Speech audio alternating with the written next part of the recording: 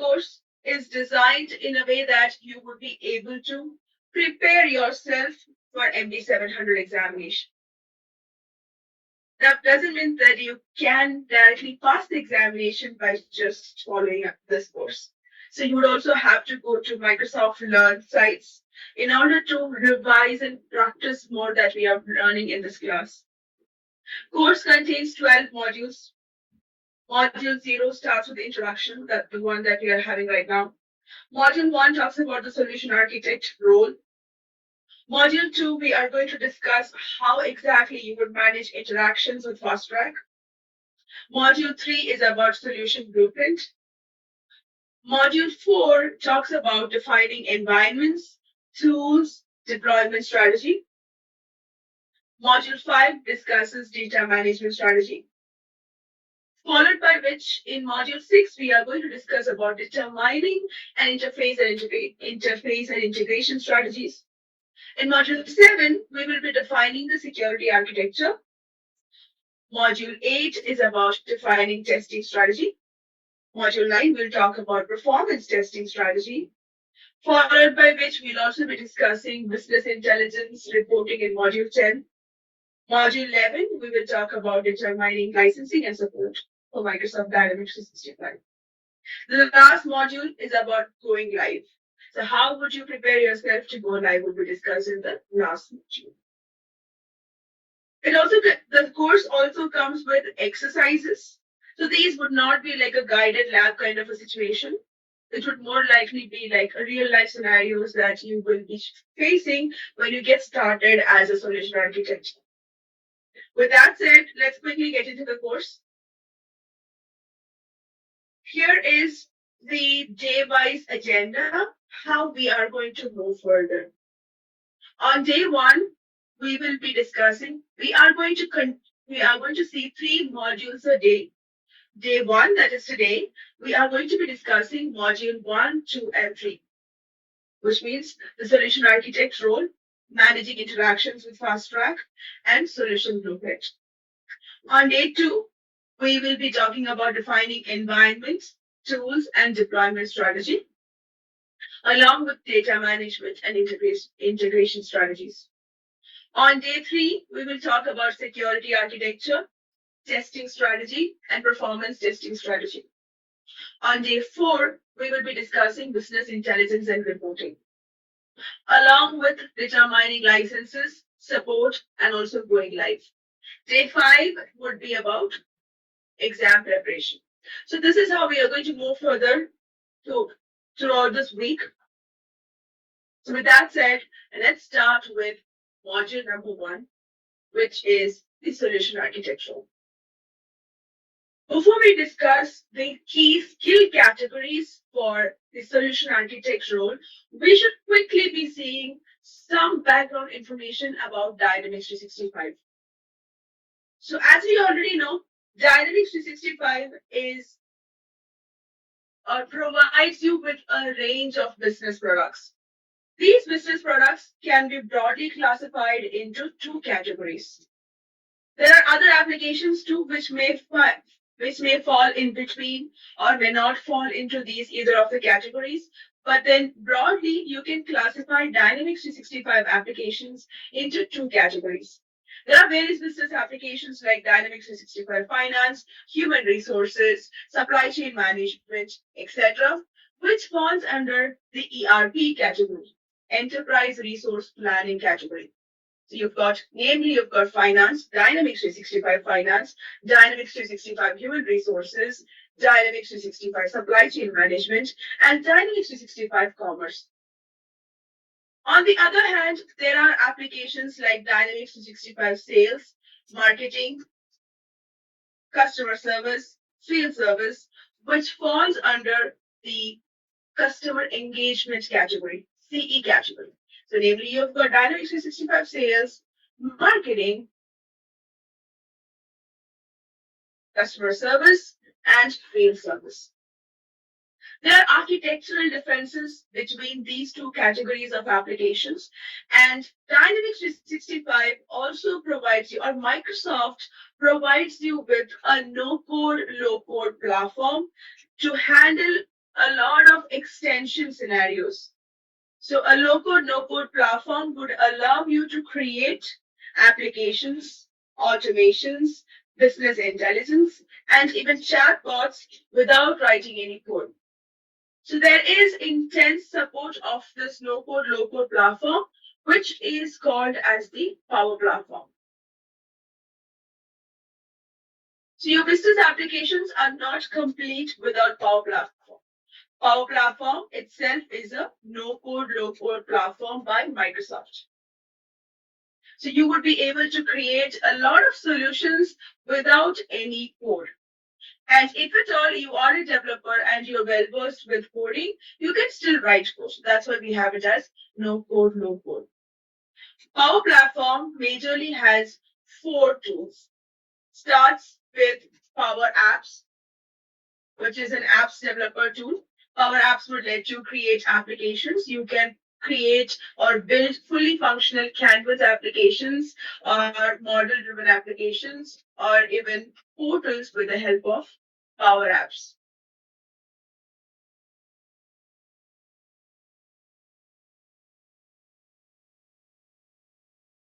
We've got Power Automate, which is a business, which is an automation tool. So where you can automate or create workflows, cloud flows, business process flows, etc. Power BI is a business intelligence tool. You can create visualizations and share them.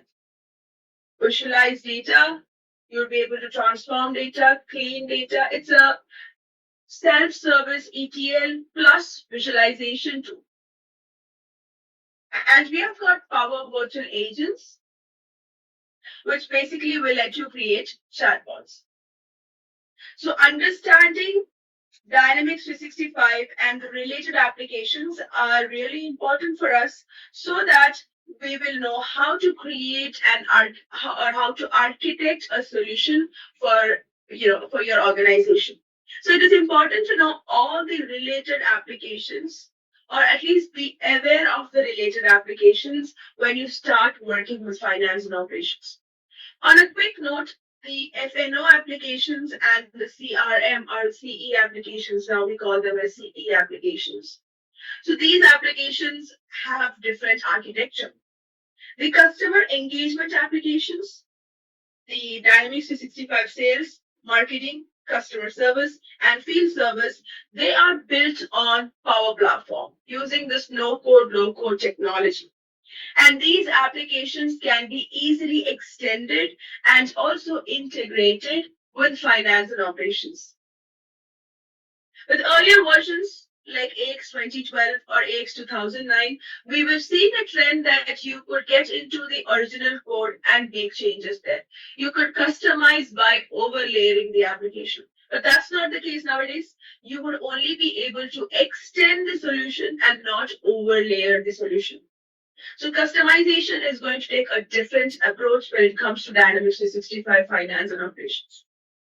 So whenever you buy finance and operations, though the application is completely adaptable and customizable, you are going to customize it with the help of extensions. And you can also use Power Platform when applicable in order to customize or extend your solutions without disrupting the performance of the application.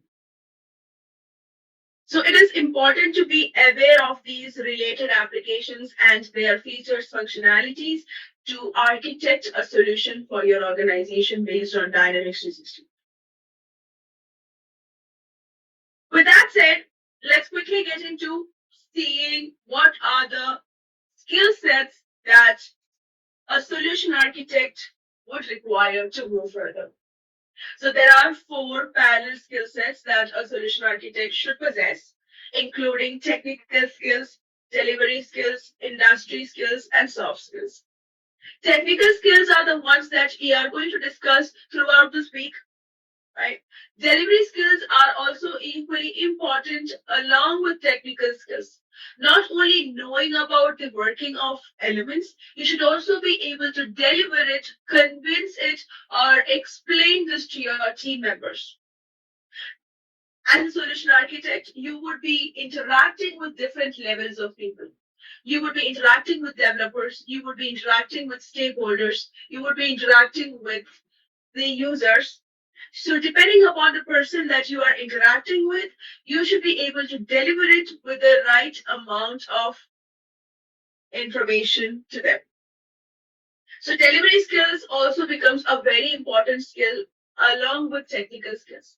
Now, industry skills, technical skills, and delivery skills might make you a good solution architect, but industry skills are going to make you gain respect from your customers. So industry skills are acquired over a period of time. No matter what industry that you work with, maybe you are working with retail industry or any other like automobile industry. So based on the industry exposure that you have, you are going to build up on industry skills. So along with technical skills and delivery skills, industry skills also become very, very important. Coming to soft skills, a solution architect should possess a lot of soft skills. Soft skills are the ones that will let you communicate with others. Communication skills, leadership skills are also equally important. So these are the four skill categories a solution architect should possess. With that said, let's move on to the next slide. So a solution architect during implementation would be playing a lot of roles or maybe different. A solution architect might appear different for different levels of people. So a solution architect would be communicating with all project teams. So they would be communicating with developers, they would be communicating with project sponsors, they would be communicating with end users.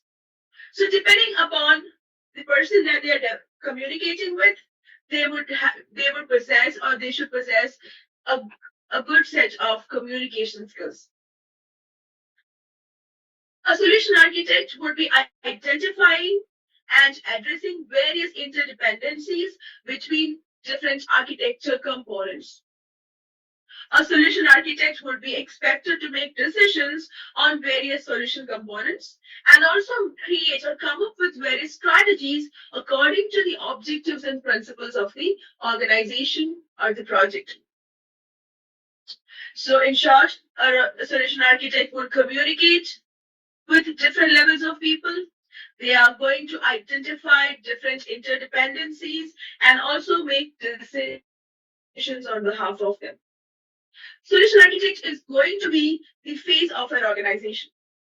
For any implementation, solution architect would be the one who is leading the implementation, or as a solution architect, if at all you're working with partner organization, you are going to be the key spokesperson. So as a solution architect, you would be explaining the solution strategy. You would be translating the business strategy requirements into technical solutions. You would be understanding the industry and its challenges and opportunities. You would act as a change ambassador. So these are different roles a solution architect would play during the entire implementation of any project. So on a quick note, a solution architect should possess a lot of skills, including technical skills, delivery skills, industry skills, and soft skills. He or she is going to be the key spokesperson when it comes to any implementation. Usually, during implementations, you are going to go with a certain methodology. Your organization is going to adopt a methodology in order to implement a solution. First of all, a solution architect, as a solution architect, you need to understand different strategy and also you need to have a good understanding of the industry that you're working with. So with that said, we are going to wrap up this module. So that was the gist of first module. Pretty simple. Understanding what are the key skills that are required and also what would be the role of an architect during implementation. With that said, we are going to move on to the next module.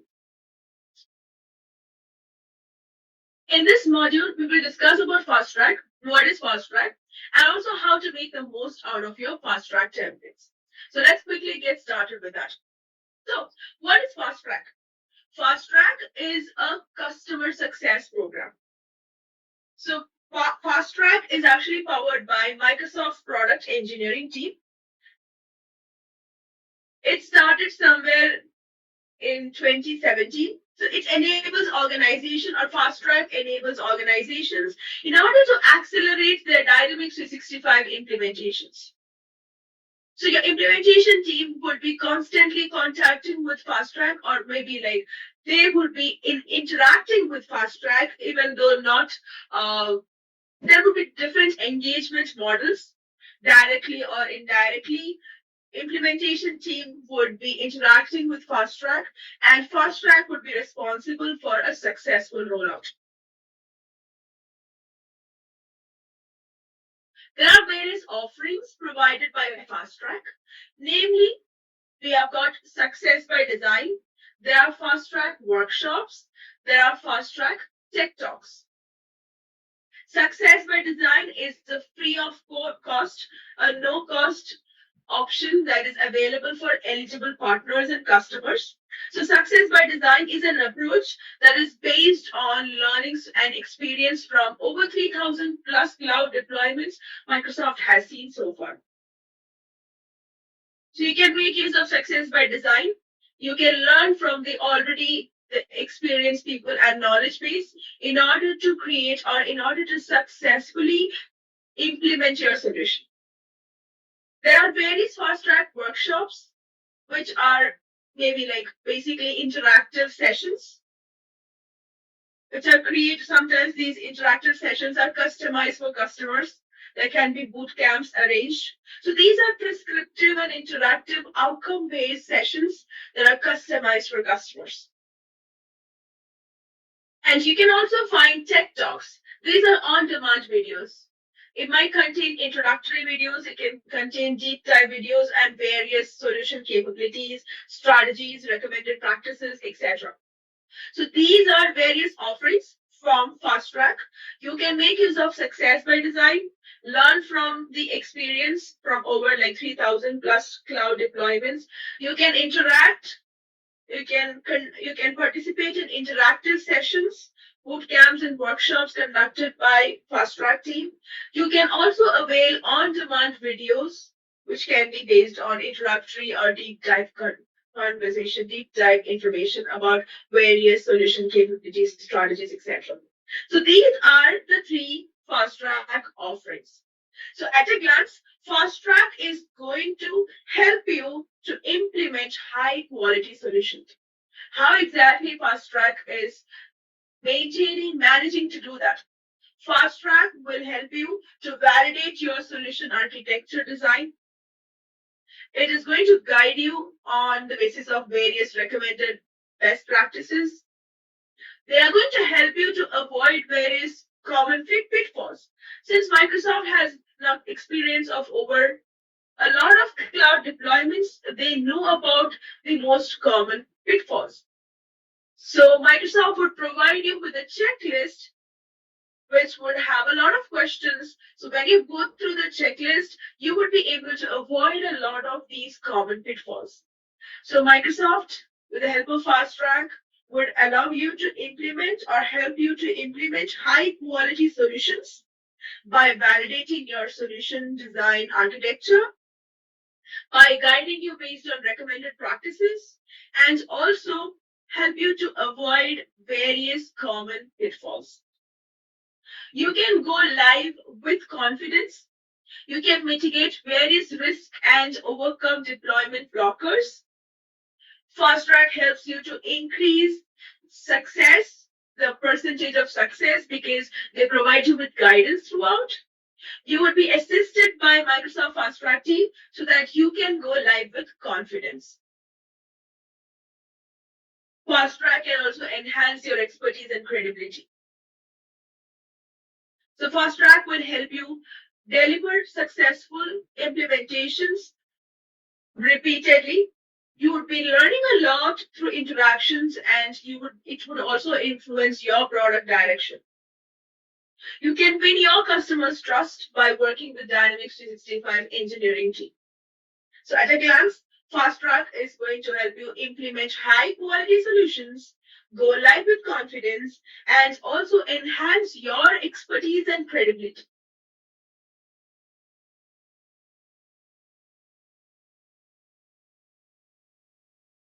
So if at all you're wondering why success by design, why do we need success by design? Why do we need these workshops? Or why do we need these tech talks? So success by design has five major goals. The goals include product direction, strategic alignment, excellence execution, recommended best practice and knowledge sharing, innovation evangelism, escalation management.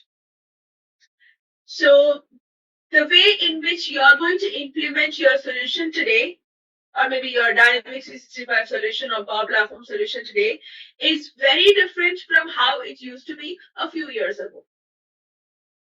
So these applications go through evolution, like these applications evolve on a very high rate. So when you are constantly connected with Microsoft Fast Track team with the help of Success by Design, it provides you with a book giving you all the implementation, all the different information about implementations and stuff. So when you are constantly interacting with Microsoft Fast Track team, so this would influence your product direction. So it would give you a lot of information on what application should you use, what new technology that you can incorporate, what are the different options that are provided by Microsoft, what are the other business applications that you can correlate or maybe like bring into your implementation. So this is definitely going to help you in product direction, strategic alignment. You would be able to execute excellence every time. You would be guided on the basis of the knowledge base that they already have so that you can successfully implement your solution every time. So this is based on a knowledge base that has been built over a period of time. So you would be exposed to these recommended practices and knowledge. Brings in innovation with the help of or through various applications. And also, this team is aware of various situations that can derail a project. So it also leaves room for escalation management. You can also avoid a lot of escalation situation by staying connected with the help of success by design. So in short, success by design would allow you to stay or align or it would help you in enhancing your product direction, strategic alignment. It would allow you to execute excellence every time. Since it is based on recommended best practice and knowledge sharing, it is going to bring out innovation evangelism and also will allow room for escalation management. So these are the various goals of success by design. Dynamics 365 implementation would require constant cooperation of three different people, or three different set of people. Customers, partners, and Microsoft would be involved in various aspects of implementation. If you look closely, customers are the ones who are going to oversee the overall program and project management. They would know what resources that they have. They would know what are their business requirements. They will have a clear vision and objective about their program. They will know what exactly is their day-to-day business process like. So how exactly or maybe what they need, they will have a clear understanding of that. Customers are the ones who are accountable for driving end user adoption, user training, change management, etc. So customer would attend fast track engagement workshops and training. So they are the one who would be accountable at the end of the day. Now partners would be implementing these activities. They would be conducting requirement analysis. Customers come with a requirement, partners do requirement analysis. They come up with a solution design. They document, they develop, they configure, and they set up. They would support customer with data migration, security setup, user training, etc. They would be providing first level application support. So customers would go to partners for application support. Partners would also be attending fast track engagement workshops and training. They would also be updating fast track with project information. Now coming to Microsoft, Microsoft provides architectural and technical guidance. Microsoft would provide with various public resources for guidance on implementation, application practices, application roadmaps, etc. Onboarding and solution blueprint review would be conducted by Microsoft and also would be conducting various relevant implementation workshops. Microsoft would provide findings and recommendations after reviewing through the workshops and also would come up with various follow-up actions and risks. Microsoft would be participating in steering committee meetings. So in short, every Dynamics 365 implementations or most of the implementations would require cooperation between customers, partners, and Microsoft.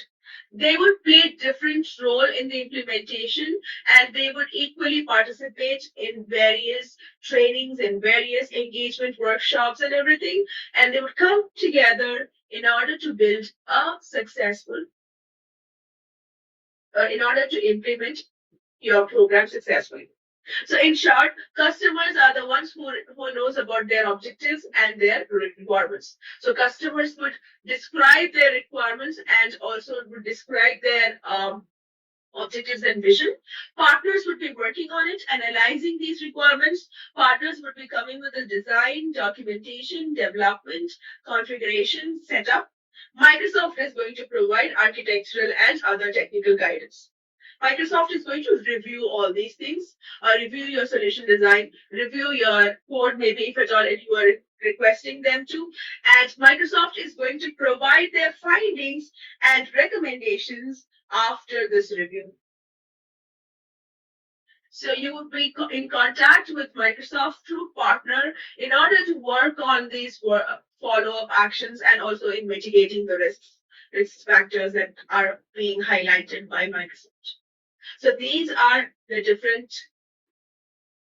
roles and responsibilities and accountability of different groups when it comes to implementation.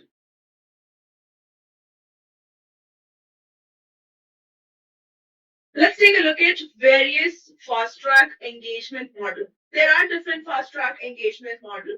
So the way fast track engages with people or with their customer would differ based on the amount that you spend as an organization on an yearly basis for your D365 or your Microsoft licenses.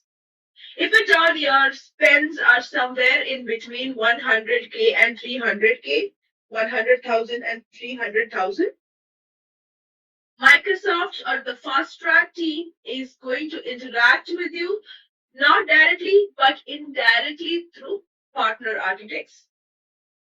So fast track would be interacting with partners and partners would be interacting with customer engagement team or customer implementation team.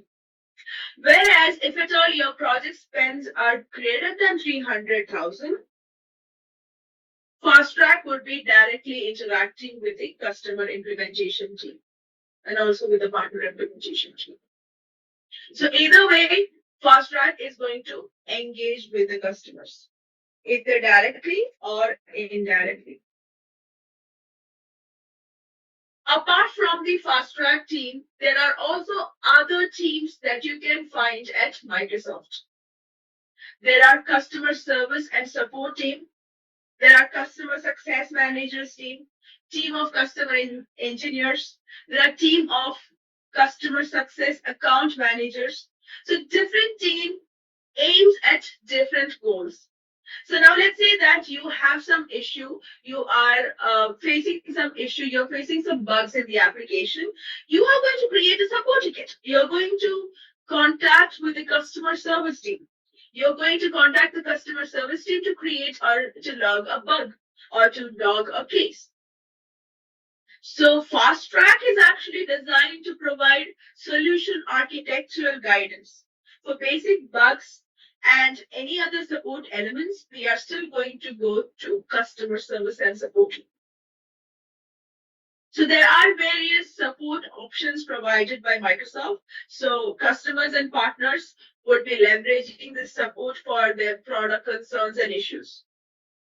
Fast Track may help in many situations to escalate these issues, to accelerate the resolution of these cases. So for basic bugs and any other support related elements, we are still going to go and create a support ticket with Microsoft's customer service and support team. There would be customer success manager. Customer success manager would engage in business decision making.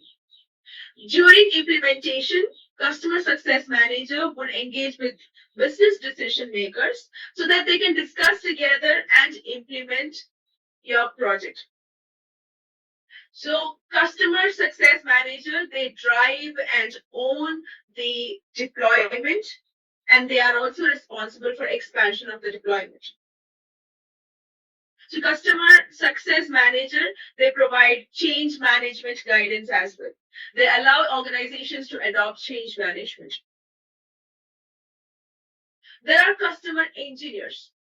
Engineers are the ones who would provide you with code review, detailed code and architectural review, maybe would also assist you in performance testing. And apart from that, there are customer success account manager. For each account, there can be an account manager. So CSAM is assigned from the customer support team. So this particular customer success account manager would be responsible or would be ensuring success through support channel by escalating tickets and also following up to find various resolutions. So there are other groups at Microsoft next to Fast Track team, including customer support or customer service, the CSS team, customer success managers, the CSM team, customer engagement, and the customer success account managers, CSAM team.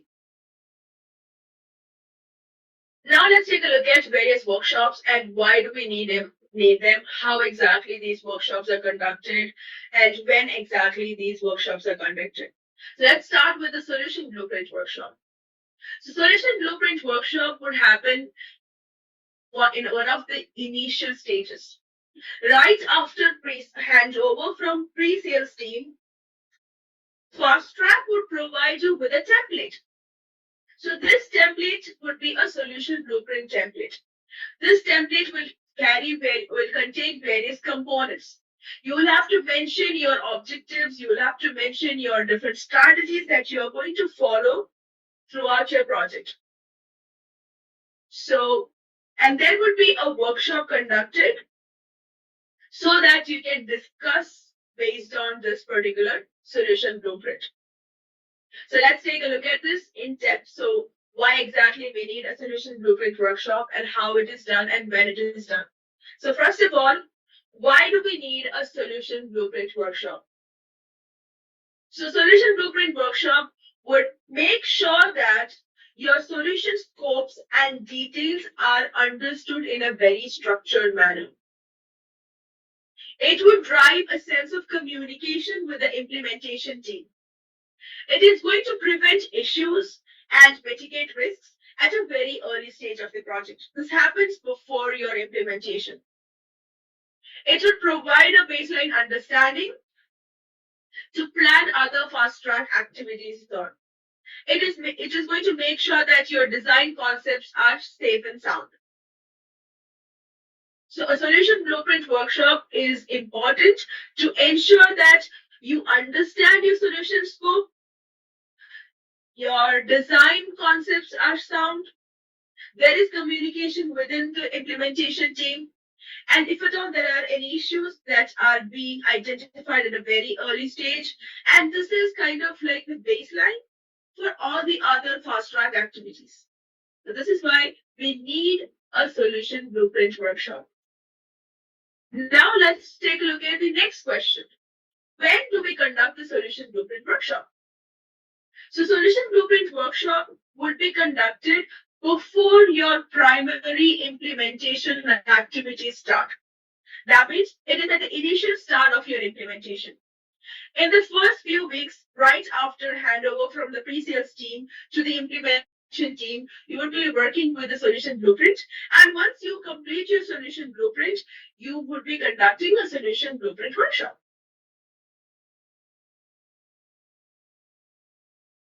So how a solution blueprint workshop is conducted? So first of all, you would be preparing your solution blueprint with the help of the template that is provided by Fast Track. You're going to present this and discuss the details of the solution blueprint review workshop with the Fast Track team. You're going to collaborate with the Fast Track team in identifying various risks, potential issues, apply any suggested recommended actions as well.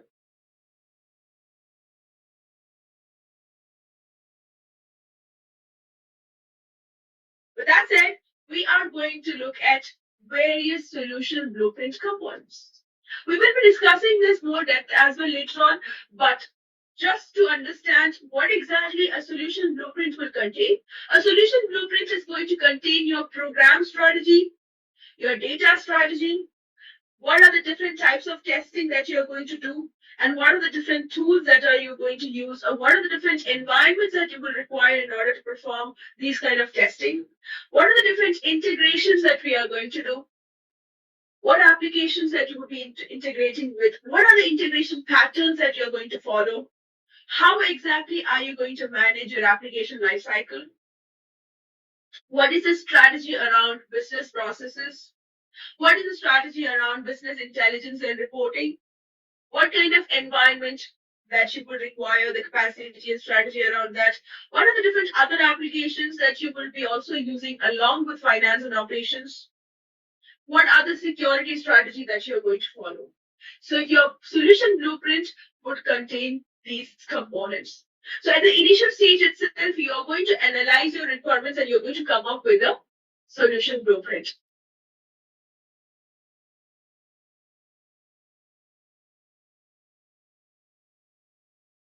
Along with solution blueprint workshop, there can also be implementation workshops. So implementation workshops would provide you with deep dive technical information across various functional units, across various technical concepts, across various implementation aspects of your solution. Implementation workshop would kind of support solution modeling, integration to reduce various risks, and also to help ensure there are like successful deployments. During implementation workshop, recommended practices would be shared and Fast Track would be already aware of or maybe would have a collateral or have a huge knowledge base. So these recommended best practices are based on these expert knowledge base. So implementation workshop is more kind of a technical or a deep dive guidance across various functionality of the application, across various technicality of the application, across various implementation aspects of the application.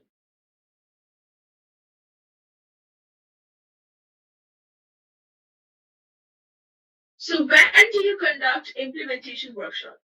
Implementation workshops would start after the solution blueprint review. There are various types of implementation workshop that may happen over the entire span of your implementation. So it should start right after solution blueprint review and it would finish after you go live. Or maybe it would finish after your go live assessment workshop. So Fast Track Architect decides which workshops are required for you based on the project implementation schedule. There can be various implementation workshops conducted. So who decides what workshops that you're going to take or what workshops are required? So that will be based on project implementation schedule. So now, how implementation workshop work? So each implementation workshop would have a structured agenda. It would have an objective. It would mention who are the mandatory attendees. It would also have, or it should also mention what are the requirements that would be addressed in each of these implementation workshops. There would be clear-cut understanding about what are going to be the expected outcomes and what is going to be the duration of each implementation workshop. So there would be regular planned touch points which will be planned between fast track and the implementation team to follow up on the findings of these implementation workshops. Fast track may also provide you with additional templates and tools for these implementation workshops. So in short, there can be several implementation workshops happen during, between, or after your solution blueprint review workshop and before your goal or after your goal live assessment. So what kind of implementation workshop that you take would be decided by fast track team based on your project.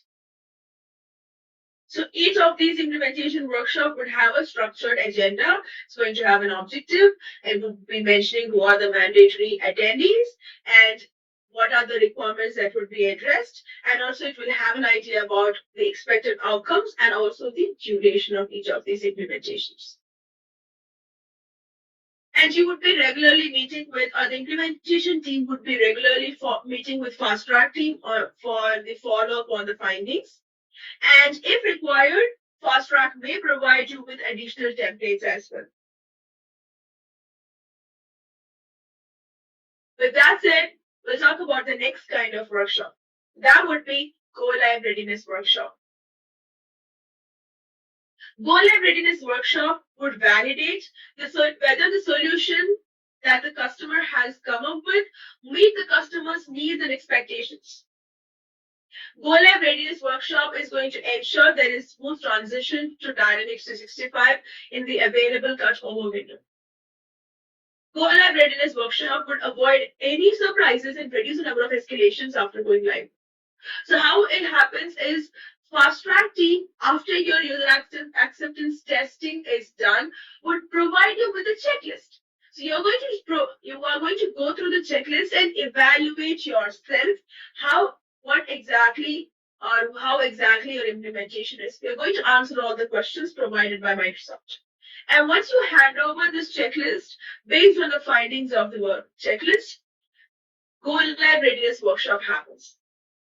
In this workshop, you're going to validate whether the solution that you have come up with is meeting all your requirements and expectations. It is going to ensure that you're not making any commonly made errors.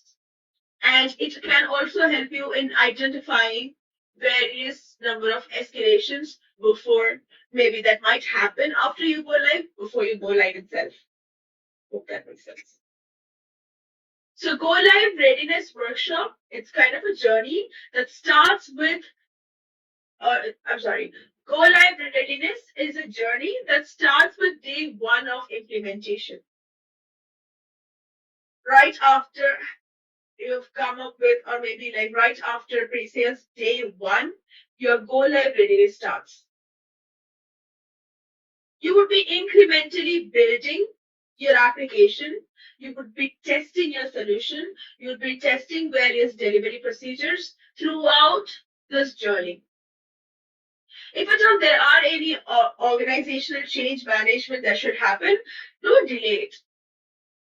Delaying your organizational change management is going to affect your go live. It's going to affect your application after you go live. You would be assessing your project teams and customer readiness for going live after your user acceptance testing is almost finished. You should reserve time in your project plan for stabilization, that means for interactions or for following up or to work on the findings of your Go Live Readiness Workshop before you go live.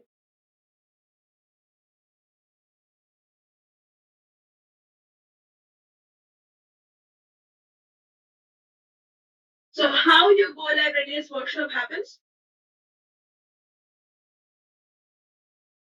You would apply early discovery principle to identify and address issues early. You would be sending your Go Live checklist to fast track team, and you would be running the Go Live Readiness Workshop with the customer.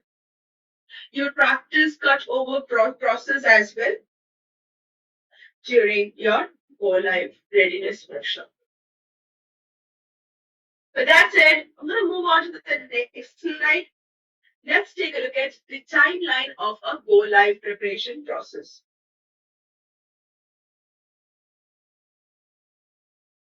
So ultimately, go live starts from the day one of implementation and it continues until the day you go live. It can span over months. So in short, you can see your go live process or a timeline as a series of 9 steps. Not all steps are applicable. First of all, before you start with your implementation, you are going to project a date or you're going to specify a date that you would start working on your application or your application would go live on this particular date. LCS is inevitable when it comes to your implementation. So let's quickly review how an implementation happens. Usually implementation happens, most of the implementation would contain 5 major steps. It isn't like all the implementation would go through these 5 steps. There can be more steps based on the complexity and based on the organization, based on the procedure methodology that you're following. But commonly, there can be 5 stages of implementation: analysis, design, develop, test, deploy, and operate maybe. So I've come up with 6 steps now. So implementations would happen spanning over various steps. It all starts with a customer who wants to implement an application. They will have an idea about the application. Customers would know what they require. Maybe they need an application with 3 screens. So they would have a clear-cut understanding of what are their requirements. It is very important to document everything. Each phases has to be documented so that everything can stay consistent throughout the implementation, throughout the organization. Everyone is going to have knowledge about the same. So first of all, you're going to collect all the requirements. So you are going to come up with various documents: functional requirement documents, technical requirements documents, solution design documents. Not right. So there can be various documents. Documentation will happen. So first of all, you will have a functional requirement document, FRD, technical requirement document,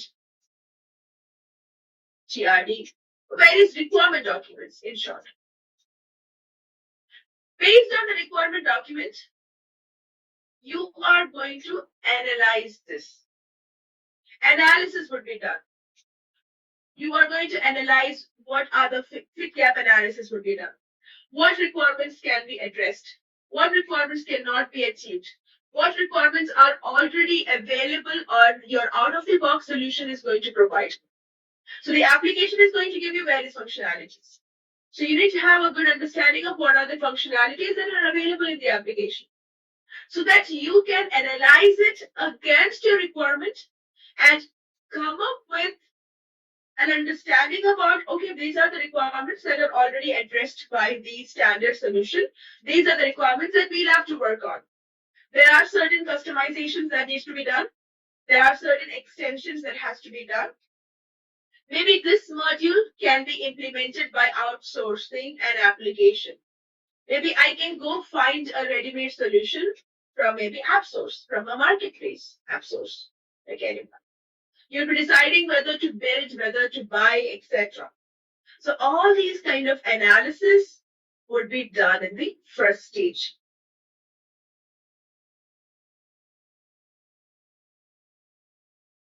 So based on the analysis, you would have a design. You will have a functional design. You will have a technical design. You will have a solution design document. So you are coming up with a design. Based on the design, developer team can start working on the development part. Once the development is completed, you can move on to the testing part. Different types of testing would be done. Developers would do unit testing. The end users are going to do user acceptance testing. And there are several other tests in between, like functional tests, functionality tests, regression tests, and all those tests would be conducted. So develop and test, kind of like a iterative process. Once testing is done, when the solution is ready to be deployed, you will be deploying the solution.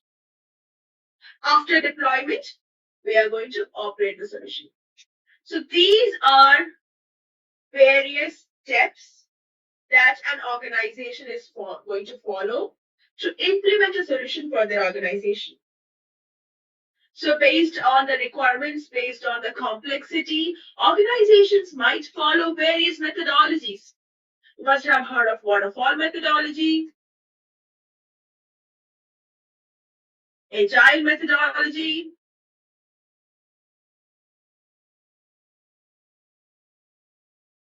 spiral methodology, etc.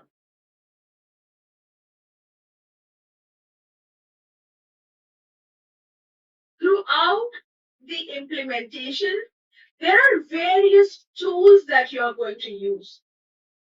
Majorly, there are 3 tools.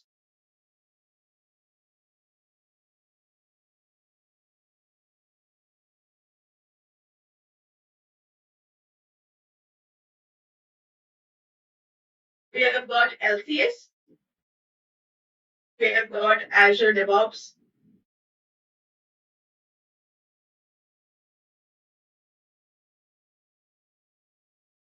we have got Visual Studio. Visual Studio is the IDE that the developers will be working with in order to develop their solution. Visual Studio will be connected to Azure DevOps for source control.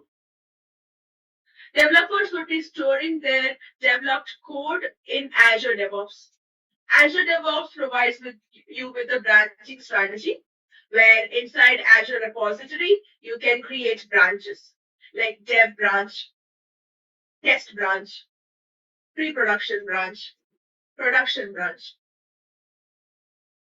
All the developers can connect their Visual Studio to the dev branch. So each day, when a developer is working on a piece of requirement, they would be checking their code inside. And each day, when they start with the development, they are going to get the latest code from this particular dev branch. Once the application is completely developed and it is ready to be tested, it can be moved on to the test branch. Testers can access the test branch and would be working on, or maybe like provide the developers with inputs based on their testing. So developers can work on this input and move the latest code back to the test branch. So this is kind of like an iterative process.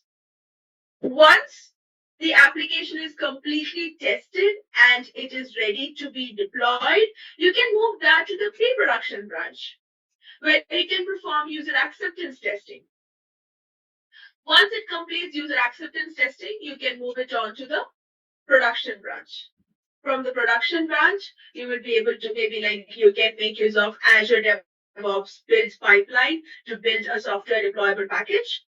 And this software deployable package will be brought to LCS. LCS is a tool that you are going to use throughout the life cycle of your application. LCS would be used even before or maybe like during your analysis phase itself. LCS is a hub for various tools. LCS itself provides you with various tools. There are plenty of tools, over 20 tools provided by LCS for different purpose that might occur during your implementation. So you would start by creating a project in LCS. LCS looks something like this. This will take some time to do. So LCS, you will start by creating a project and adding members to your project. So everyone would be added into the project. You will be adopting a methodology based on which your LCS homepage is going to show you all the phases based on the methodology that you have adopted. Each phase is going to have a lot of subtasks. Maybe you have this analysis phase, create business requirement document, analyze, perform fit gap analysis, come with the findings, etc. So each phase will have various sub phases and sub processes. As you move further, you would be updating this. You would say, okay, I'm done with this particular task, I'm done with this particular task, or I'm done with this particular task. And everyone who is added to the project will get to know which phase we are currently in. What are the subtasks that has to be completed in this current phase? What are the subtasks that has been already completed? So LCS would allow everyone to know about what is happening within the implementation team. LCS would also be used in the second phase, design phase. You would come with all your design documents. LCS provides you with business process modeler.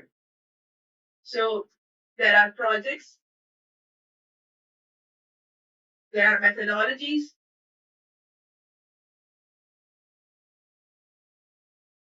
there are business process modelers. Business process modelers would allow you to store your documents. It can also be used for your fit gap analysis. During the development phase, you can store maybe like your software deployable packages and other assets relating to your development in your asset library. Additionally, Microsoft also provides you with a shared asset library where you can find assets from Microsoft and this can be reused in your project. So it kind of gives you like a shared asset access to this shared asset library.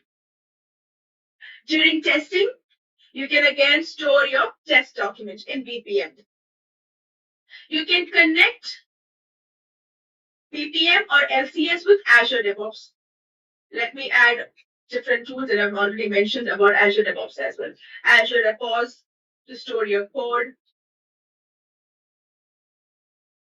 Team Foundation Studio for your source control, build pipelines,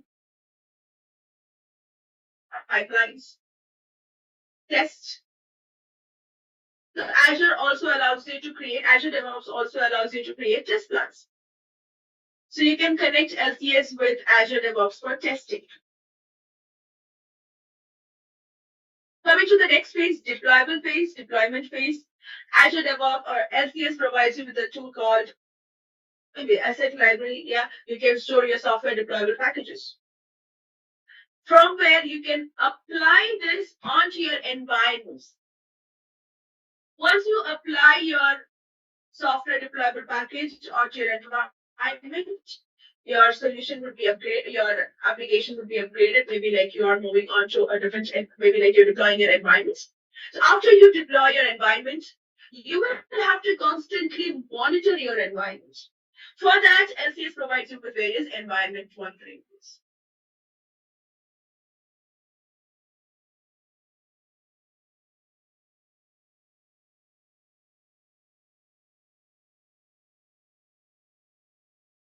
Testing tools are also provided. Performance test tools are provided.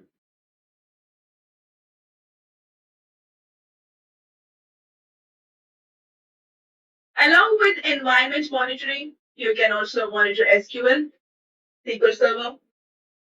You can diagnose your system. System diagnostic tools are also available. So while you are operating your application, there would be several issues happening. So you can make use of system diagnostics tool to identify these issues, maybe proactively identify. Also, if at all you're identifying various issues, you can search for the issue using issue search tool.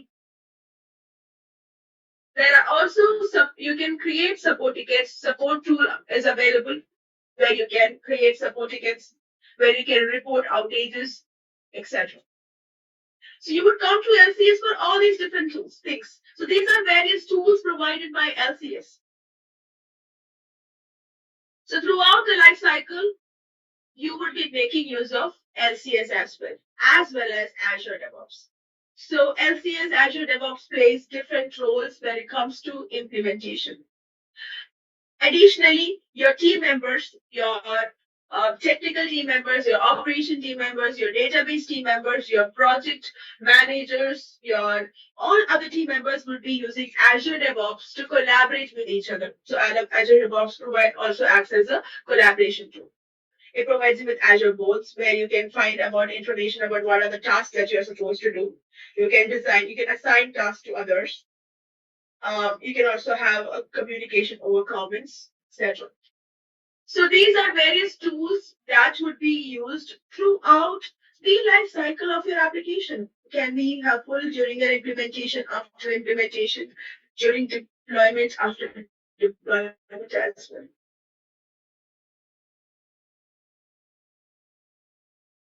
Here we have our sandbox.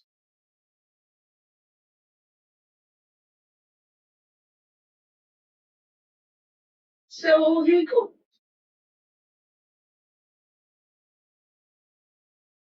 So let me quickly log on to Lifecycle Services as well so that we can see some certain things. So I have a trial version, lcs.dynamics.com.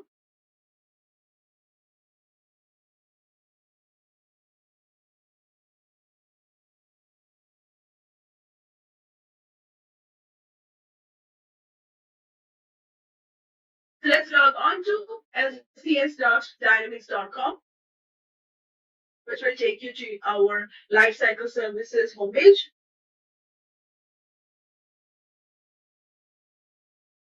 You would be given access to Lifecycle Services, or you will not be able to access Lifecycle Services unless you are a customer or a partner, or at least you should be invited to a project. So it all starts with projects. Here you have all your projects. And you can manage methodologies here. You can create new methodologies. You can work on existing methodologies. Let's enter a project. So based on the methodology that you're using, your project will show the phases. Under each phase, there would be various steps mentioned as well. As you move further, you are going to update your information on these phases. All the deployed environments will show under environment section, and you can access various lifecycle services tools from here. There is business process modeler. You can manage your cloud hosted environments from here. Code upgrade, system diagnostics, asset library can be accessed from here. Project settings, you can add new users, solution management tools, work items, etc. Under environments, you'll be able to do various environment related things as well. Let's go back. Let's go back to the timeline of the go live preparation process. So during your go live will start before or start from day one of implementation. You are going to project a go live date. So somewhere in between, you will be doing all your implementation. All the implementation workshops will happen right here. And once your user acceptance testing is done, somewhere around here, you would be provided with a checklist. So you're going to review the checklist and complete it and send it to fast track team. You'll be leaving a window to work on that before you go live. So after you send out your checklist, workshops might be conducted. Fast track review will happen somewhere around here.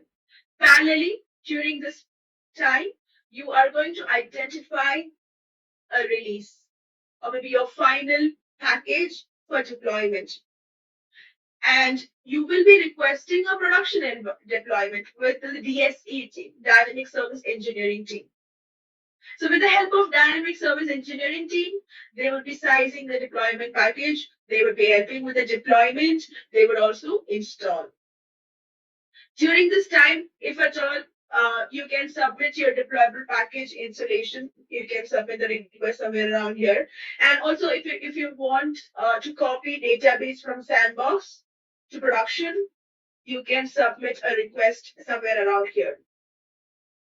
So once your system is production ready, you are going to finalize your cut over and go live.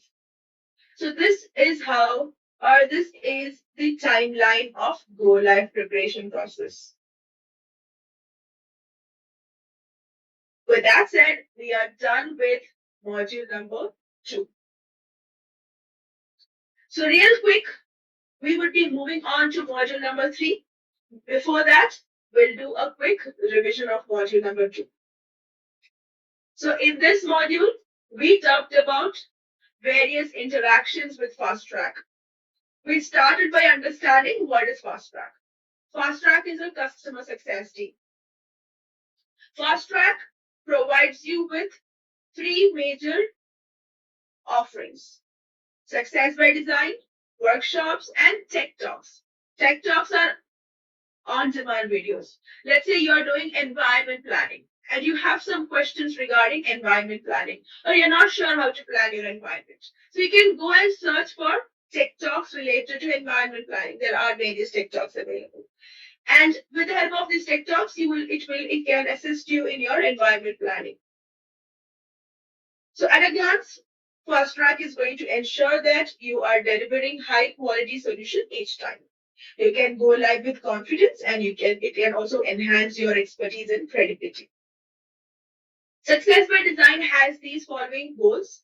Success by design are also like implementation would be a combined effort of customers, partners, and Microsoft. We have seen what are the responsibilities of partners, what are the responsibilities of customers, and what are the responsibilities of Microsoft in this. There are 2 engagement models provided based on the spends on the licenses.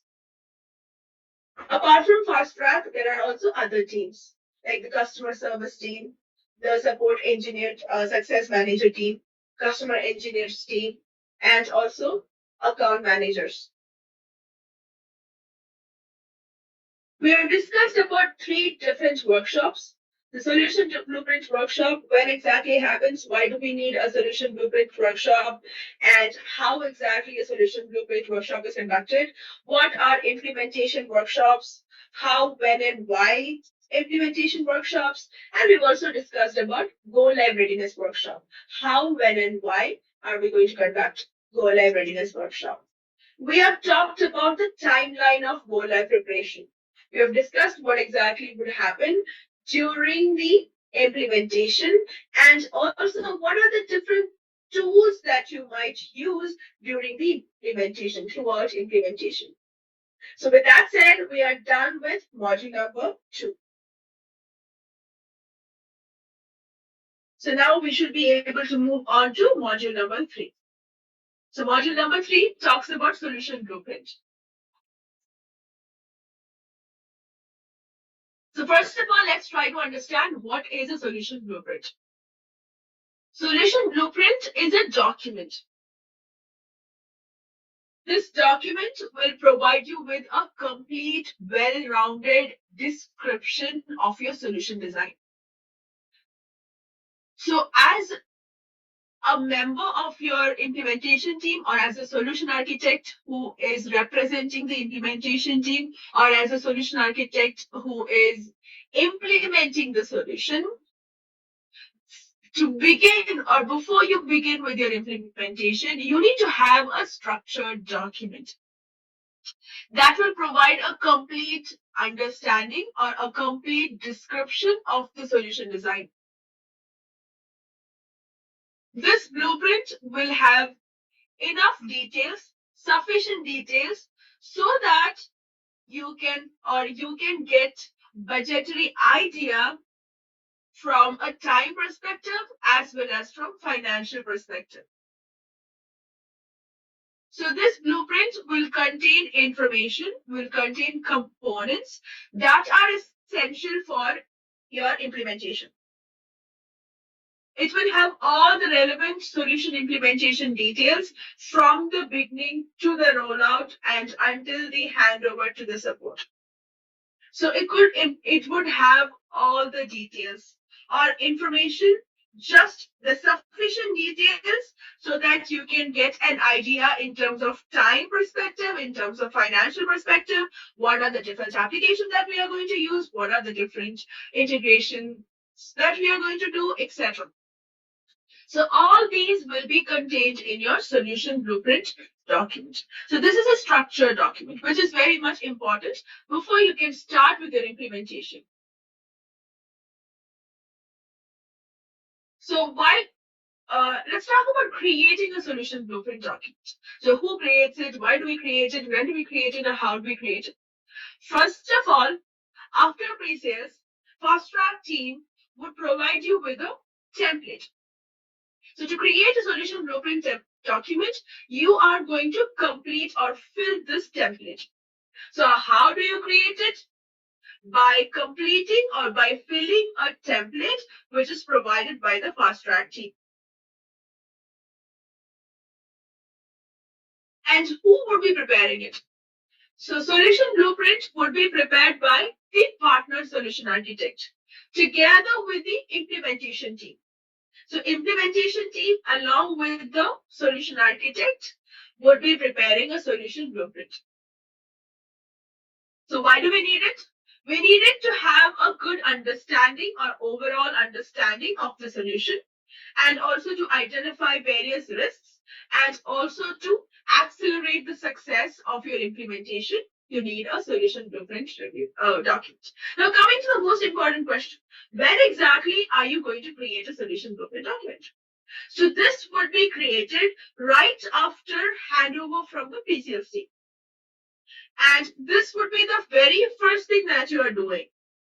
And the very first review or workshop with fast track will happen related to the solution blueprint document. So once you get a template, you're going to sit, the partner solution architect is going to sit with the implementation team, work around based on the requirement, and based on the requirement, they're going to come up with a solution design. Or maybe they're going to come up with a solution blueprint. So this solution blueprint will be reviewed with the fast track team.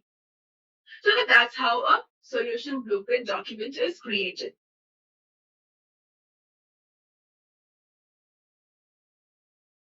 With that said, let's move on to the next slide. To take a look at various solution blueprint components. So your solution blueprint would begin with the project plan. So there would be various, you would involve details about your company, your organization. What are the various objectives of your organization? What exactly your organization does? And you would also involve what exactly are you expecting from the solution? What are the different transactions that you conduct on a daily basis? All this information would be added as a project plan and governance. You would have an environment strategy where you would mention we need maybe like tier one environment, a build environment, a test environment, production environment for sure. So different environments and what are the different virtual machines, IDs, numbers, names, etc. And for how long would you require each of these environments? So you would have like a matrix, would create like an Excel sheet mentioning your implementation is going to go from 1st of January to 31st of December, maybe 1st to 10th, we are going to have the initial analysis phase. During the analysis phase, maybe you require a sandbox to test various functionalities. And maybe like from March to December, we are going to, maybe from March to September, we are going to develop. So during this development, we need tier one environment. Such information would be added as a part of your environment strategy.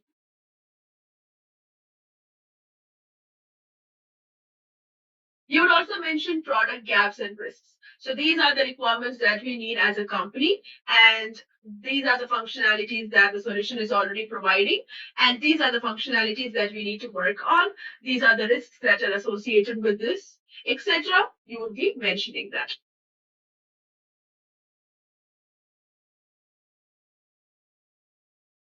You will have a data strategy. So maybe like you're using a legacy system in your organization, and you may want to migrate some amount of data to your new application. You may want to migrate your customer data, your master data, and also you may want to migrate your transaction data. You may want to integrate or migrate your documents, your reference data, your parameter data, configuration data, etc. So you're going to prepare a data strategy based on that. These are the data that I want to bring to the application. These are the data information that I'm going to move on to a data warehouse. Or these are maybe like the tables that I need here. These are the tables that I already have. All those kind of data strategy will also be mentioned. You will have a clear-cut discussion or decision about the application lifecycle management. We are going to use waterfall methodology. We are going to use agile methodology. We are going to use spiral methodologies. So based on the complexity of your project, you can come up with a methodology. You will be having an understanding of your organization and business processes. You're going to say that our organization runs in India, US, and maybe like Dubai. So we need to create three legal entities, one for India, one for Dubai, one for US. And under each legal entity, we need to have different operating units. Maybe we need to have a business unit. We need to have some regional centers. We'll have certain departments. We'll have certain teams, etc. So you would be planning your organization, you would be planning your hierarchy of your organization, you would be planning different processes, etc. Coming to intelligence, you may need so and so reports. You may need to integrate with Power BI. You may need to use Power BI for various reporting requirements. So you will have a strategy around intelligence as well. You can say that we are going to perform a functionality test, we're going to perform a regression test, we're going to perform a user acceptance test. For this, we need this particular environment. For this particular testing, we need this particular tool, etc. will be defined under your testing strategy. We are going to have at most 20 transactions, I mean like 20,000 transactions a day. There will be like over 20 users, so and so. Based on that, you need licensing information as well. So your licensing strategy will also be involved. You're going to say we should be using multi-factor authentication. We are going to use these kind of rules inside. So our employees are going to be like some we have employees who are accountants. We have employees who are sales managers. So sales managers should be able to access so and so modules. Accountants should be able to access these modules, etc. So such security strategy will also be involved. You may also involve integration strategy. Sometimes maybe you are using some other systems for collecting sales orders, and you may want to integrate real-time integration, non-real-time integrations, different types of integrations. What are the different integrations that you're going to have? All that is going to be mentioned under integration strategy. So in short, your solution blueprint is going to contain or is going to involve all these information as well.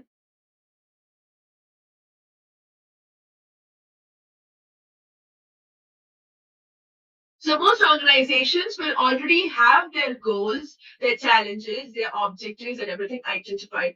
Maybe like it's not compulsory that these organizations have these in writing, these organizations have these in formally documented format or something like that. They would definitely have these goals and challenges and objectives. So you would be including your organization's goals, challenges, as well as objectives in your solution blueprint. A project is most likely to succeed if all the stakeholders agree on these goals and objectives. So everyone should have a clear-cut understanding about the goals, challenges, objectives about the organization, and that will also be added into your solution blueprint, along with other factors.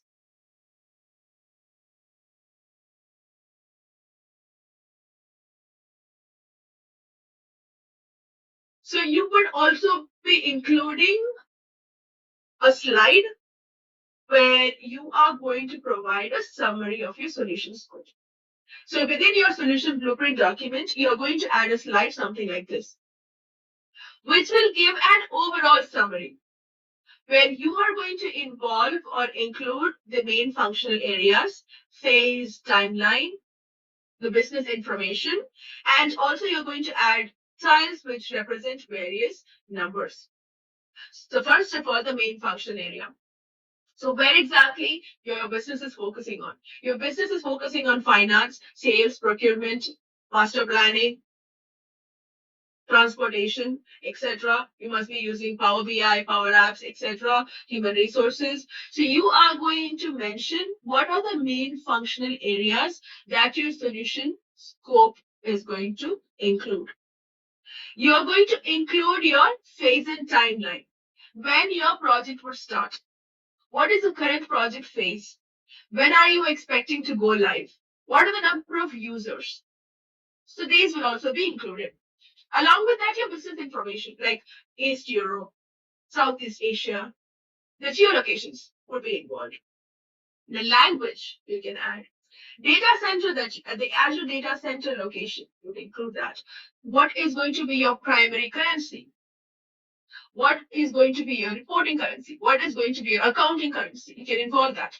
How many legal entities that you're going to have? What is the data volume? How many sales orders you receive per month? So all these information will also be included. Your business, your location, language, currency, legal entities, volume, etc. will also be included. Along with that, you can add these styles, letting everyone easily understand the total count of users or the total count of geolocations, the total maybe like the current phase you are in, or the total number of phases that you have completed, how many internal or external integrations you have, how many tenant instances that you have, how many ISV solutions are you going to implement. So all this information can be added as a summary in your solution blueprint document. You can take a moment with the slide. Your implementation team would consist of several members. And these members would be from the customer end. These members can be from the partners end as well. The most important roles would include the business decision makers, implementation project managers, business experts, business users, developer. From the partners end, you might find the partner solution architect, functional consultant, developers, partner project manager. So different team members would play different roles when it comes to implementation. Decision makers, implementation project managers, business experts, maybe like business experts would be the one who are providing with our business users would be the one who are providing with these requirements. Business experts would be reviewing it. Project managers would be making or discussing it with the business decision makers to discuss all the budget related things.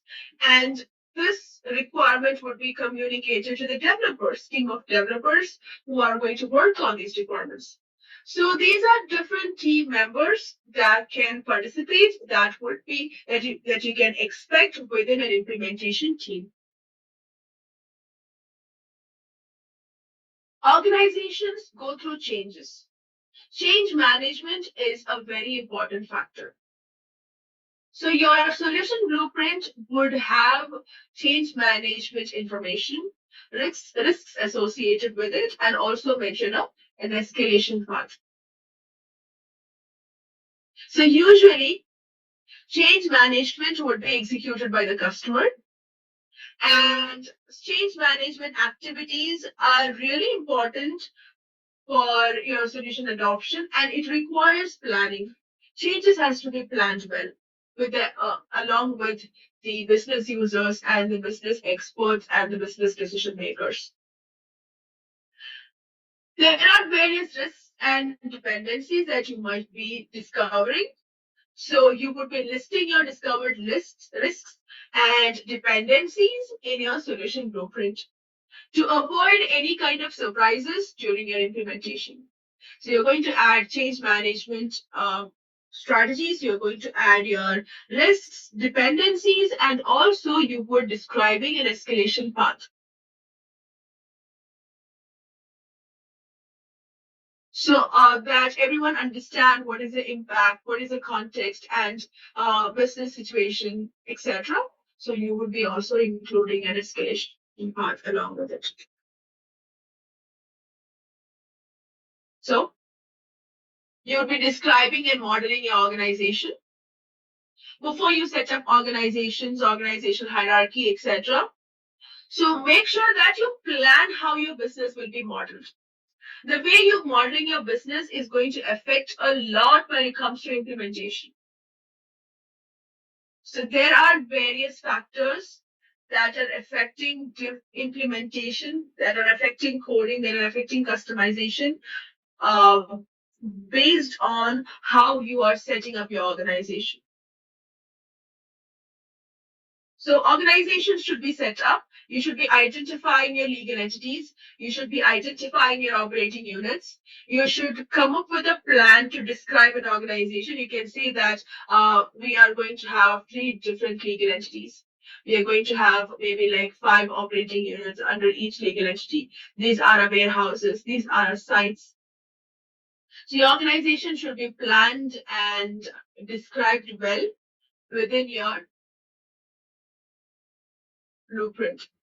So how legal entities can affect a lot? I can give you an example. Let's say you have an organization that runs in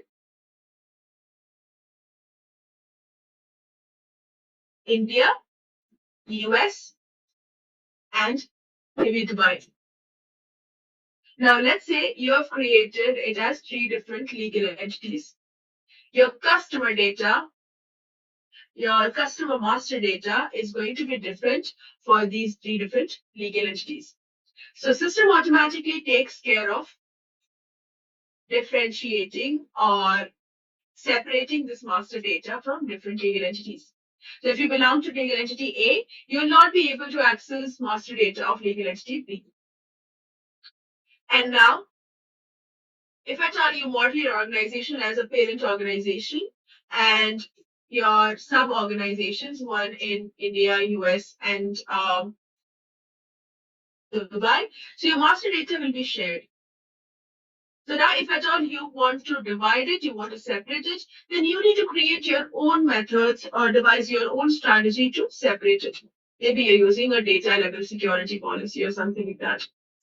So implementations are affected the way you structure your organization. Master data gets affected. Your financial planning gets affected. The way you process your financial requests are going to get affected. The reportings are going to get affected. So everything would be affected the way you are modeling your organization. So it is important to have this discussion about modeling and describing your organization during your initial phase itself. And this has very significant effect on your implementation and business processes. Let's take a look at a few resources. First of all, I have downloaded a solution blueprint review workshop template that you're going to get started with. So you can get the latest version of this from the Fast Track team. Or additionally, if at all you are looking forward to download it for yourself right now for your practice purpose, from the Microsoft Learn site, we do have a link to the GitHub location where you can find all these information. So right from here, there are various templates available. You can identify templates for application lifecycle management strategy. There are templates for BI and analytics. There are templates for cut over strategy, data migration, dual right. Here is a success by design implementation guide. That's a book available, consists of 742 pages. So you can download it for free. So there are various information related to data management, data governance, master data management, application lifecycle management. So you can go through this book as well. Additionally, you can understand the business intelligence, reporting strategy, how to extend your solution, going live, information about all that is also available here. So you can go through this book for more information on success by design. So this is the success by design implementation guide.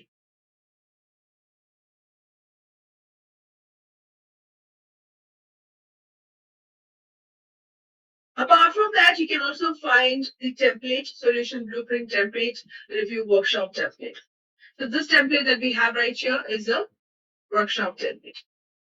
So as you can see, right after pre-sales, you will start with this particular template where you can mention all your agenda related to solution blueprint. You're going to mention your program strategy, your test strategy, your business process strategy, your application strategy, your data strategy, your intelligence strategy, integration strategy, security, ALM, etc.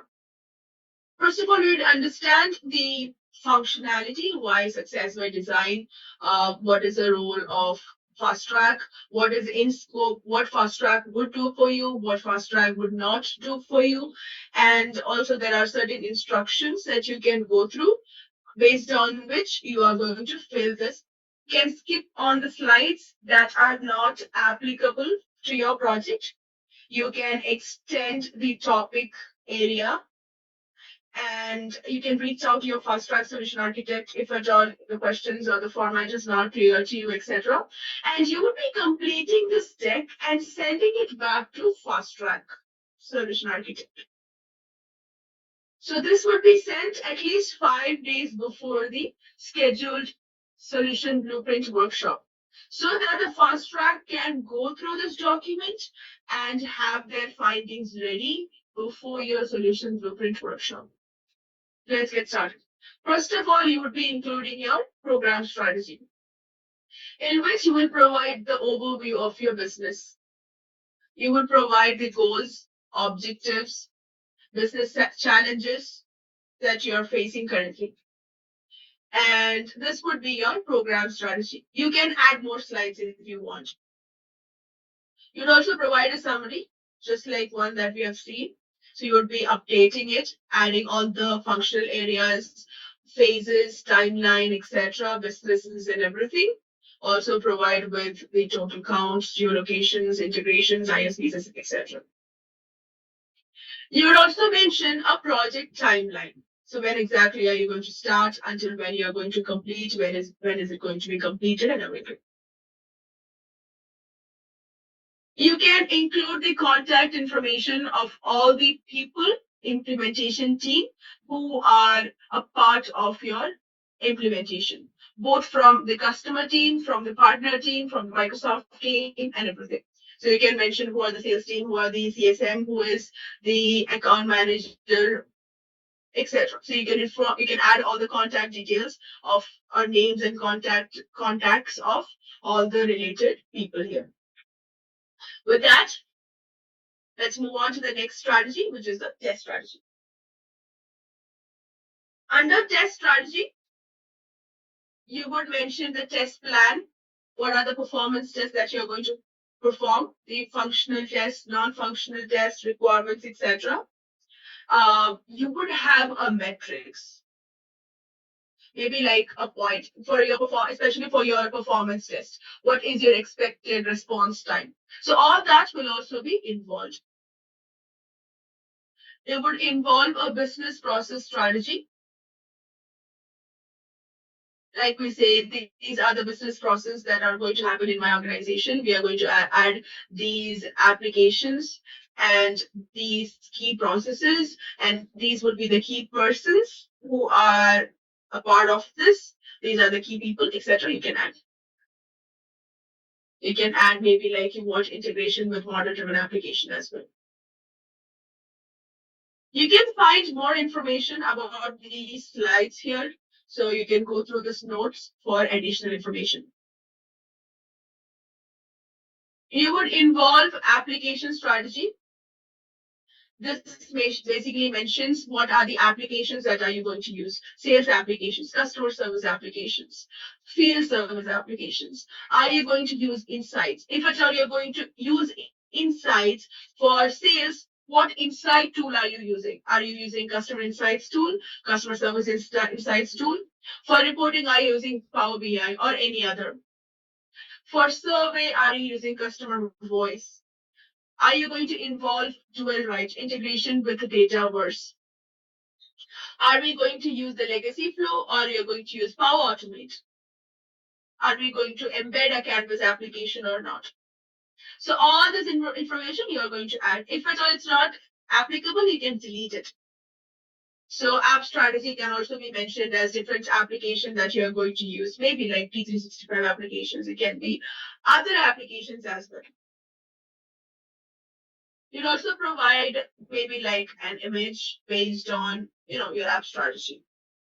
So I recommend you all to download this template and based on exercises provided to you. So you have an exercise provided where you would be given a scenario and based on that, so your exercise would contain this particular scenario given. So you are going to understand the scenario, you're going to understand the company requirements, objectives and everything.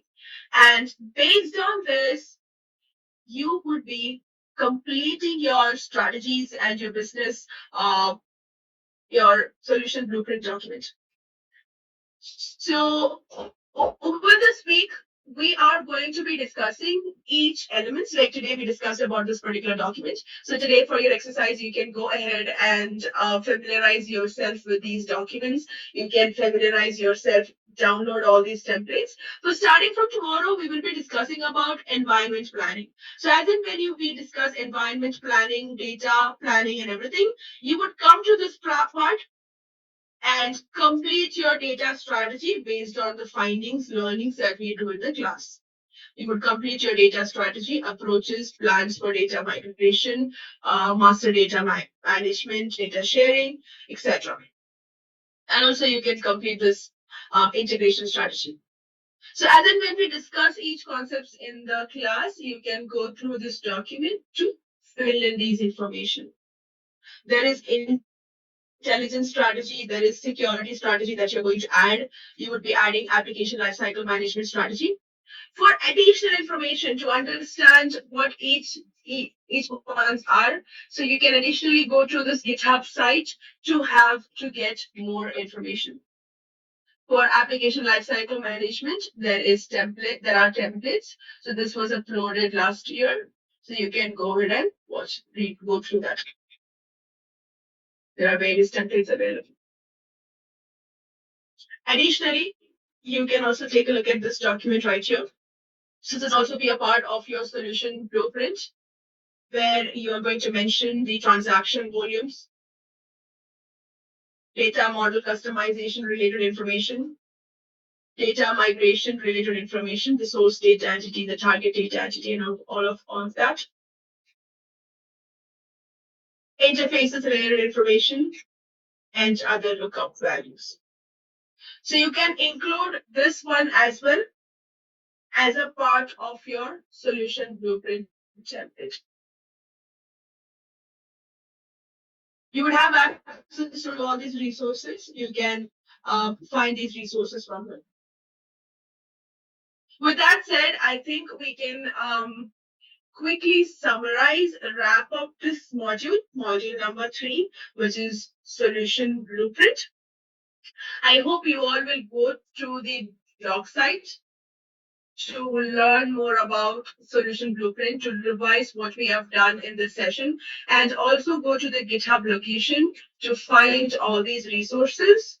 Try to familiarize yourself with the success design. So whenever you get time, you can go through this particular document, which will give you more information about the whole success by design. And also familiarize yourself with the template provided, and so that we can complete our exercise in the following days. So on a quick note, let's go ahead and summarize what we have learned today. In today's session, we talked about Dynamics 365, right? First of all, we talked about Dynamics 365. What are the different applications that come together in order to make up Dynamics 365 Business Suite? We discussed about Power Platform, various tools of Power Platform on a brief note, just so that we are aware of these applications. We talked about various phases of implementation,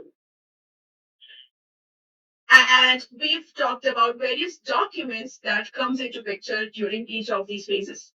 We talked about various methodologies the companies, organizations can adopt in order to implement these solutions. We discussed about various tools that come handy when it comes to implementation of finance and operations or other D365 applications. We talked about LCS and related tools. We talked about Azure repositories, Azure DevOps. And then we've moved on to understanding the solution architect role. So as a solution architect, what are the roles that you would be playing in your organization? Or what exactly, or what are the skill sets that are required for a solution architect?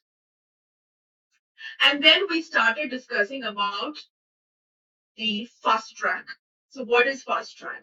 What are the kind of conversations or interactions that you're going to have with the fast track team?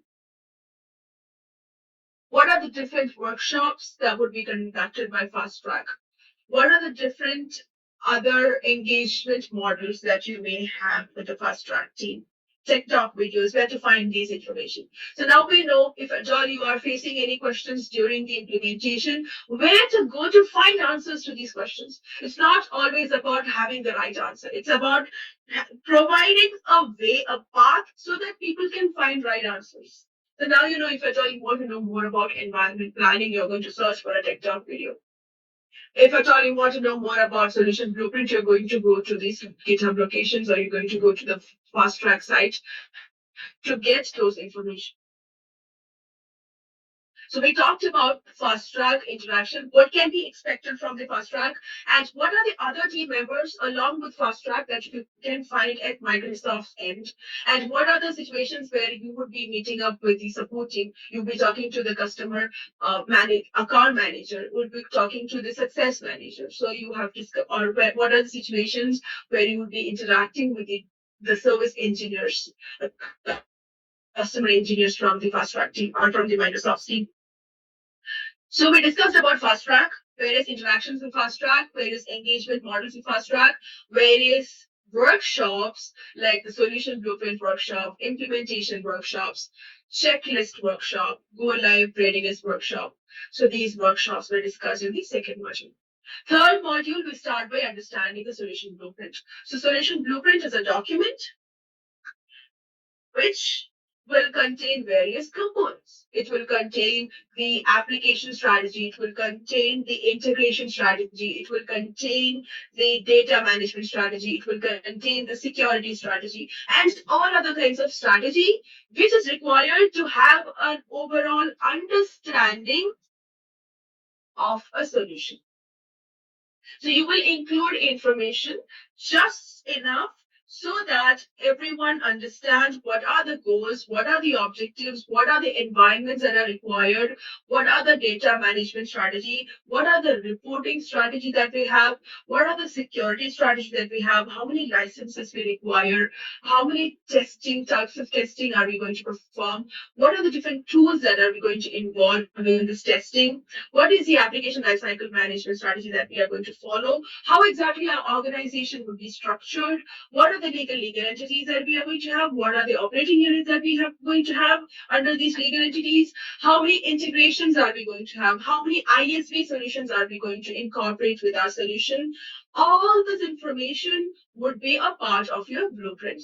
So you would have just enough information so that you get an idea in terms of budgetary requirements and also in terms of time-based or also in terms of financial. So you will have just enough information. Along with these information, you're going to include your organization's goals, challenges, objectives.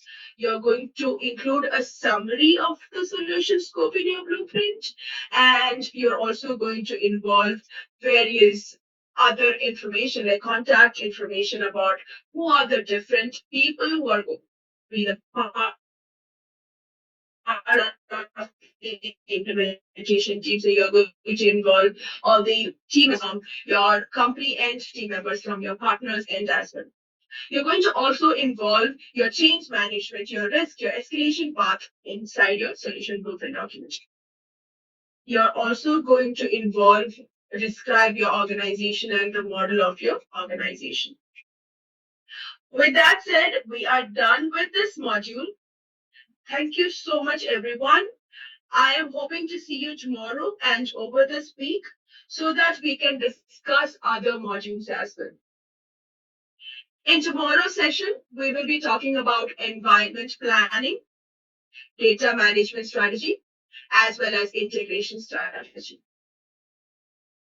Thank you again. If you have any questions, you can post the questions in the chat. You may have to provision various environments for various types of users. So you need to have a clear understanding of environment planning. You need to define application lifecycle management and deployment strategies. You would be using LCS and Azure DevOps tools. In this module, we will be discussing about all these three things: understanding environment planning, defining an application lifecycle management and deployment strategy, also using LCS and Azure DevOps tools. So let's begin with major concepts related to environment planning. So environments exist for certain purpose. The major reasons why an environment exists, for example, would be for development purpose, or would be for system testing purpose, or would be for user acceptance testing purpose. So depending upon the reason why you need an environment, you may require different tiers of environments. For example, tier 1 for developing, or tier 1 for unit testing. You may require tier 2 or above for user acceptance testing. So based on the environment purpose, you may require different tiers of environment.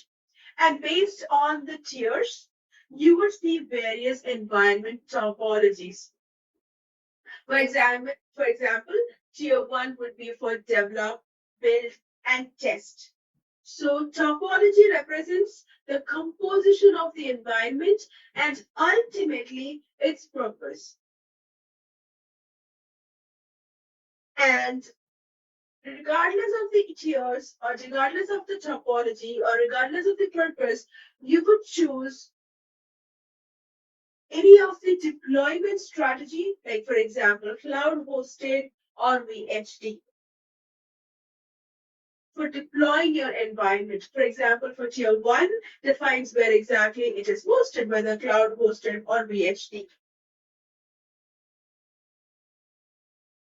So understanding these major concepts are important for environment planning. Apart from this, there are also different environment types.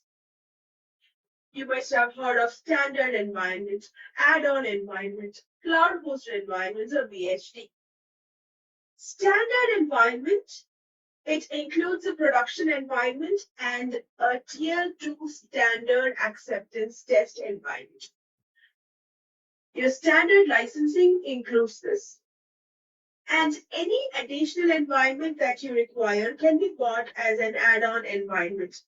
So it is in a Microsoft managed subscription that the customer has purchased in addition to the standard offer.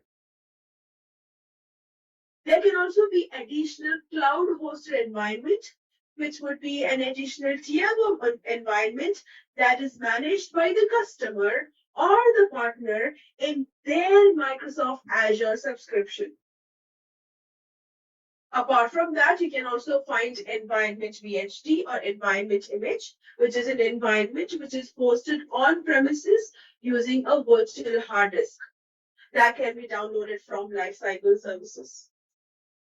So in order to plan your environment, you need to have a clear understanding of these concepts. What is an environment purpose? What are the different environment topologies? What is an environment tier? Or what are the different deployment strategies for tier one environment, for example? What exactly is included in your standard cloud offering? What are add-on environments? What are cloud hosted environments? Or what are environment image or VHD? So environment planning is really important. Environment planning describes the environments that are needed during and after implementation. So you'll be provided like a matrix.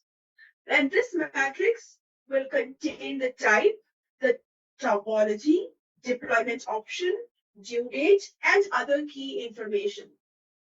It would be a living document which you would be revisiting at each key project milestone. Why do you need to plan your environment? Environment planning is needed so that it can enable the project team members to deliver their tasks. It provides you with clarity. It clarifies upfront the potential extra environment costs. It also avoids project delays with the last minute discovery of missing environments. So now let's see the differences between tier one environment and other environments. Tier one environment is a one box environment. All components are installed on the same server. It uses SQL Server, and the architecture is different when it compares to the production environment. It is made to maximize the efficiency of development team. It can be deployed in two different ways, as a VHD, virtual hard disk, or it can be deployed on cloud as cloud hosted environment, which can be managed within your customer subscription. You will be performing all your development tasks as well as unit testing on your one box environment using your tier one environment. You should not be performing UAT, user acceptance test, or conduct any performance testing on your tier one environment. So these are the do's and don'ts of tier one environment. I hope what is a tier one environment as well as the do's and do nots of tier one environments is clear. Coming to tier two and above environments. Tier two and higher are multi-box environments. Components are installed on multiple servers. It uses Azure SQL, unlike tier one environment, which uses SQL Server. The architecture is pretty similar, is same as a production, despite sizing would be different. And these are only available as standard or as add-on environment. And it cannot be hosted under the customers or partners Azure subscription. You would be using tier 2 and above to perform UAT, or to perform performance testing, you would be using tier 4, tier 5, or other higher environments. So I hope the basic differences between tier 1 and tier 2 environments are clear.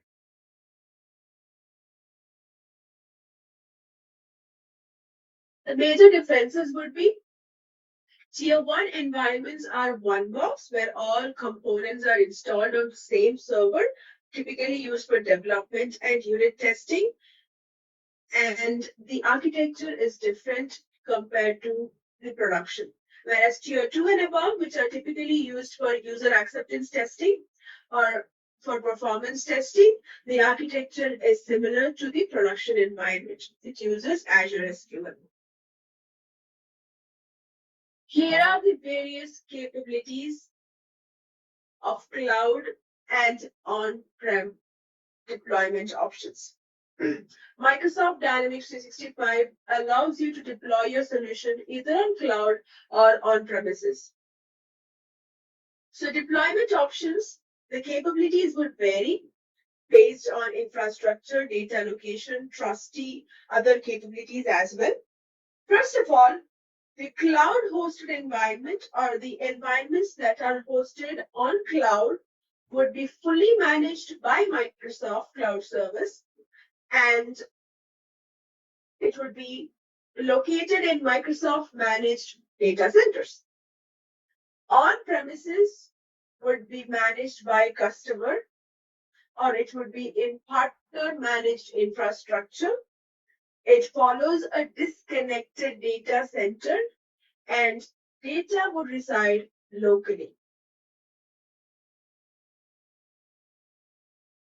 Cloud deployments, Microsoft is responsible for as a data trustee, whereas on premises, customer is the one who is responsible. Application lifecycle management would be managed by Microsoft, and customer would access to these application lifecycle management and telemetry data using lifecycle services.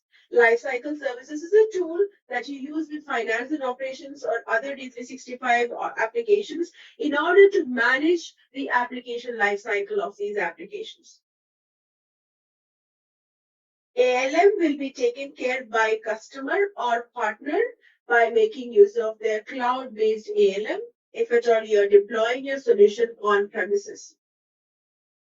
Cloud allows you for higher availability as well as disaster recovery options are also available and also provides you with a sandbox environment.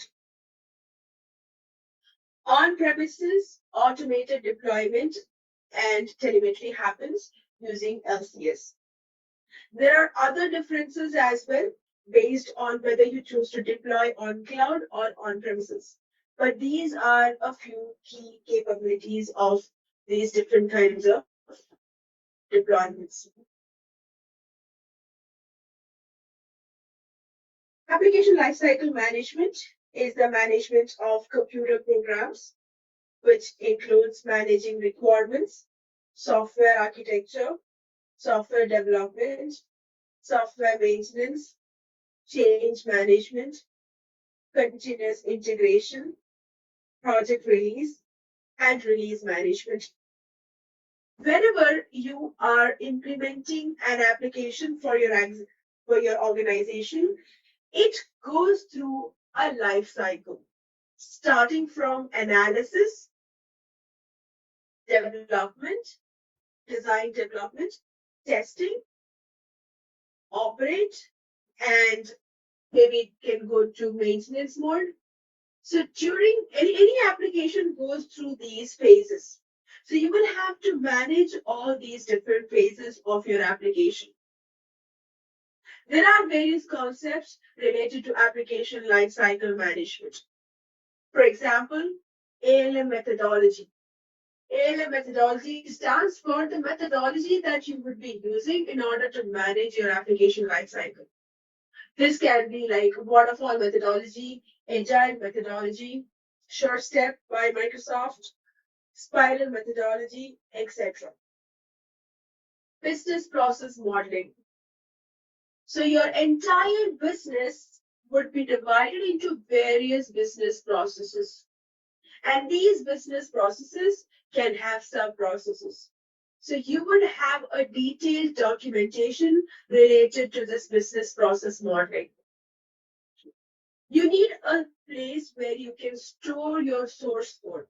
Whenever you are working with finance and operations, customization, you require developers. Developers work on their individual virtual machines, and they will have their own unique instance of Visual Studio. So each developer at the end of the day would be collaborating with other developers for source code using a source control. You may be having various deployment phases and also various processes related to deployment. Your application might go through continuous updates and upgrades.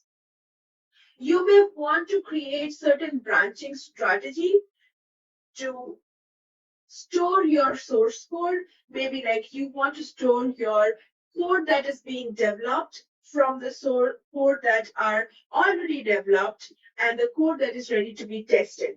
So you may be following certain branching strategy. There are various tools available to manage all these different processes. Like you've got Azure DevOps, which can be used for source control as well as used for collaboration between different users within your organization. There are tools for creating deployable packages. There are models. There are different kinds of environments. There are tools like SysTest framework, RSAT, etc. And there are also certain good practices that your application lifecycle management should align with for strategy and governance, for deployment, for environment, choosing an environment, for source control, automation testing, even for quality control. So there are various application lifecycle management concepts that you need to be familiar with. Finance and operations is never complete without Microsoft Power Platform. It is equally important to understand and realize various capabilities of Microsoft Power Platform, which can be used anytime to extend your finance and operations applications. Power Platform is a no-code, low-code platform by Microsoft, which provides you with four major tools. We have got Power BI, Power Apps, Power Automate, and Power Virtual Agents. Power BI is a business intelligence tool. It's a self-service business intelligence tool, which allows you to bring your data, get data, connect to any data source, flat files or live data, bring data into Power BI. You would be able to apply transformations on this data. You would be able to clean the data, transform the data, and create visualizations with the help of this data, and later share it with the concerned team. Power Apps is an application development tool which will allow you to build fully functional model-driven applications or canvas applications or portals. We've got Power Automate, which is an automation tool which allows you to connect between various connectors, create triggers, and take actions based on these triggers. You can initiate a flow based on a time-based trigger or even on a basis of an action-based trigger. Power Virtual Agents are used to create chatbots. You would be able to create fully functional chatbots without writing any code with the help of Power Virtual Agents. Earlier, in order to create a chatbot, you needed two sets of people, a set of developers and a set of system subject matter experts. Now, with this no-code, low-code technology, subject matter experts can directly build fully functional chatbots and integrate it with their system to enhance the productivity of human agents. So these are four major tools provided. It can be used anytime to extend the capabilities of finance and operations. Let's say you may want to build a report from your finance and operations data. You can connect to Power BI using OData, and you will be able to create visualizations and also embed these visualizations back onto finance and operations. You may want to create your own Canvas application and embed that application onto finance and operations. Or you may want to build an application based on finance and operations data. Or you may want to connect the model-driven applications, like, for example, Dynamics 365 sales, marketing, customer service, or field service to finance and operations. You may want to extend the workflow capabilities that are provided by finance and operations. So all these situations, you would be able to use Power Platform to extend the capabilities of your finance and operations applications. Power Platform also comes with AI builders, data connectors, and a data platform called Dataverse. Dataverse is also called as Common Data Service because Dataverse comes with data added to it based on the common data model. Now, the model-driven applications that are built on Power Apps connect to Dataverse. And all the model-driven applications from Dynamics 365, including Dynamics 365 Sales, Marketing, Field Service, and Customer Service, uses Dataverse as its primary data source or as its only data source. As model-driven applications would only be able to use a single data source, which is Dataverse. With that, Dataverse makes Dynamics 365 one-stop shop for all your business requirements. This way, you would be able to use your application, you would be able to extend your solution beyond the limitation of finance and operations as well. So it is important to understand, identify these use cases of these different applications so that you would be able to include these extensions when planning for your environment. What is Azure DevOps? Azure DevOps is a suite of services that provides an end-to-end tool chain for building, testing, and deployment of any application to any cloud or on-premises. Azure DevOps provides you with various tools like Azure Boards, which lets you stay connected and collaborate with others. Azure Pipeline. For example, Azure pipelines can be used to create software deployable packages using the Big pipeline. Azure test plans, which can be used with RSAT to enable automation testing, majorly used in regression testing. Azure repositories, which can be used to store source code, where different developers from different teams can collaborate with each other and share their source code as well as control their source code. And Azure also provides you with other artifacts.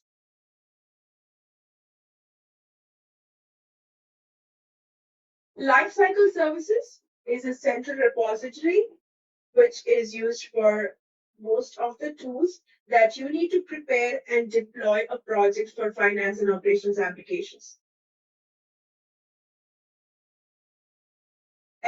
This is a cloud-based collaboration workspace where all the key information about a project is stored and can be made available to the project members. LCS Project Workspace provides an outlined methodology showing each phase of your project and also provides high-level milestones that are used to track deliverables and project goals. The LCS project deployment allows you to deploy and control environments of different sizes from within the project. LCS provides environment-aware tools for various issues that might be occurring within the environment. For maybe like you can search for these tools, you can search for these issues with these known fixes and apply the fix to your environment in a very controlled manner. So Lifecycle Services acts as a hub for managing your environment. There are various functionalities and tools provided by LCS. So here are a few major ones. First of all, projects. Projects are the key organizers. So whenever you start with finance and operations, you start by creating a project. You create a project, you create a methodology, you connect your project to your methodology. Your methodology would have different phases. Could be like analysis, design, develop, test, and operate or deploy. And now, once you create a methodology and you associate your project with the methodology, then your project inherits all these phases. You can set up time frame for each of these phases. You can also invite members into your project. You invite members into your project and you can get started with your project. There are other tools available as well. For example, business process modeler, where you can define all the business processes that are used within your organization. You can define your business processes, including the sub-processes as well. You would be able to set up Visual Studio Team Services, which is a previous name for Azure DevOps. You can now connect Azure DevOps to LCS.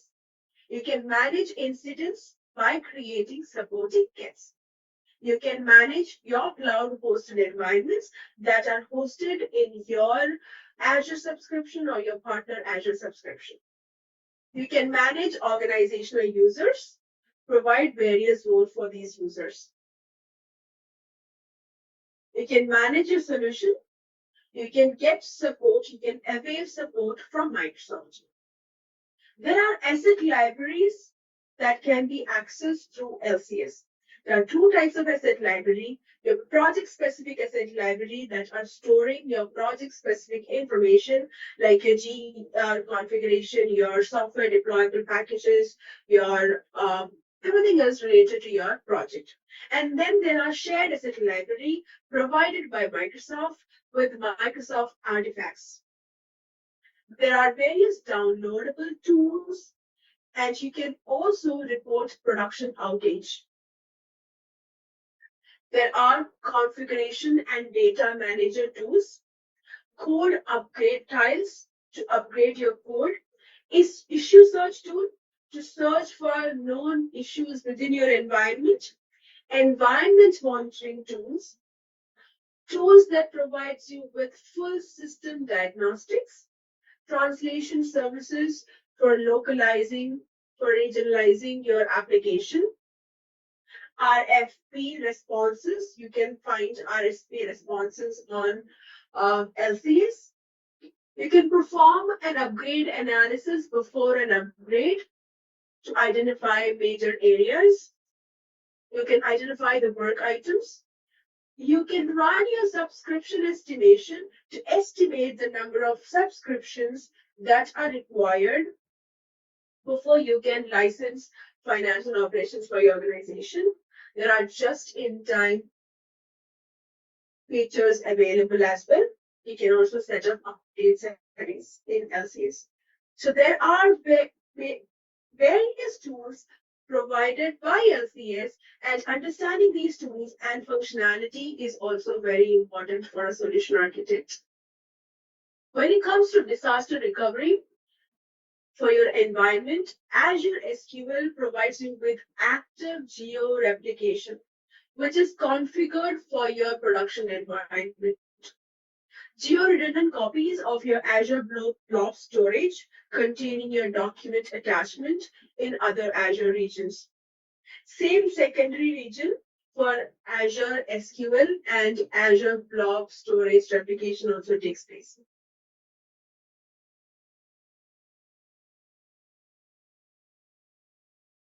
With that, we are done with the fourth module where we discussed environment planning. On a quick note, we have seen how environment planning is important for our implementation.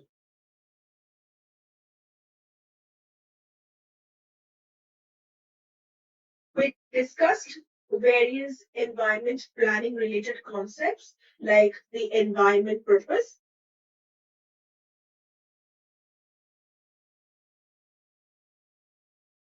purposes, tiers, and topology.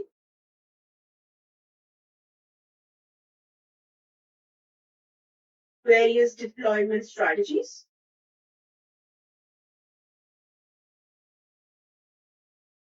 We have talked about major tools that come handy whenever you're working with finance and operations. So we have LCS. LCS is used for environment map monitoring, and LCS also provides you with various other tools for during which can be useful during various different phases of your implementation. We have Azure DevOps tool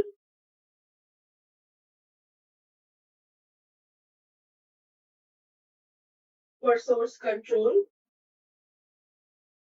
We've also discussed about various phases and implementation will go through, starting from analysis,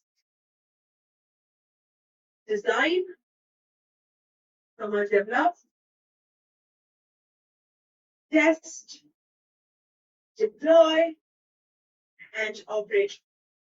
Throughout the life cycle of your application, you would be using Azure DevOps as well as LCS to manage various different aspects of your implementation. There are various tools available for analysis, for fit gap analysis and requirement analysis available on LCS. You'll be storing your design, your developed code, etc. in Azure DevOps. You can create test plans in Azure DevOps and you can synchronize it with LCS. You would be deploying your production and you would be deploying your other environments and also would be requesting for production deployment from LCS. And while you're operating your application, there are several situations like issues that might occur where you will be using LCS and Azure DevOps for various things. So in this module, we discussed different aspects of environment planning. The major things that we talked about is you might require environments for development, for testing, etc. So based on the environment purpose, you are going to go with tier 1, tier 2, or other tier environments.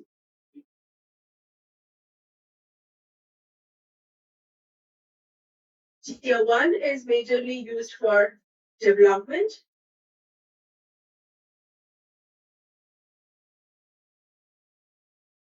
And unit testing. Tier 2, majorly used for user acceptance testing. Tier 4, Tier 5, used for performance testing.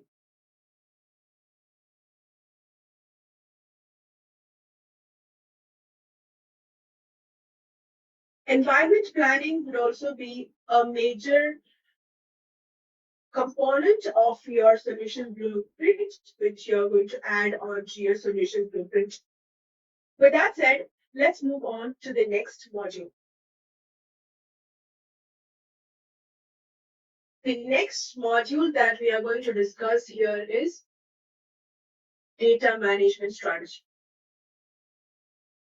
In this module, we will talk about data management, the overview of data management. How can you develop a data migration strategy?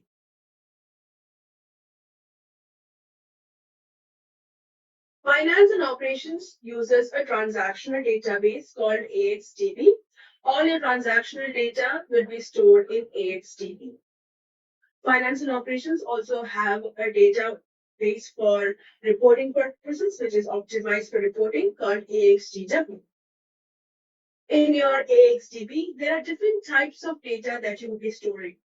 You will be storing your master data, your configuration data, historical data, as well as transactional data. Master data would be the nouns, information about people, things, places, etc. Your customers, your vendors, your products, etc. would be your master data. Master data is highly dependent on configuration. Configuration data can be either parameters or references. Parameters would be like units, dimensions, tax codes, currencies, number sequences, etc. can be your parameter data. Reference data may be like area code, zip code, small table including adding certain reference data. It will include reference parameter and group data. There can be historical data. Historical data must be from your legacy systems that are collected over years. So you would not be migrating these historical data unless it is required by law. You can archive this in historical data instead. Or maybe you can migrate your historical data into data warehouse.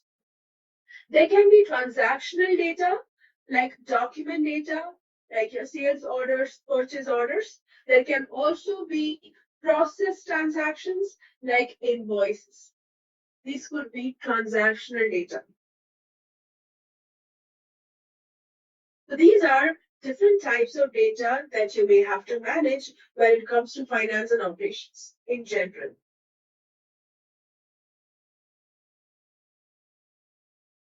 There are different tool sets and techniques that are available for data management. Different tools will be available during different phases of your development.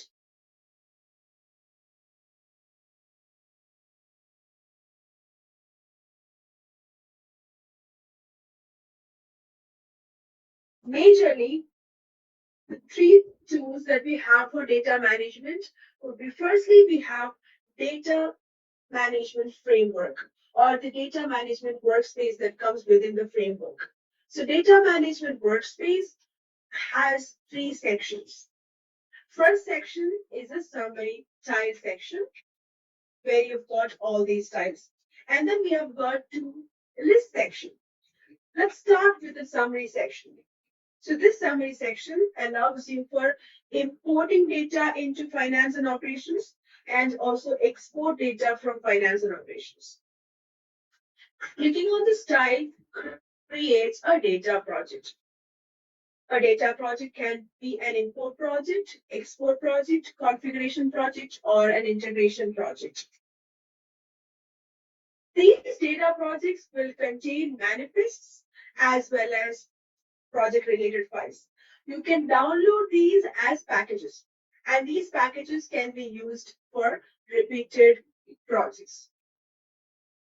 You can create templates by adding the required data entities into them for easy creation of projects.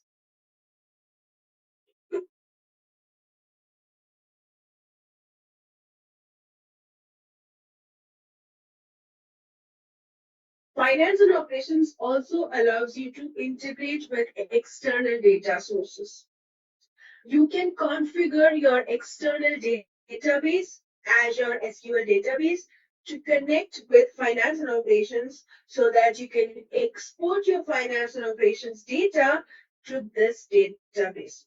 This feature is called as the BYOD feature. So you can configure your own data, you can create your own Azure SQL database, copy the connection string. You can configure this entity export to database from your configure entity to export database type. Additionally, you can view your data entities and also you can refresh your data entities from framework parameters. You would be cleaning up your staging data. You can also set up roles for data project. You can copy data, not master data, but configuration data from one legal entity to another legal entity using copy into legal entity. But it always depends on the area in which you have defined your legal entity. That there can be certain issues coming up whenever you're trying to copy data from one legal entity to another legal entity. Repetitive tasks can be automated using data task automation. So these are various capabilities of your data management framework where you can create various types of data projects.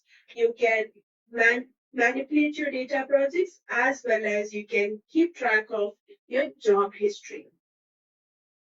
There are other tools available on LCS for data management related purpose. You can back up your database. You can restore point in time refresh. You can refresh your database as well. You can also, there is also data sharing framework. Data can be shared among various different companies as well. So there are various tool sets available for data management. Whenever you store data in the database, you store the data in normalized fashion. For example, customer information would be spread across various tables.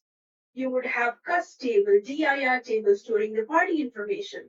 Location information would be stored in another table, maybe like address information in one table, rows in another table. So you can actually find data normalized and distributed among multiple tables, usually.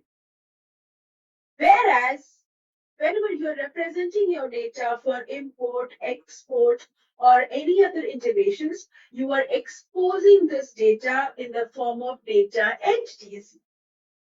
Data entities are encapsulation of these underlying table. These are aggregated into these entities. For example, you can find entities for customer, wherein the users will only be able to see the relevant information. It hides the background info. Relevant information like maybe customer entity can have relevant information like account number, customer group, bank account, party number, which are actually coming from the existing tables, the underlying tables. So data entities can be used, created and used for various types of integrations. It can be used with synchronous integrations as well as it can be used with asynchronous integrations. Your data entities would encapsulate various tables, and various data entities can be put together into a data package. An entity and a package can together make a template. You can create templates. You can use templates. There are out-of-the-box templates available that are created and entities are sequenced within them so that you can use with your data projects. You can create your own template as well by including your data entities and data packages.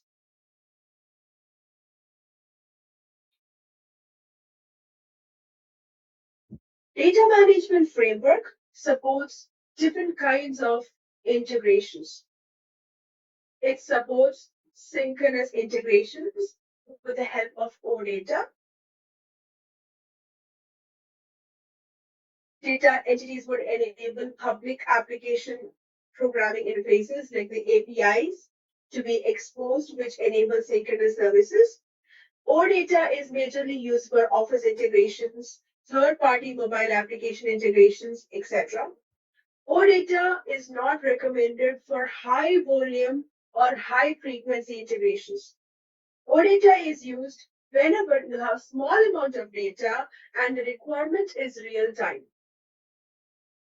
Data management framework also supports asynchronous integrations. So you can make use of or you can use asynchronous integrations through a data management pipeline.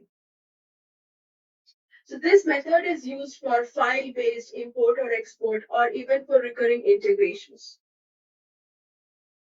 By using the aggregate measures that are available in finance and operations, the built-in controls like charts, etc., you can integrate with Power Platform, which will provide you with higher or maybe higher insights into your business data. So you can integrate it with business intelligence as well. So data management framework allows you for synchronous service, asynchronous integration, as well as integrating with business intelligence. Once you create a data entity, it can be used across synchronous integration as well as asynchronous integration. Synchronous integration, especially using OData to connect with Excel or any third-party mobile application. Asynchronous integration for application lifecycle management and data migration. And you can also import demo or test data.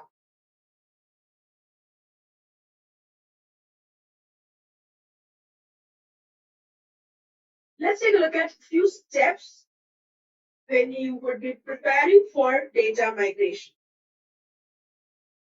You would be choosing a data integration strategy, whether it is for import or export. You would be identifying common migration scenarios and tools in finance and operations applications. You would identify the volume of data, transformation, quality standards. You would be working with bring your own database feature, BYOD feature. You would be identifying relevant legacy system. You would be identifying and importing static data that is common between the industries. So these are the steps that will be performed during data migration. So you'll be testing your migration as well as validating your output. First of all, you would be identifying relevant system. You would be identifying and importing static data that is common between the industries. You would be creating review and test plans. For example, create backups of the system. If at all there is an error that is occurring during migration, you can reset the data or you can reset the database to the previous state. You can identify and extract the source data, identify data entities and elements, generate field mapping, also support this transition throughout.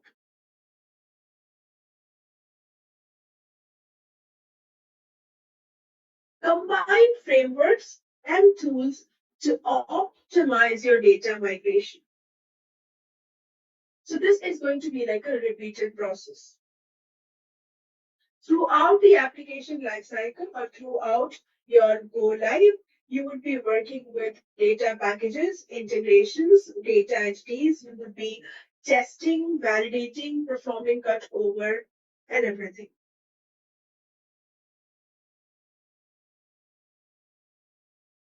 So now let's move on to see how exactly we are going to develop a data migration strategy. First of all, define scenarios, data entities, and data owners. Identify all the data migration scenarios and relevant legacy system. Evaluate appropriate custom or data entities for all scenarios and perform mapping to the source data. Define data migration tools for export and import. Plan efforts and assign data owners for data transformation, testing, migration, and validation. Align the environment plan to data migration. Plan for at least one tier 2 or higher environment. Plan a separate golden configuration environment locked down to core users only. Plan data movements between environments, legal entities from legacy system or to third-party applications. Create a migration plan for your configuration and transaction data. Document your cutover plan, data migration sequences and dependencies. Consider migration of master and transactional data as data migration. Do it in incremental fashion. Plan data transformation and data validation for data migration iterations. Plan to execute iterative data migration cycles, verify performance, and perform optimization and tuning. Use import in batch instead of interactive import. Use standard fields and tables where possible. Use set-based processing for bulk data import. Adapt data entities for performance where necessary. Consider security rules for sensitive data migration and testing purposes. So this is how you would be developing a data migration strategy. To revise, you would be defining scenarios, entities, and data owners. You'll be aligning the environment plan to data migration. You'll be configuring transaction and data migration plan, your transaction and historical data migration plan. So this is how you would develop a data migration strategy. Develop a cutover plan early and revisit often. For cutover plan, document all data entities, dependencies, and sequencing for data migration. Plan start and end time cutover activities. Communicate your cutover plans to to your implementation team. Involve business users as well.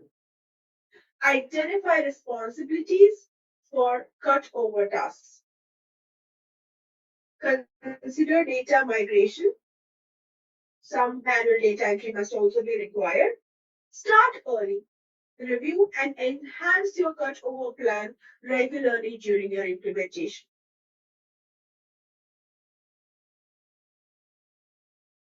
Also define a data retention plan.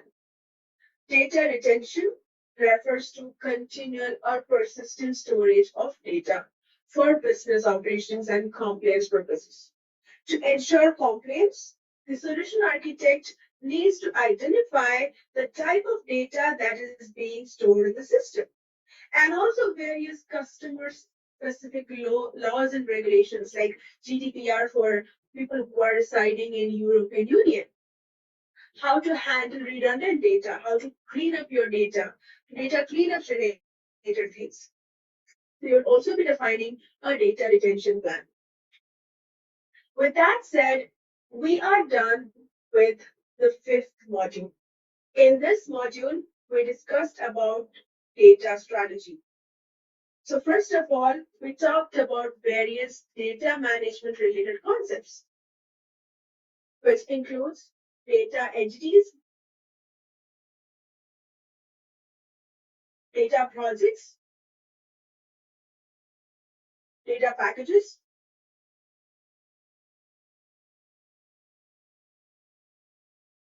etc.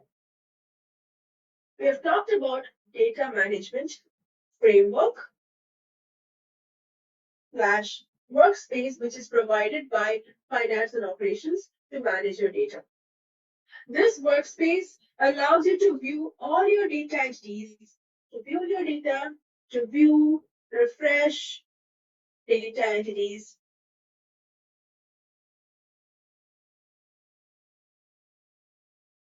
create new data projects. So these can also be recurring projects. Create templates, which can be used in your repetitive projects, etc. We've talked about other tools that are available within LCS, which can be used for your data management. We have also talked about how to develop a data strategy. What are the things that are to be kept in mind while developing a data strategy? And also data retention planning. Coming to data entities are the conceptual abstraction of underlying data in the table. Data is stored in your AXDB, in your finance and operations database, in a normalized fashion. Now, when you're trying to extract the data, or whenever you're trying to integrate finance and operations with external systems, let it be for BYOD or any other factors, data entities are the ones that are exposed to these external systems. Data entities are the conceptual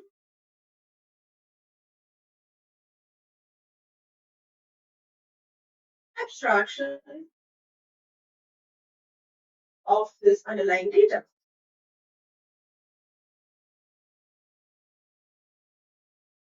which does not have any physical existence. So they are just conceptual abstraction of underlying data. So data is exposed in the form of data entities. A data entity created can be used across various kind of integrations. It can be used with synchronous mode and can also be used in asynchronous mode. So there would be several underlying tables and you would have one data entity. So whenever you are creating your own data entity, you will have to keep in mind that performance is also a major factor when it comes to data entities, and only those fields that are required for your integration scenario. So adding more number of fields are going to deteriorate the performance of your data entities. So these data entities can be used across various types of integrations for including BYOD. BYOD is a feature that is available wherein you can create your own Azure SQL DB, your own Azure SQL DB, and configure export to this DB. So you can choose your data entities that can be exported to this external DB.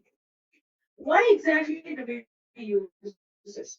Since finance and operations expose data only in the form of data entities, there are certain applications or certain systems that might not be able to process these data entities. For such situations, you can export these data entities to your own Azure SQL DB. From there, these .NET applications or any other applications that may not use TSQL can access this data and work with this data. Data entities can also be exposed using OData for synchronous integration, which is especially used whenever you are integrating with Microsoft Excel. With that said, we are done with module number 5, which is determining data strategy. Let's move on to the 6th module, which talks about integration and interface strategies. In this lesson, we will be developing an integration strategy and we'll also see various integration options.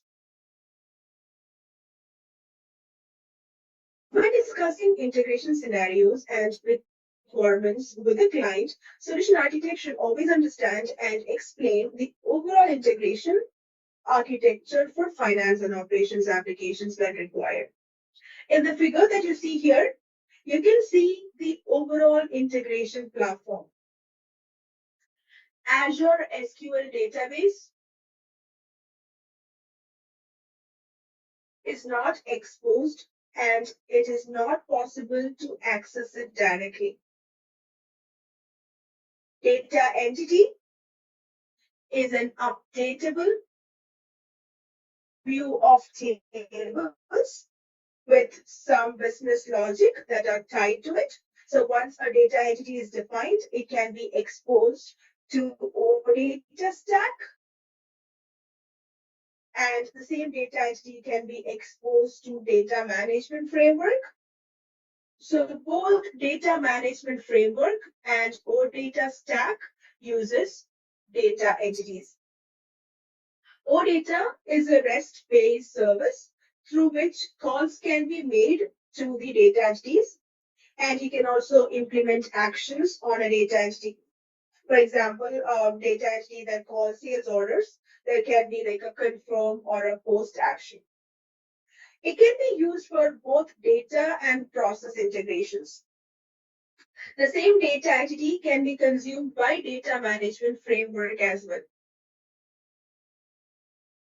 in which it uses asynchronous high volume. It is like asynchronous high volume interface. So if you have thousands of records that you may want to bring like in bulk, and you can make use of data management framework. In small number of scenarios, you may make use of SOAP based integration. This is called as custom services. So whenever your requirements are ad hoc and you may sometimes require or flexible kind of requirements, you may make use of SOAP-based integrations. Business events are also used. Business events are used to send out notifications to external systems. And we have a feature called as dual write. Dual write is a feature that allows integration between finance and operations data with Dataverse.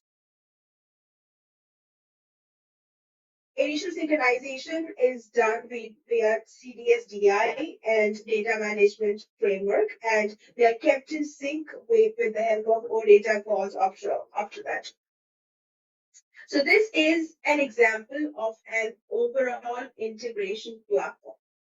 So it is important for us to understand this as well as explain this if required.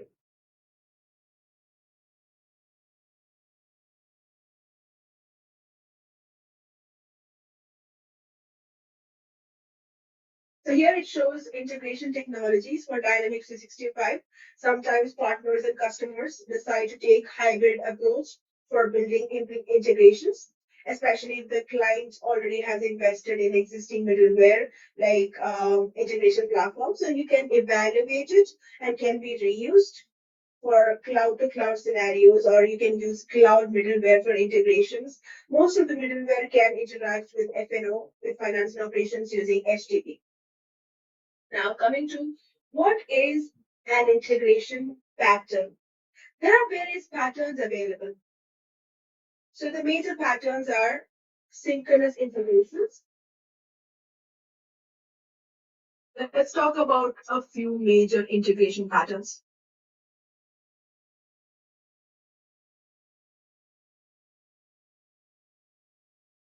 Real time,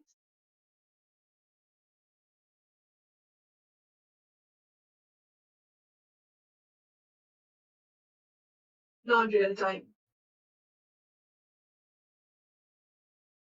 Or you can say synchronous and asynchronous integrations.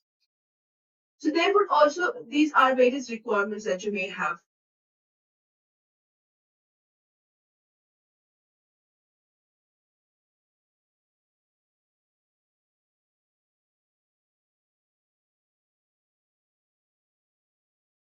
Sometimes you may be dealing with small amount of data,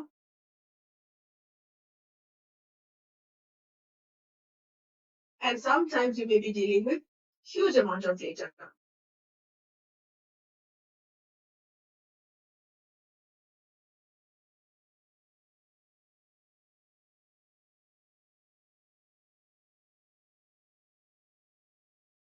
For non-real-time requirements, sometimes you may see these requirements are frequent, say every day at 10 p.m. Sometimes these requirements can be ad hoc. Now, whenever you're dealing with real-time requirements with small amounts of data, we usually go with OData pattern. Whenever you're dealing with non-real time or maybe like even and huge amount of data and is frequent, recurring, you go with batch data API.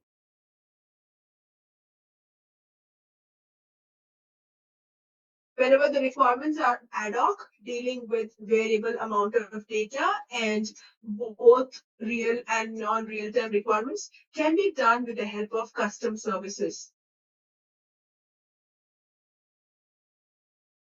Like you use SOAP and JSON. These are various patterns that you might see.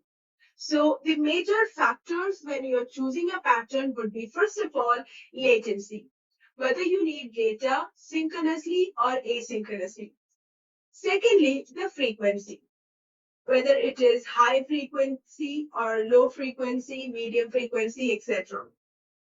And then the triggers, what operations that you may want to perform, whether it is create, read, update, delete, etc.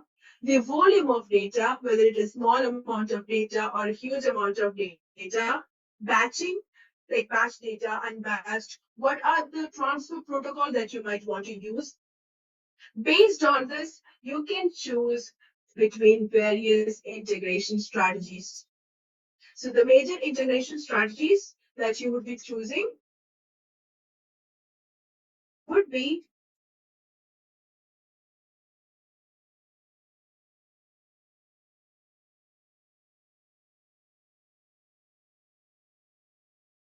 core data,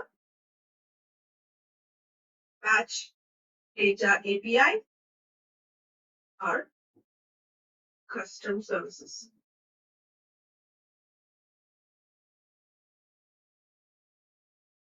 With that said, we are going to move on to the next concept, which is dual write.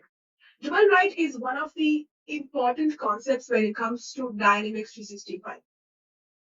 Dual write makes Dynamics 365 one-stop shop for all your business requirements. So we need to understand what is dual write. Finance and operations or Dynamics 365 applications can be divided into two major categories. You can see the ERP applications, which are your finance and operations applications, and also there are CRM applications or the customer engagement applications. The major finance and operations applications that you might find are D365 Finance, Human Resources, Supply Chain Management, and Commerce. And the major customer engagement applications that you see are D365 Sales, Marketing, Field Service, and Customer Service.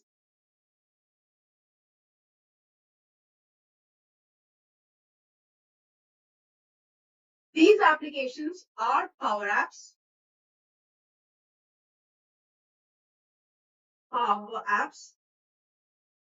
built on Power Platform.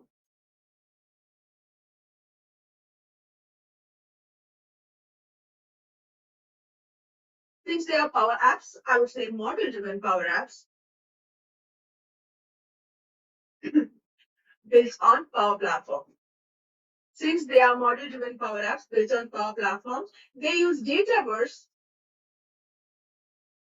as their data platform.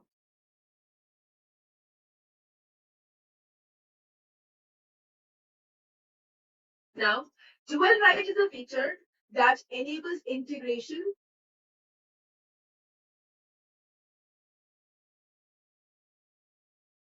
Dual write is a feature that enables integration between finance and operations DB and Dataverse.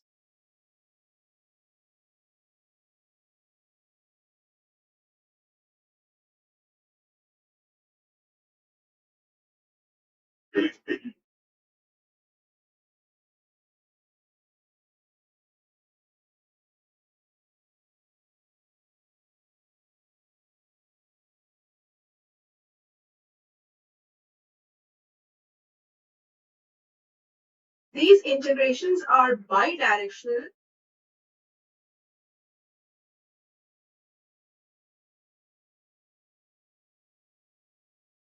near real-time integrations. That means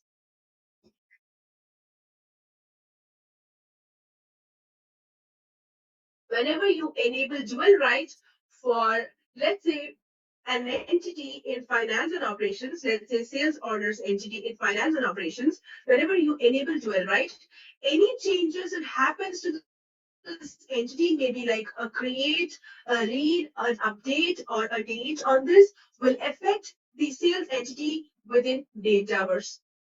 That means it in turn is going to affect Dynamics 365 sales, marketing, customer service, and field service applications.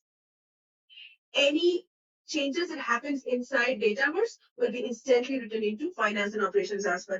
So this change is bidirectional and it happens near real time.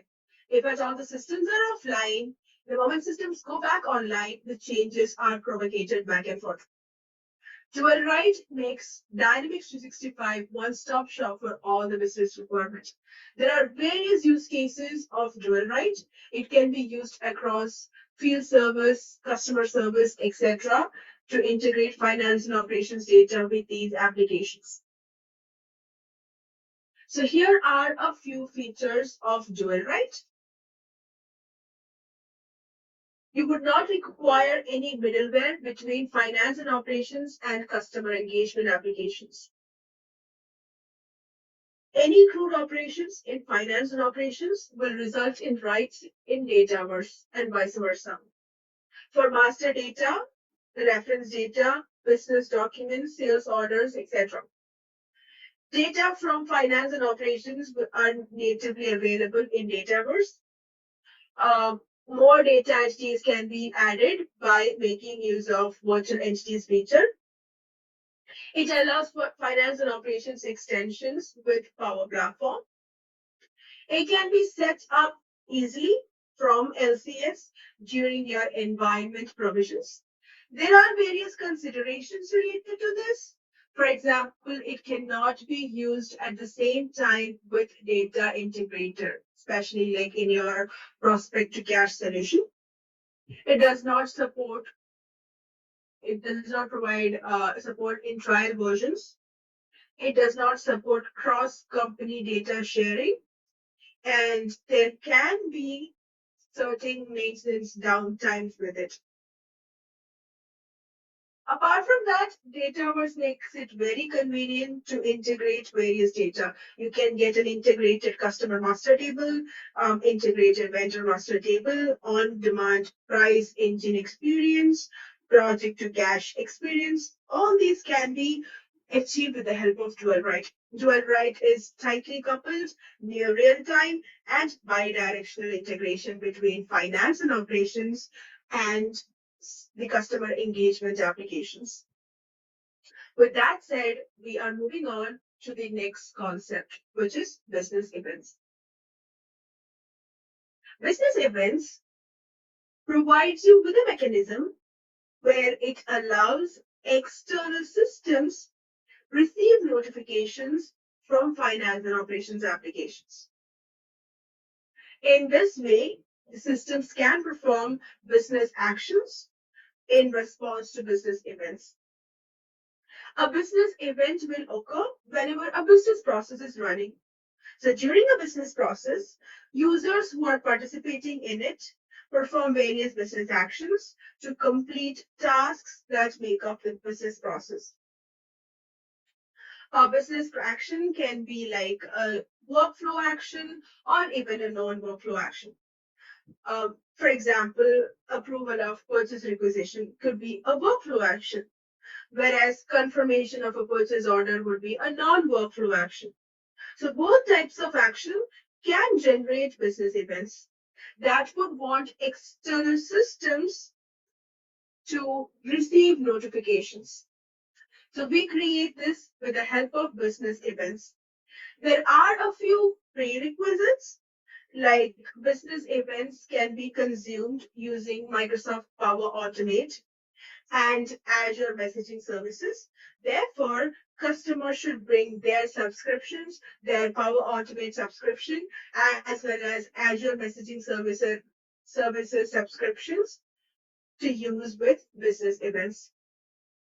So there are various endpoints that are supported, like Azure Bus Service Queue, Azure Service Bus Topic, Event Grid, Event Hub, HTTPS, Power Automate. So there are many out-of-the-box business events available in finance and operations. You can enable these business events. You can add endpoints. It can be used with both workflow and non-workflow user actions. It can be consumed with the help of your already existing subscriptions for Power Automate and Azure Message Services. There are certain recommendations like use business events for asynchronous integrations, verify your customer subscription for Power Automate and Azure services if at all you're using it for business events. Business events are not recommended for large volumes of data export scenarios.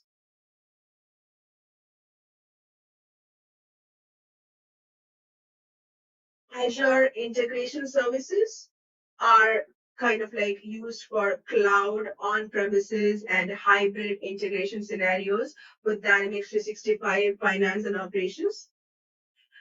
And you might find integration with Azure integration services, logic apps, service bus, API management, as well as event grid.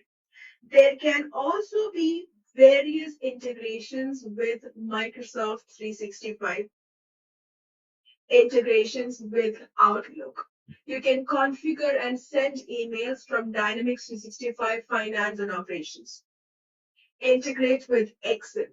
You can download, transform, and update data in finance and operations with the help of Dynamics Excel add-in. This can use real-time integration. So you can open your file in Excel. So any changes that you do onto the Excel file will be instantly propagated to Dynamics 365 and vice versa. You can use Excel for electronic reporting document templates as well.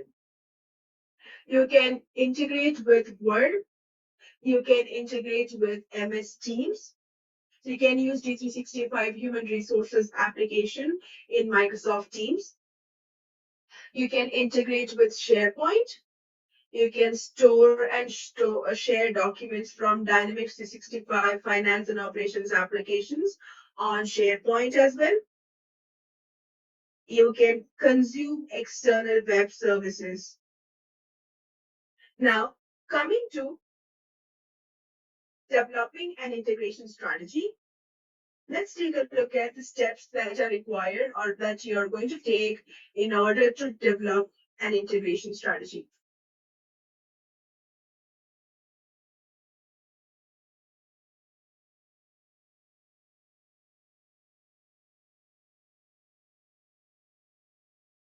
Let's see how to develop an integration strategy.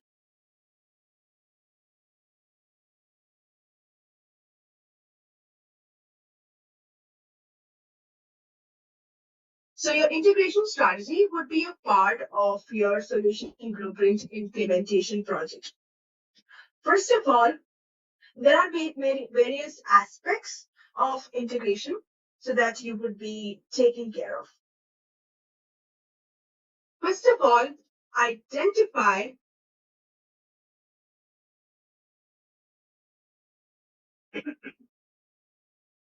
integration scenarios and requirements. So how would you identify your integration scenarios and requirements? There can be various scenarios. So your scenarios could be asking for a real-time integration. It can be asking for a non-real-time integration. It can be asking, there could be a requirement with huge amount of data. There could be an requirement with small amount of data, or your integration would require you to integrate on a regular basis every day at 9 a.m. Or maybe it can be ad hoc, like whenever you need a particular information, you may want to integrate it with a solution. First of all, you identify your integration scenarios and requirements. So your customers would already have certain integration platforms that are already used. So identify the integration platforms used by the customer.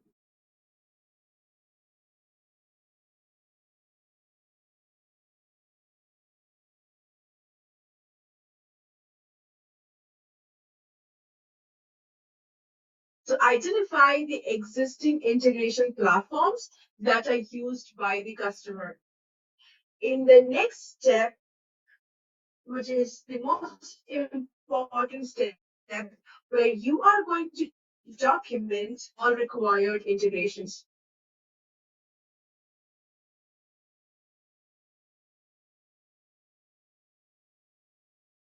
and interfaces.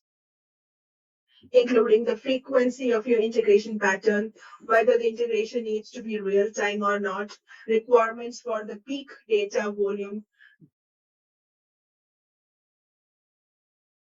peak data volume,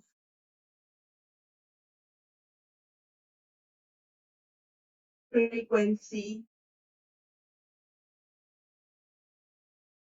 requirement.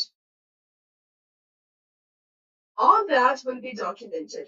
Where exactly are we going to document it? You are going to use the solution blueprint document to document all these requirements. Next, you are going to select a technology.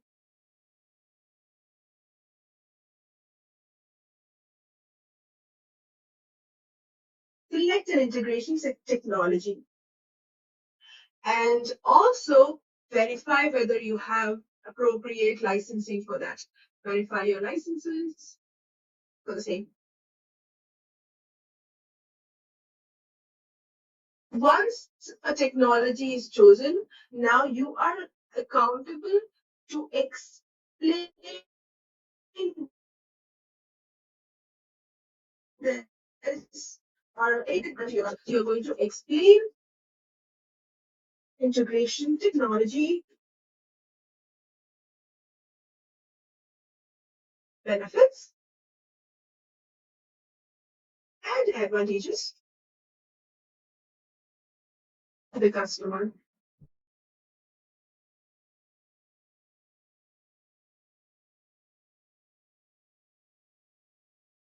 As the next step for eligible customers, you can discuss the integration in solution blueprint review, and you can run an integration strategy workshop with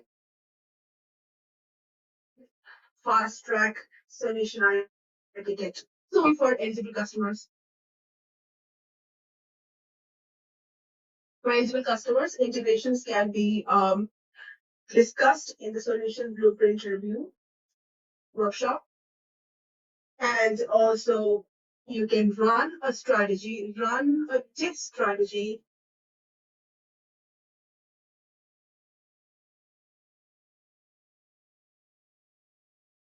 with fast track.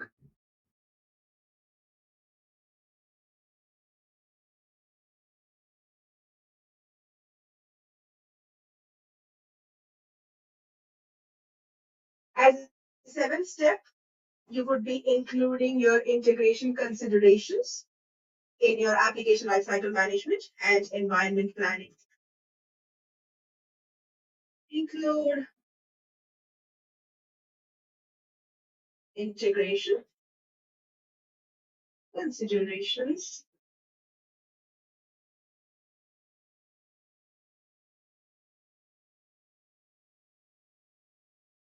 in application lifecycle management and environment planning. This would running document, so revisit and review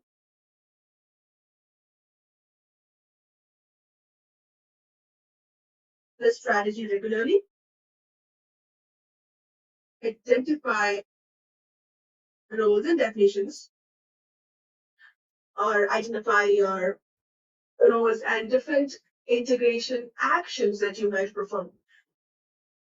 Identify roles.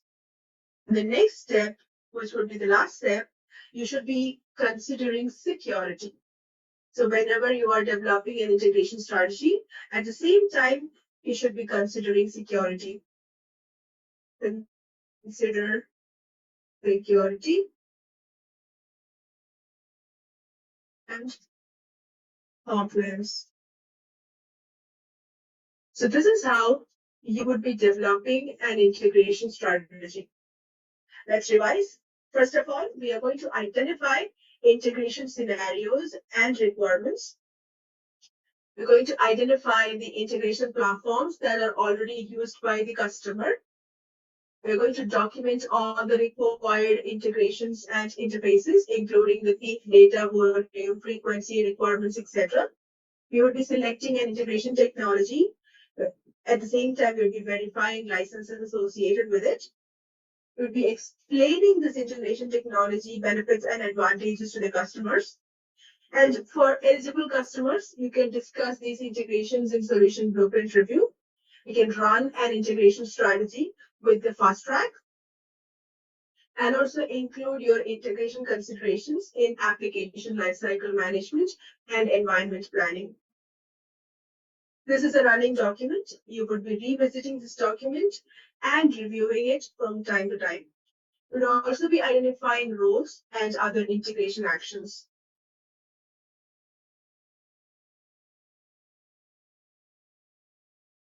Also consider security and compliance requirements for every integration scenario. With that said, we are done with this module. Let's do a quick revision of what we have learned today. So we started off with environments today. We discussed three modules: environment planning, data strategy, and integration strategy. In environment planning, we talked about different types of environments that you would be using within for finance and operations implementations. You would have environments for different purposes: build purpose, test purpose, etc. And based on the requirement, you would be using different types of environment. Let's move back and do a quick revision of what we have done today. We discussed about various environment purposes, various environment topologies, various environment tiers, and various deployment strategies as well. For different tiers, there can be different deployment options provided. Whenever a new developer joins your organization, you would configure,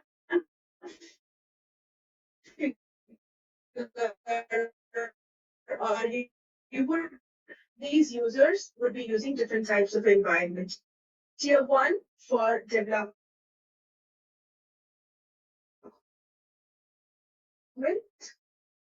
testing, tier 4, 5 for performance related testing.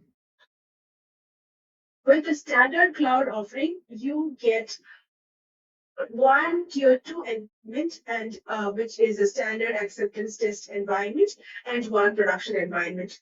Any additional environments that you might require would be bought as an add-on environment, which would be purchased in addition to your standard option.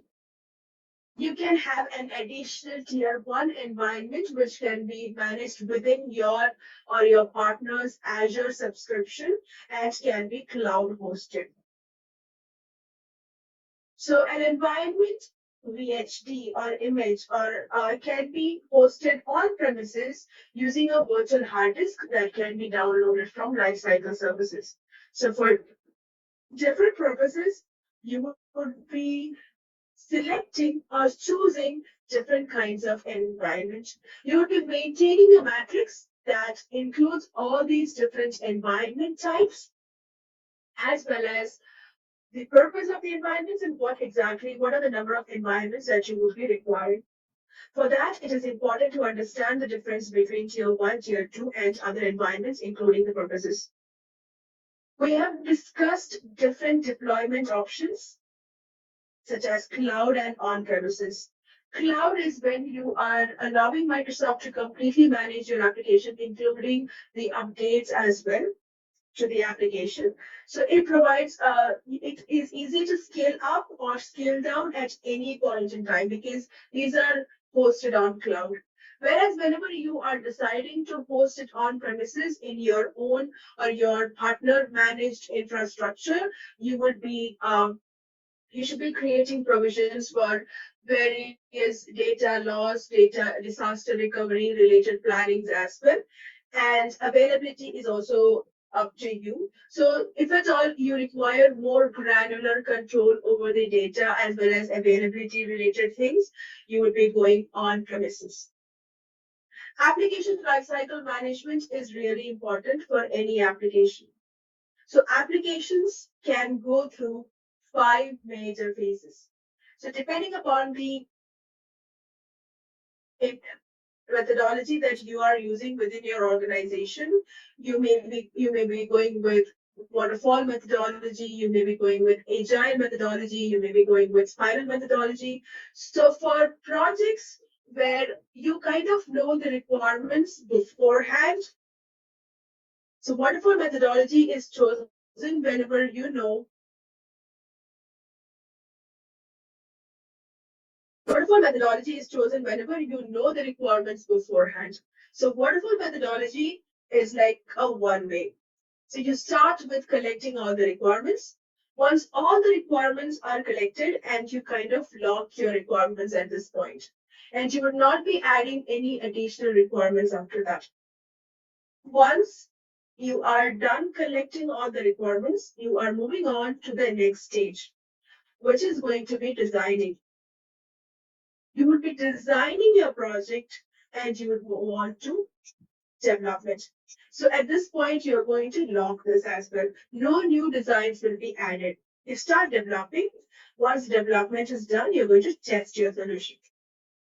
Once the testing is done, you're going to move on to implementing your solution, maybe like deploy it and then operate it.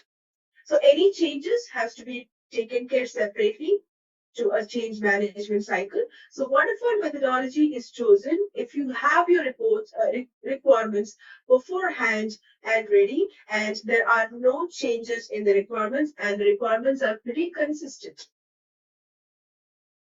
Agile methodology is chosen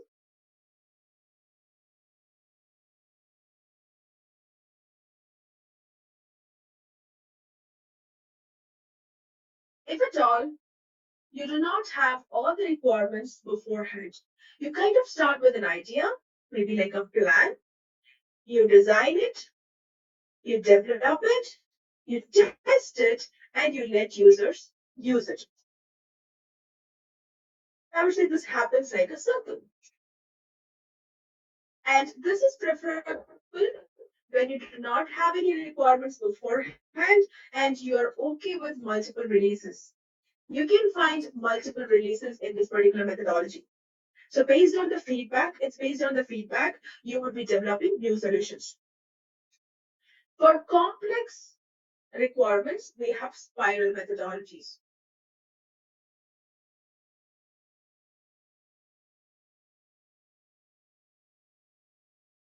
It combines both waterfall and agile. So you would start with a plan, you would create, you would develop, you would test, you would get feedback. Based on that, you plan the next cycle. You continue this until you realize or you get an operational prototype. Once you find an operational prototype, you perform a detailed planning, detailed coding, detailed testing, and you come up with your final application. So spiral methodologies are used whenever your requirements are not known initially.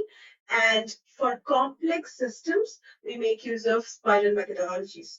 So regardless of the methodology that is being used by the organization, you would be managing these methodologies with the help of lifecycle services.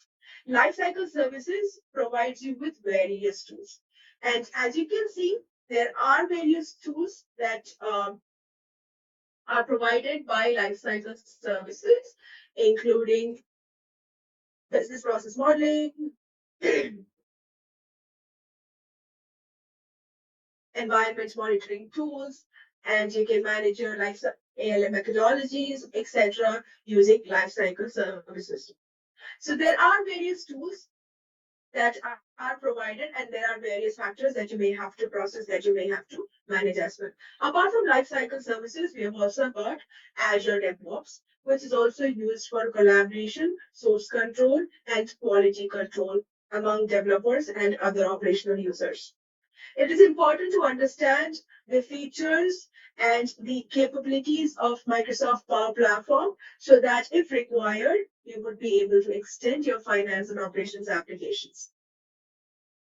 Azure DevOps is a suite of services that provides you with end-to-end tools for building, testing, and deploying of your applications to any cloud or on-premises. Lifecycle Services is a central repository for a lot of tools, including issue search, where you can search for known issues and apply those fixes to your current environment. These are various tools that are available in LCS. You have tools like Business Process Modeler, Asset Library, Shared Asset Library, Issue Search, Environment Monitoring, System Diagnostics, etc.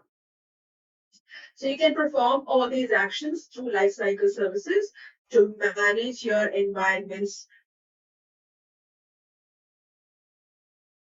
For disaster recovery, Azure enables a geo-replication of your data that is stored in Azure Blob Storage. Creates a geo-redundant copy of your Azure Blob Storage.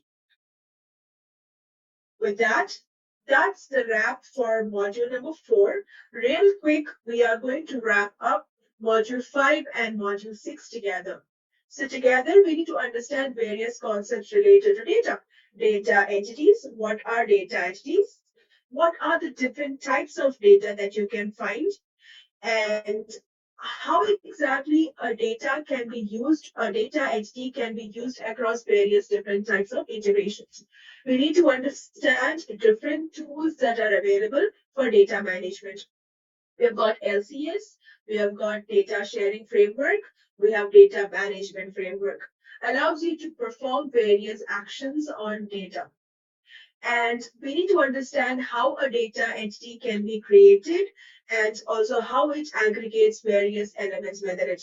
So once a data entity is created, it supports or it can be used across synchronous as well as asynchronous integrations. Whenever you are preparing for data migration, the first thing that you would do would be choosing a strategy. You would identify common scenarios between finance and operations and the existing systems so that you can bring in all the static data. You can import static data, create test plan, identify your source data, extract it, generate mapping, say that the data maybe like field A in my system A is field B in my system B. This kind of field mapping has to be generated and also support the transition and validate whether the data is perfect or not. Validate the data count, validate the number of your ledger balances, validate if the number of sales orders are right. So all those kind of validations can be done. And summarize, you would be finally developing a data migration strategy to add on to your solution blueprint document. You'll be defining scenarios, data entities, data owners, aligning your environment plan to data migration. You would be configuring your transaction data migration plan as well. I'm going to let you spend some time with the slide. With that said, let's quickly summarize module number 6, where we have talked about integration and interface strategies. So we discussed how data integration works, what are the different integration scenarios and patterns that are available. We have talked about the dual write feature, where it connects finance and operations data with the data that is residing inside Dataverse. We've talked about business events. Business events are a way in which external systems can receive notifications from Dynamics 365 Finance and Operations. So it can be consumed by Power Automate and Azure messaging services with your existing licenses. So verify your existing licenses. If at all they are existing already, you can be using it with your business events. It also allows other Microsoft 365 integrations like integration with Outlook, integration with Excel, integration with Word, integration with Teams, SharePoint, etc. So here are some sample phases of an environment plan for your reference. So we've included certain phases, as you can see, and an environment plan is created from January through June. And you can see the dates on which these phases would be running. So this is how a sample phases of an environment plan would look like. You can take a moment with the slide. Moving on, here is a sample environment plan with color coding.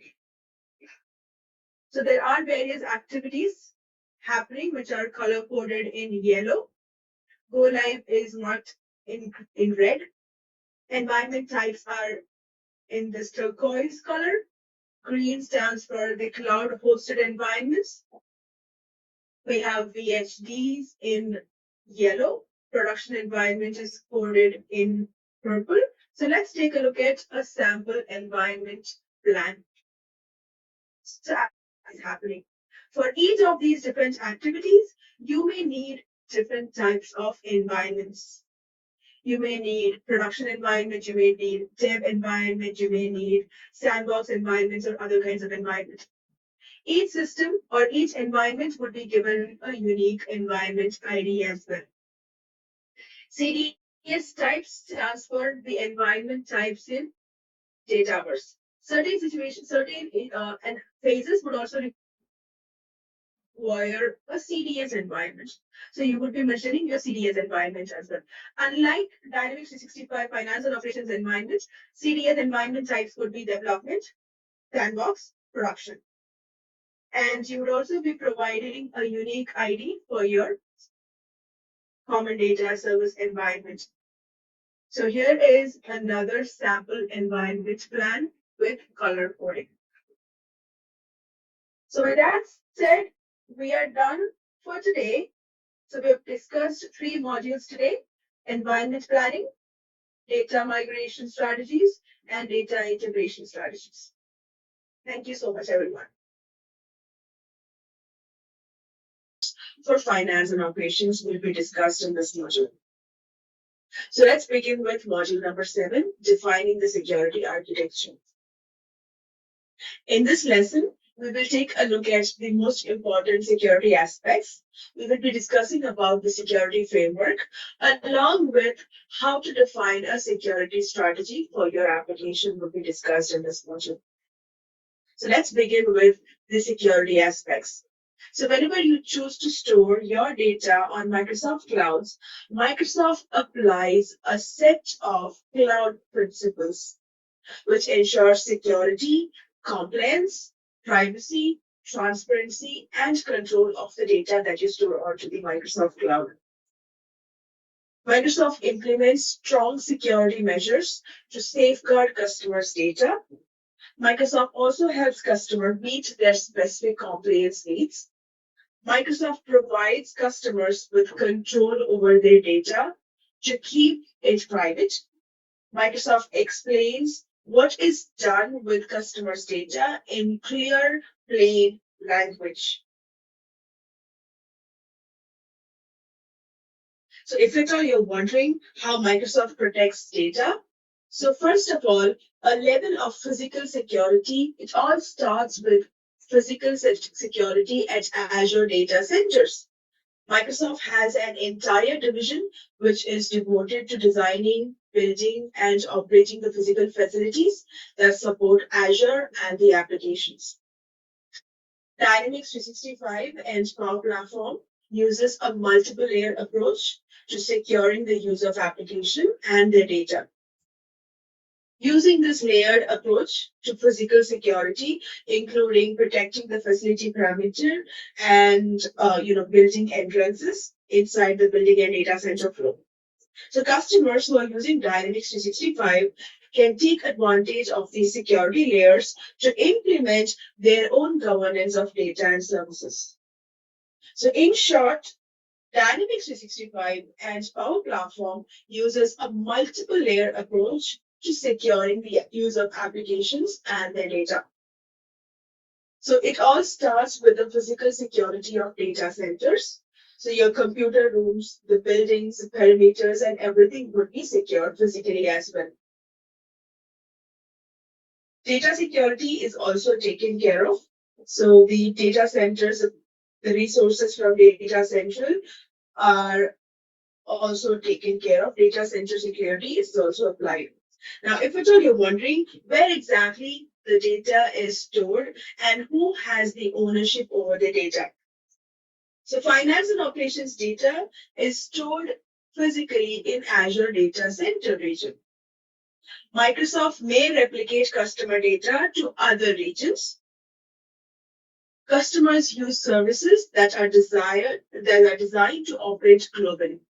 Now, coming to the ownership of the data, Dynamics 365 customers own their data. Even if it is stored in Azure Data Center, Microsoft does not share or mine customers' data with advertisement or marketing purposes. So in order to secure an application, first of all, authentication and authorizations will be applied. So authentication is the process of proving an identity, whereas authorization is the act of granting an authenticated party permission to do something within the application. So authorization is the one that specifies what data you are allowed to access and what you can do with the data. Microsoft uses Azure Active Directory as the centralized identity provider in the cloud. Microsoft Identity Platform uses the OpenID Connect protocol for handling authentication. And OAuth 2.0 is used for authorization. Both authentication and authorizations are equally important for finance and operations. Now, if at all you're wondering what is Azure Active Directory, Azure Active Directory is a multi-tenant, cloud-based identity and access management service. So which would help employees sign in and access their resources in external resources such as Microsoft 365, Azure Portal, or thousands of other software applications. By default, only authenticated users who have user rights can establish a connection. And even if you have an Active Directory account, to access the systems, users must be provisioned into Dynamics 365 Finance and Operations instance. And of course, they should have a valid Active Directory account in an authorized tenant. Azure Active Directory provides multi-factor authentication and conditional access. What are multi-factor authentications? So multi-factor authentication is a process where user is prompted during the sign-in process for an additional form of identification. They would be either asked to enter a code on their cell phone or maybe like to provide a fingerprint scan or some kind of face ID, biometrics, etc. So multi-factor authentication feature in Azure Active Directory is a significant challenge for attackers. So this helps safeguard access to the data and application while also maintaining simplicity for the users. So it actually provides an additional layer of security in the second form of authentication and also provides with a strong authentication. Now, talking about the security architecture and tools that are provided by finance and operations in order to secure the application, let's take a look at the security architecture. So there are a few terms that you should be familiarizing yourselves with when it comes to the security architecture. Before we do that, let's take a look at how to provision users within finance and operations. Once you add a user to your app, once a user is provided with a valid Azure Active Directory account, you should be provisioning the user from finance and operations. I have logged into finance and operations client and I go to system administration module. and you go to users. Under users, you would be able to provide access to a new user. You click on new and you provide the user ID, username, and email as well. So for example, I'm going to use a test user, providing the user ID, username.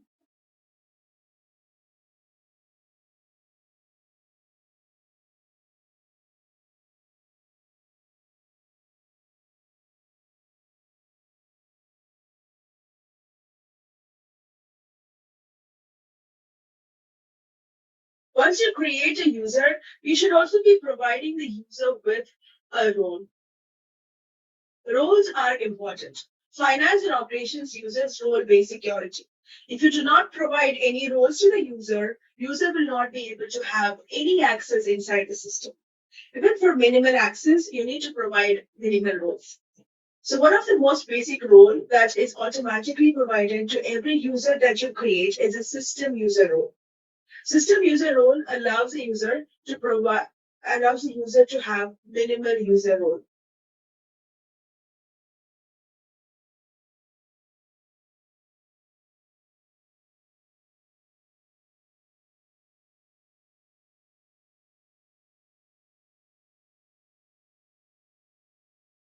If I don't provide any roles and automatically save it, system automatically assigns a role of a system user.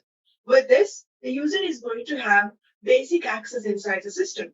Apart from that, I can also provide additional roles from here. So here are the list of roles I can provide. These are default roles. All the elements that you see, all the elements are added to one or the other roles that you can see on the system screen right here. So no access is provided to any user directly. Users are created and then assigned to these security roles. The roles would be parallel to the role that you are playing in your organization. Based on the role that is assigned to each of the users, there will be certain duties that are contained with each role. With each duty, users get some kind of privileges. Privileges define permissions to individual menu items and other securable objects like user interface elements, tables, fields, SSRS reports, service operations, etc. To see how exactly system is configured, you can take a look at the system security configuration page. If I go to system administration, security, and security configuration, I get to see all the roles that I currently have in the system. So these are the default roles that are already defined in the system.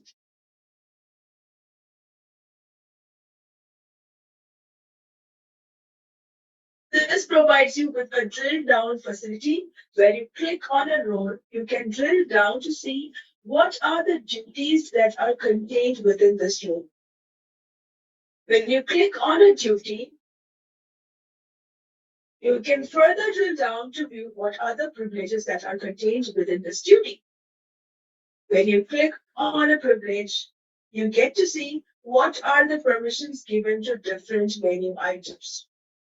Permissions can be assigned to action menu items, display menu items, or output menu items, as well as tables and service operations. So you get to see all these references when you click on a privilege. Additionally, if at all you want to view all the duties, you can start from duties and further drill down to view the privileges or drill up to view the roles that are contained within this duty. So duties contain roles, roles contain duties, duties contain privileges, and privileges contain permissions. To configure security for your organization, you would be able to create new roles, you would be able to create new duties, and also privileges. You can create a new role by clicking on Create Role button, a Create New button right here. Once you create a new role, you will be able to add more references, or you can create a whole brand new duty and add it to the role. This way, you can configure security from the security configuration page. Microsoft recommends you to use Visual Studio and a dev machine to configure security, even though the options are available in here. So security configuration will provide you with an overview of all the rules that are available, along with the drill down options to check out the duties and privileges and permissions. Editing the permissions can only be done on the dev machines. So Microsoft recommends you to use Visual Studio for that. Additionally, if at all you want an additional level of security, or in other words, data level security, you will have to devise data security policies or table permission frameworks will be used. By default, users are concealed from accessing data of a different legal entity. For example, if I log into USMF, maybe I go to all customers page.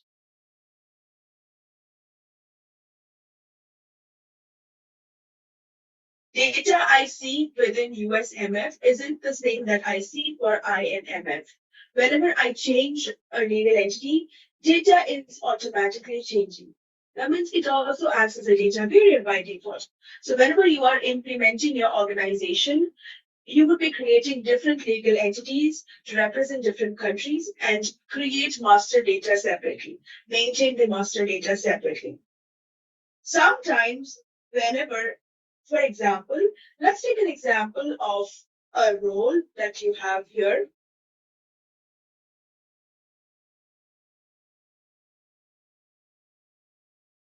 Let me go to system administration, security configuration. We have a role called trade sales clerk.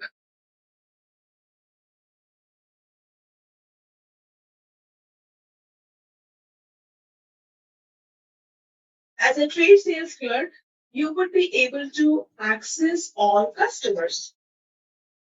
And let's say there is a role which is called as trade sales clerk.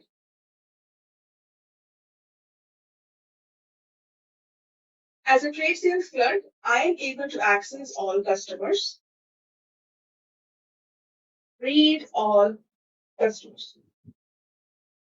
Now, if I want to apply an additional layer of security where I want all sales clerk to read only customers who belongs to the group 10, this can be achieved through XDS or Extended Data Security Policy. So how would you do that? First of all, we create a query. A query is created, a policy query is created. A policy query is used to secure the constraint table using a range condition on primary table concepts. So your class group table will act as a primary table and you will be applying the value or the range 10 to filter out or to query only the group 10 from your primary table, using which you will be able to constrain the data coming from the cust table. So constraint table would be the table from which the data is being filtered or secured based on this policy query that you are creating. And once you do that, you're going to create a policy with a context. Context is going to be in here in this example. The context is role. So you create a query and then you create a policy with a context. So here the context is going to be the role. With these three concepts, you would be able to add an additional layer of security to your data to ensure that certain roles will only be able to access certain group of data. So by default, whenever you are creating legal entities, data will be automatically concealed from other legal entities. If at all you've created a legal entity representing your whole organization and different companies are created as operating units, you may have to create extended data security policy to conceal your data from different companies. So which is going to be an additional step that you may have to follow. So in short, the security architecture consists of authentication layer. We have got authorization layer, There are certain additional data security policies as well that can be applied to the data. But with that said, let's move on to the next slide where we talk about other additional options provided by the security architecture. We have got options like segregation of duties, various security reports, task recordings for security diagnostics for task recording, etc. Let's take a look at each one of them. First of all, what are segregation of duties? Segregation of duties will allow you to set up rules to separate tasks that must be performed by different users. If I go to my system administration page,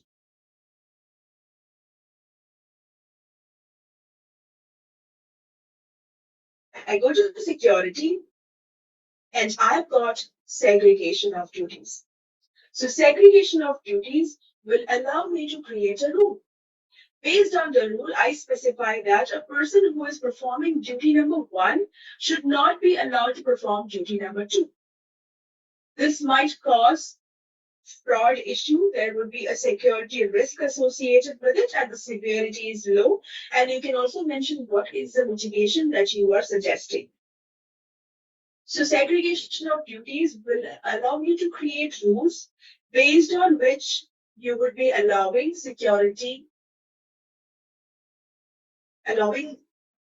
the duties assigned to people. So sometimes to comply with various organizations like FDA, IFRS, you may have to set up certain segregation of duties. Or within your organization itself, to avoid certain kind of risk of fraud, data breach, you must be setting up segregation of duties. This will help to reduce the risk of fraud, detect errors, as well as irregularities in the system.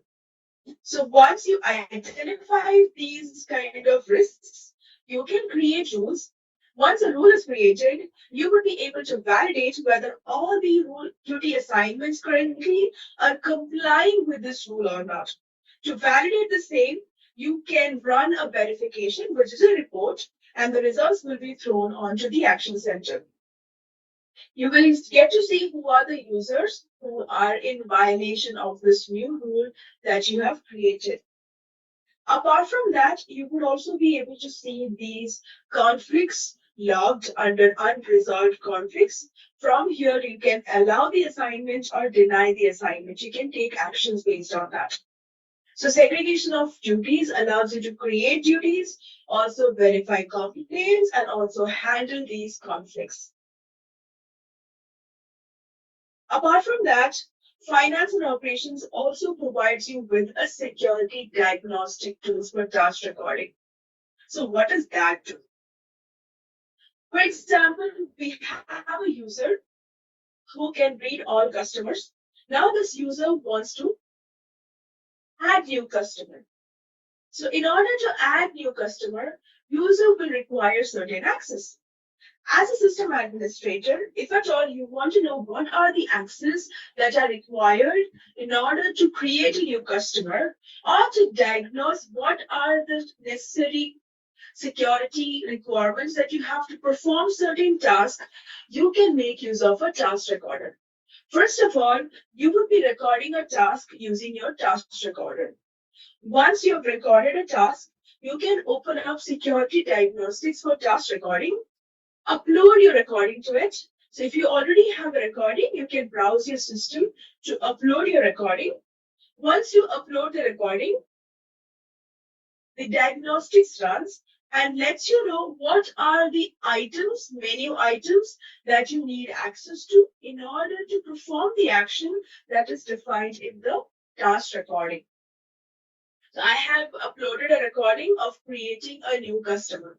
So to create a new customer, I need access to all customers, and I also need access to create customer form. So these are the menu items I need access to. And if at all you want to check whether a particular user has access to it, you can search for the user under user ID, and you get to see whether the user has any missing permission. If there are missing permissions, it says yes. If there are no missing permissions, it will be left blank. Now, if at all you want to provide this user with this particular assignment, you can select it and go to add reference. You would be able to provide a new rule, a new role, or maybe a new privilege, or even a duty. If at all you're providing a new role will be assigned to the user. Or you can additionally add a duty to one of their existing roles, or even you can add a privilege to one of their existing duties. So this way, you will be able to manage, allow assignments, or add references to individual users with the help of security diagnostic tools. Apart from the security diagnostic tool, there are also other options that we have under security. Finance and operations allows external users to access or to register themselves. If at all you want to audit the system and find out what are the external roles that are available, you can take a look at this right here. Also, for time-to-time auditing, you may want to see who are the users who've not used the system for past 90 days or past 30 days or 60 days, which can be identified with the help of this report, which is called as the dormant user security accounts. In here, you can provide the number of days, and then this runs a report and lets you know who are the users who have not logged in for the specified number of days. So dormant user security accounts would help you identify the dormant users to the system. Let's give the report some time to verify or to check out the results. The report would be running and the results will be shown onto the screen. If at all you want to be emailed about the same, you can change the destination and set it to email. There we go. These are the users who have not logged in for quite some time, for 90 days, for the last 90 days. Let's move on to see what are the other options that we have. So we have discussed provisioning users under users. We've talked about the security, where the security configuration, where you saw what are the different duties, roles, and privileges that are available within the system. We've checked out the security diagnostics for task recordings feature. We've also looked at various external roles that are available, and also we have checked out the dormant user security accounts report, as well as segregation of duties. Apart from that, you can also run various auditing features like user logs. You can view who are the users who have not logged. You can find out the login, log out times of the users. Even if the session times out, it would be logged as a logout. Additionally, finance and operation provides you with 4 major security related reports. We have got user role assignments, which provides you the report of all the users and the roles assigned to them. Security role effective access, which gives you a report of what are the effective access that comes with a security role. Role to user assignments, all the roles and the users assigned to them. Security duty assignments. So these are the 4 security related reports that you might see. Additionally, you can set up various other elements as well within system administration.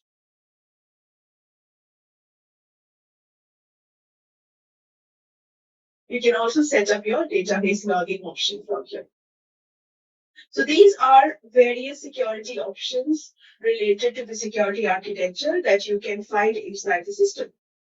With these in mind, once you understand these security related features, it would be easy for us to create a security strategy. So you would be including a security strategy planning in your solution blueprint based on this understanding. First of all, you need to explain the cloud security aspects of Dynamics 365 finance and operations applications and the security architecture to the customer. Initially, avoid providing system administrator role to all the users. Customize the roles when required to avoid over provisioning and also to control costs.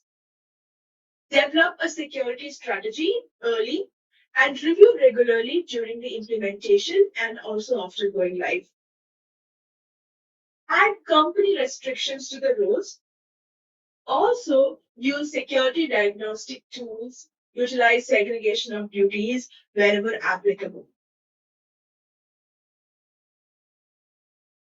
Develop responsibilities and tasks for handling of user access changes. Consider licensing during security role assignment and development. Consider third-party ISV solutions in security design. Develop a process for external user access provisioning. Include security roles during testing. Test with proper security rules.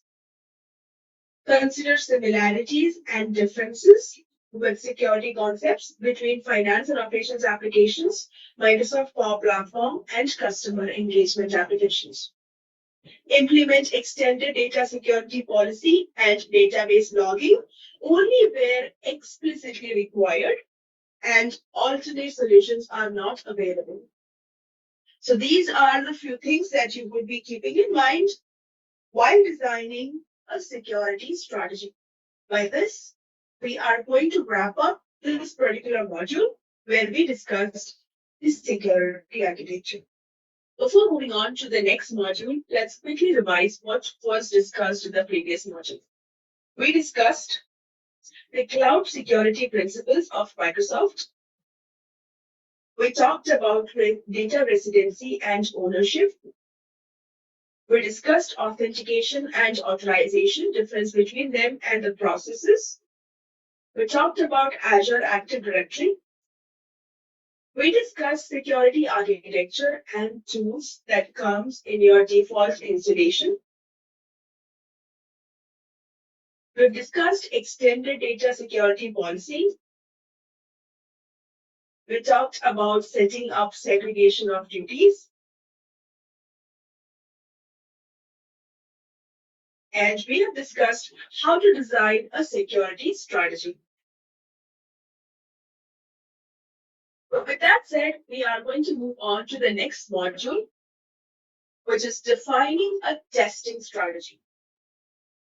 In this module, we will see how to define a testing strategy. So before seeing how to define a testing strategy, it's important for us to understand what are the different types of testing available, or what are the different tools available for testing. So we will be looking at all of these things. First of all, why do we test? There are multiple reasons why testing is required during implementation of projects, which would include ensuring the businesses can run safely and efficiently, understanding the behavior of the solution, to get feedback, to validate data quality. There would be several types of testing that you'll be performing. It can be functional tests, it can be non-functional tests. For example, you have a requirement saying, I need an application with 3 screens. So you may be performing a functional test to identify whether this application has 3 screens or not. You also would be performing a non-functional test when you would be running the application to check whether this application is loading on time or whether the application is performing if at all multiple users try to log in at the same time. So there would be different types of testing, both functional and non-functional testing. So in this module, we are going to be talking about the testing strategy overview, and also we will be describing test planning and execution. So first of all, why do we test?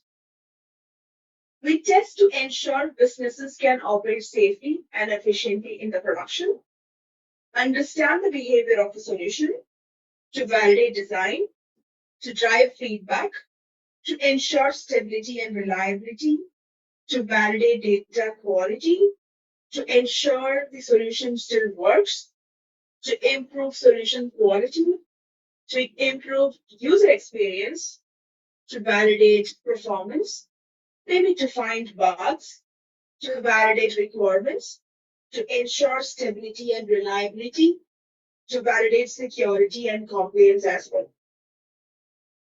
Testing would happen throughout the life cycle of an application. There are various test types and test phases. So, first of all, there are certain test strategy components as well. Your test strategy components can be broadly classified into four. It all starts with project scope definition. So, project scope definition can be directly mapped to your test scope. So, everything that is in your project scope is going to be in your test scope. Next, we have different test types and phases. There will be different test types and which would be performed during various phases of your implementation. There can be various test management process, and it also would involve test planning. So your test strategy consists of your project scope definition, test types and phases, test management process, and test planning. We'll take a look at test strategy components one by one. There can be four test strategy components. Let's begin with project scope.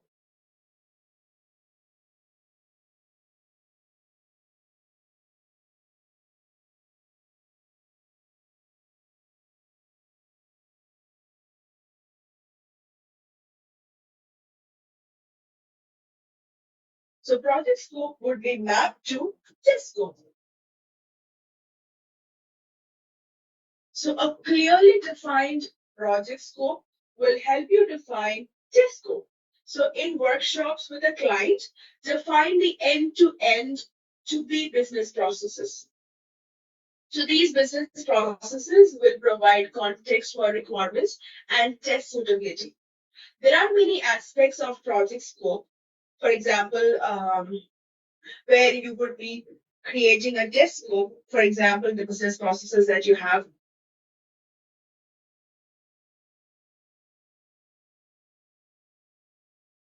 Data integrations,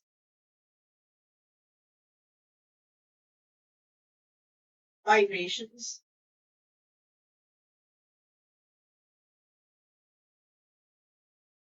reporting, etc. You would also be defining your batch processes, geographical also makes is important. Security can be taken into context, like different security roles and other non-functional requirements like performance, infrastructure,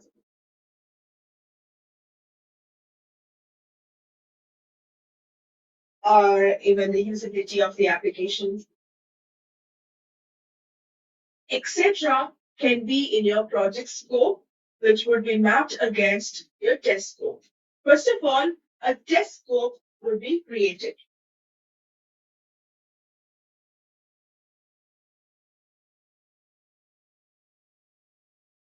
Once a test scope is defined, it's important for us to understand different types of testing. Test types. What are the different types of testing? Like most organizations will use different terminologies, but after all, we've got different types of testing, like unit testing. Unit testing would be like one of the most important and basic tests that you perform on individual items. So whenever you start with your development, you would be provided with a document. So you would start according to the document where the requirements would be listed. And each individual requirement, or maybe the requirements document, will be split across or will be delegated to various different developers. So each developer would be working on each individual unit. An entire functionality can be divided into multiple units. So once you are developing each unit, you would be performing a unit test. A functionality must be tested using a functional test. It can be a functional test, which will be the second step. There will be process tests to test an entire process, and there can be end-to-end test. There can also be regression tests. Regression tests are rerunning your tests. So whenever you have an application that has been tested and you have added a new functionality, now you may want to test this newly added functionality, you will be running a regression test. User acceptance test would be one of the last tests that you perform from a user perspective before you go live. So this would check the system to find the validity and the usage of the system, whether the system aligns with the that is provided from a user's perspective. There can also be other types of tests like your interface tests, security tests, interface tests, security tests, data tests after your data migration, and also performance tests are also important. We would anyway be seeing these individual test items individually, what it means and when exactly would we be performing. So different tests would be performed at different stages of your implementation. When you are in your initial stage, you would be creating a test strategy where you would be mentioning your project scope, test phases, test types, test management process, as well as test planning would be done. We'd also be realizing your security requirements, your performance requirements, and all the functional and non-functional requirements. So this is an example where the test strategy is implemented throughout the life cycle or throughout your implementation. So most of the testing would be initiated from this phase itself. So during your design and build, you would be performing unit tests, functional tests, process tests. End-to-end tests would be done after your entire system is built. Performance testing would also be done. Security tests would also be done. Regression tests continues to be done even after the application is running. And user acceptance tests would be done just before you deploy the system. So most of the tests starts initially itself from the initialized phase itself, and it continues throughout the life cycle of your implementation, or some tests can continue even after your implementation. So now let's try to understand different types of tests.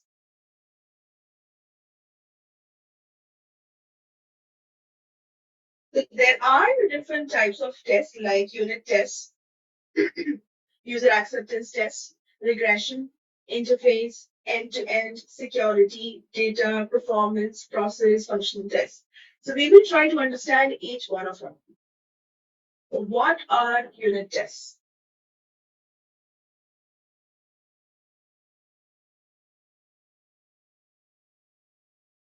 So unit tests would be performed to test individual function, code, or a configuration. Organizations would perform this to evaluate individual functions, code configurations. So unit tests can be automated or it can be even be manual. These are technology facing.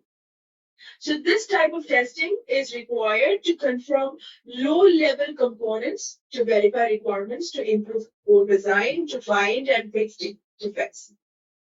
So you can run unit tests iteratively as you build the solution.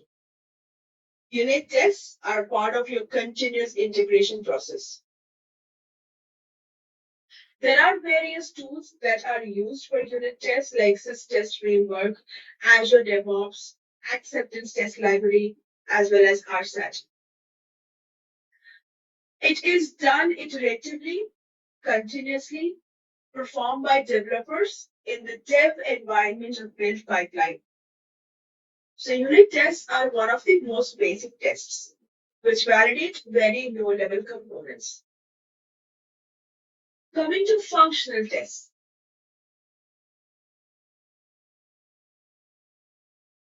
Functional tests would test individual functions. These can again be automated or manual. Functional tests are more of business phasing and not technology phasing. Functional tests are performed in order to verify requirements, to verify configuration and custom code, to validate the design, to find fixes, defects in the functionality. This is performed during configuration and build. It is iterative and uses continuous integration. Functional tests are conducted by functional consultants, customer subject matter experts, and testers. Functional tests would be conducted on the dev environment as well as on the test environment. There are various tools that are used for functional testing, like test management tools, Azure DevOps, RSAT, etc. Moving on to the next type of test, we have got process tests. Process test is used to evaluate an entire or an individual business processes. So functional, these tests can also be automated or manual. They are also business facing. They are built on functional tests. This is required to test individual business scenarios. So it will be performed by functional consultants, subject matter experts, testers, etc., to validate business processes and also to verify with business scenarios, which would be usually done on a test environment. During configuration build phase, it is also iterative. There are various tools involved in it. You can have the test management tools. You can make use of Azure DevOps or even RSAT.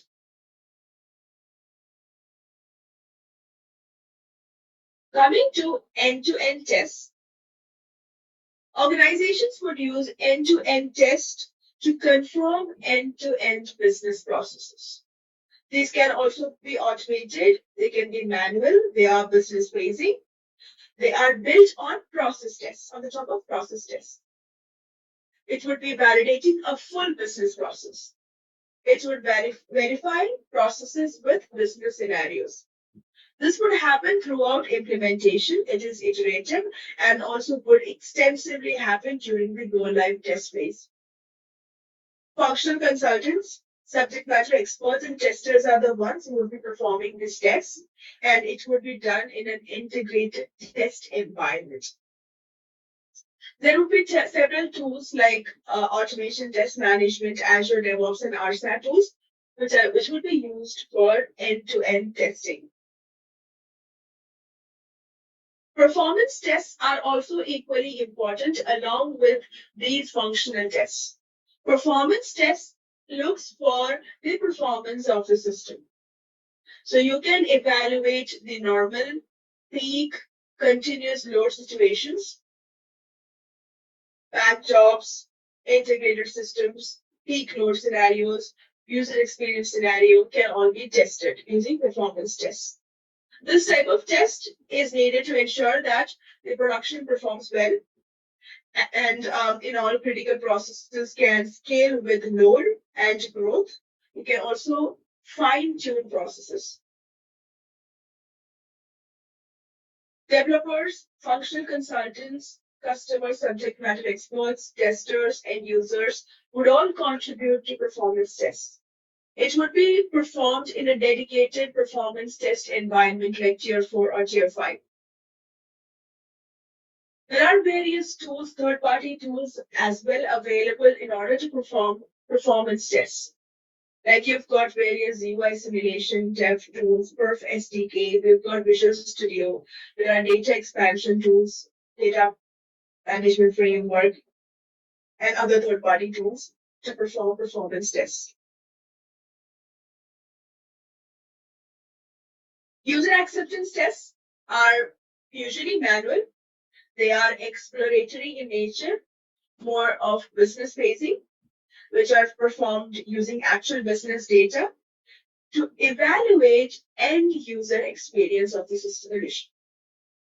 So this is going to confirm solution readiness.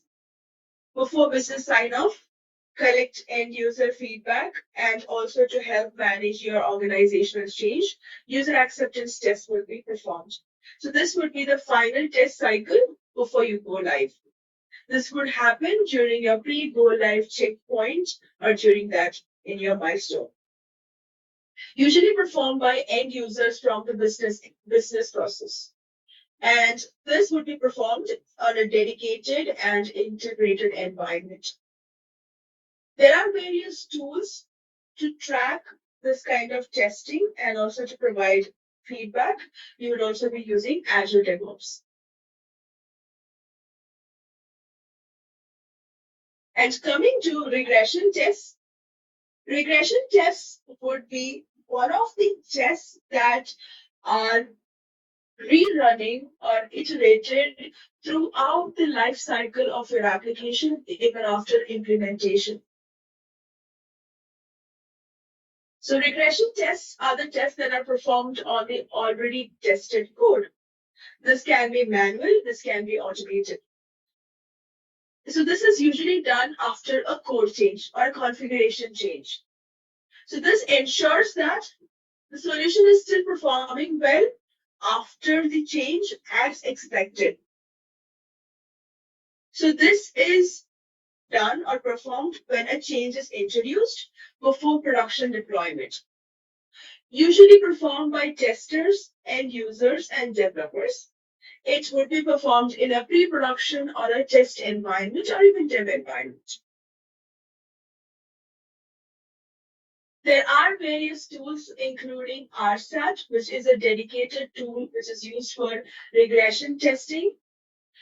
There are various test management and automation tools available. Azure DevOps, RSAT, SysTest Framework, Acceptance Test Library, Data Task Automation can all be used for regression testing.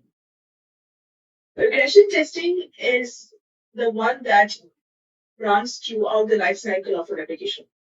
So while you are creating a test plan and executing your test plan, take a holistic approach for all your test planning and all your test types and your test phases.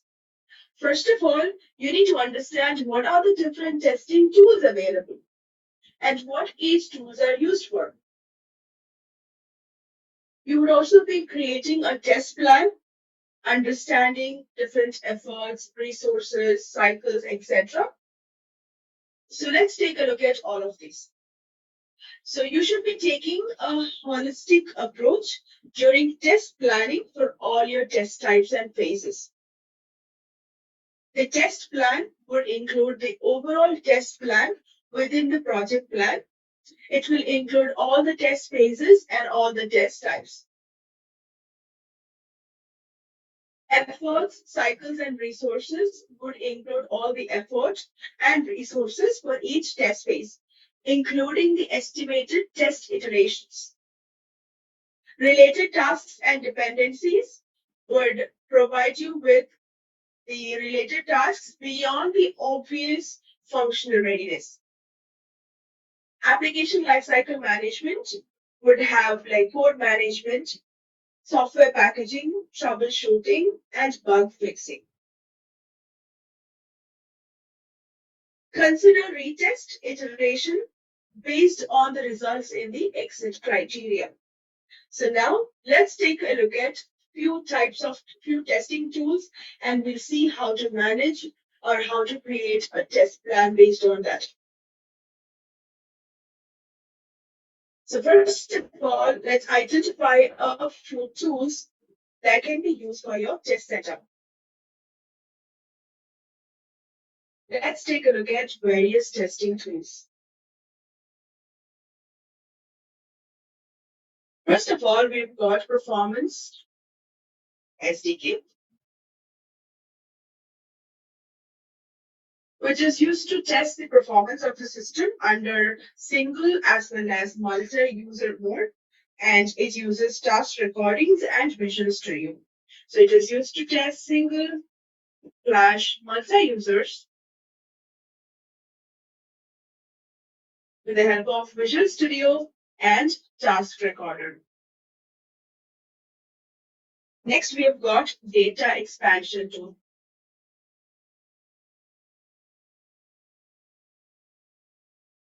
This is used for load testing. It creates high volume of data for load testing. It's used for load testing by creating high loads of data. Data entities.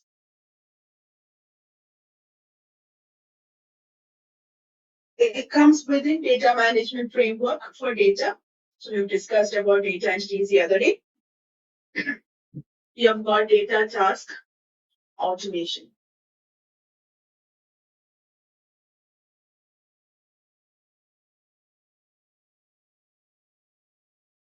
This validates data task outcomes.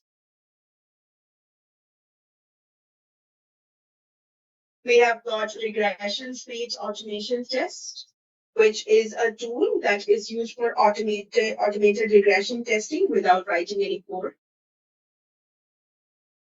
We have got acceptance test library,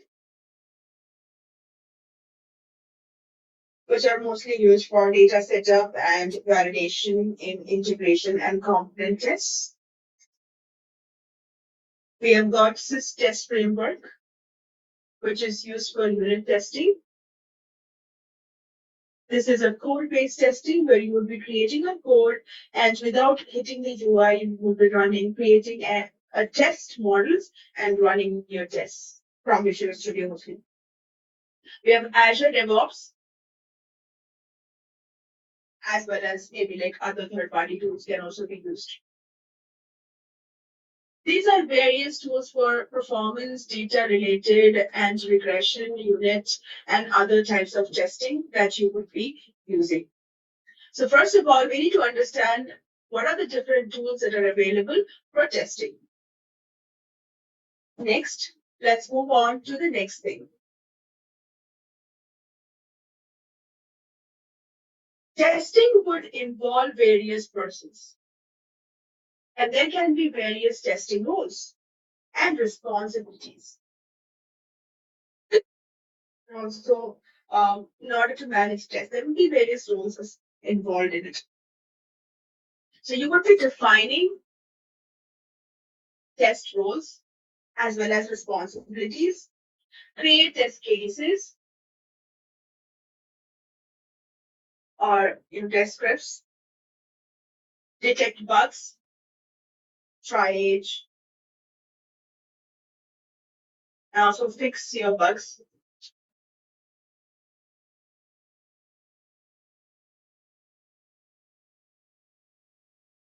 Test your admin tools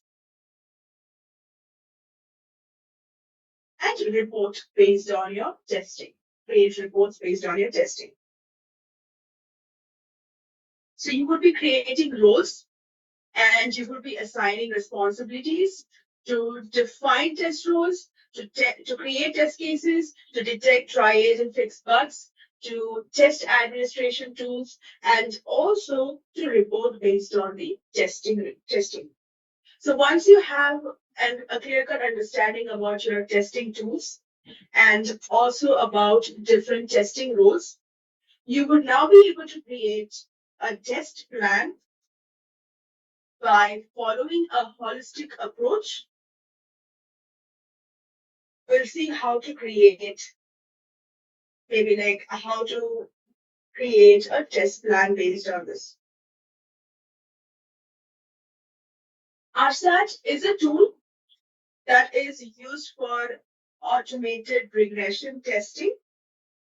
So usually regression tests can be time consuming and doing it manually would require a lot of effort in terms of time and also personal effort. So regression to speed automation tool is going to provide you with an approach where you can create test cases with the help of a task recorder without writing any code. You would also be using Azure DevOps. So first of all, you would be creating a test case.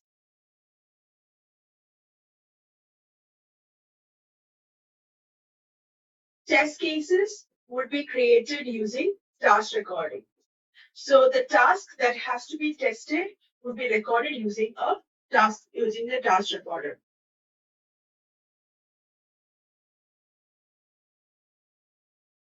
You can use Azure DevOps to create test plans.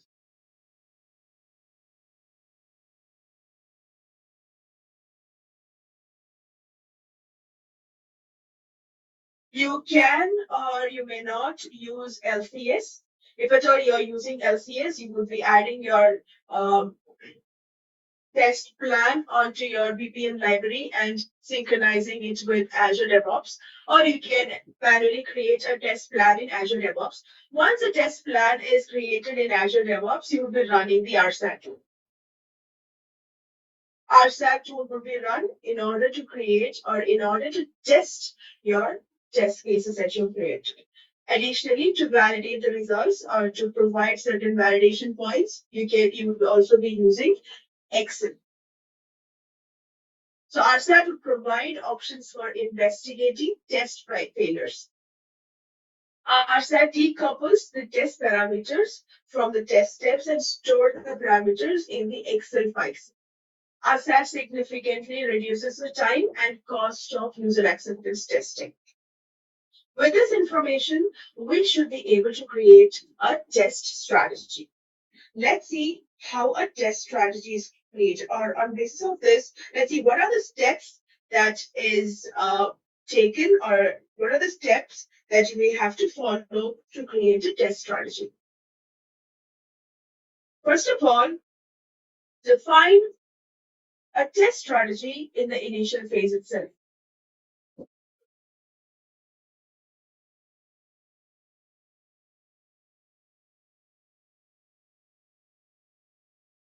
During the initial phase.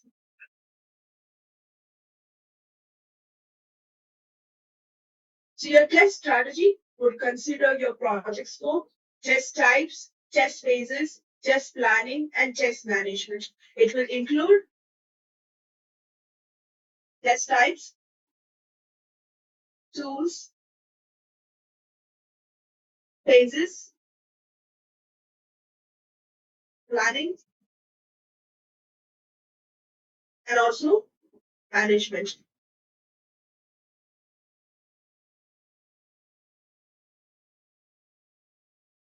So testing should be an activity that occurs continuously, iterative, and should happen throughout the life cycle of a solution. Adequately, you have to define the entry criteria, the exit criteria, so that the test phases start in time and do not exit in timely ways. Exit entry has to be mentioned. So avoid outsourcing testing completely to a third-party organization, including writing and conducting tests without adequate understanding of business processes or acceptance criteria, as it could result in the test with that can add very little value. So maybe like avoid outsourcing testing completely, as it may not be reliable.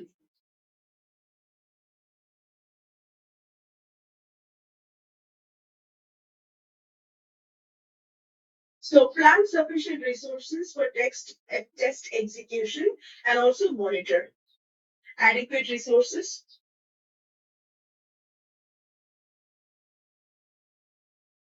As well as monitor your tests.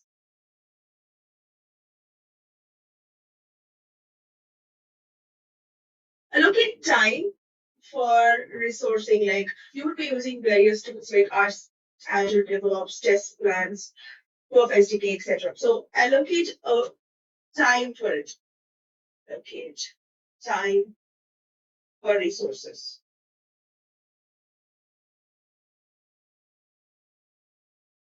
Test real scenarios.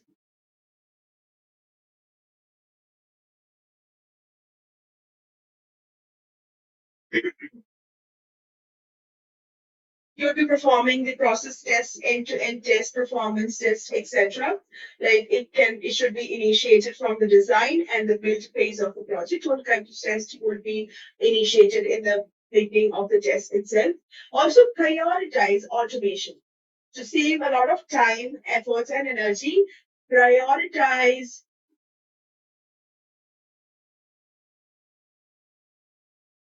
automation. So with this in mind, you would be able to create or develop a test strategy. With that said, we are done with the eighth module. Let's move on to the ninth module, which is about defining a performance strategy. As we have discussed in this testing strategy, first of all, we'll try to understand what are the different tools that are available, and then we will be discussing about defining a performance testing strategy. So in this lesson, we would be talking about, or we will be preparing for performance topics, and also we'll be talking about utilizing performance testing tools. So performance is one of the most important topic that matters to a solution architect, and it has to be like prepared for the same. And there can be two kinds of components that you can see within the application. So there are platform components and there are solution components. So platform components are managed by Microsoft, and solution components has to be managed by the customer themselves. So the performance of platform components like the servers, the databases, Azure infrastructure, or the standard solution will be managed by Microsoft. So Microsoft is committed to provide you with a scalable platform. Whereas there are certain elements like the software, the solution components that are built during implementation, which can disrupt the scalability, which may be like your customizations, your integrations that are designed, your operations that you might have designed, and also even ISV solutions or data structures that you have. So these can be your solution components. So whenever you are creating a performance test strategy, platform components would be taken care by Microsoft. Solution components has to be taken care by the customer. There are certain performance testing rules. So ensure that your system is performing as expected to meet the business requirements. Identify and document performance scenarios of different types. Define performance testing benchmarks and document performance testing outcomes. Set expectations and assign responsibilities. Develop processes and utilize tools for monitoring, reporting, tuning, troubleshooting performance. Implement recommended practices for performance testing. So what scenarios would a performance test cover? First of all, start with high-level business objectives like the target number of customers, the target number of sales. So you would start with high-level business objectives like the target number of customers, number of sales,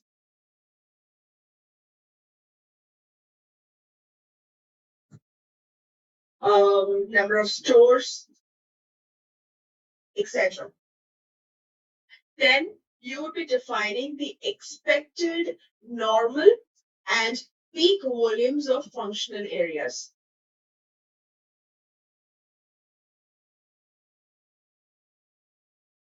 You would be defining various performance testing scenarios such as key user activities, batch processes.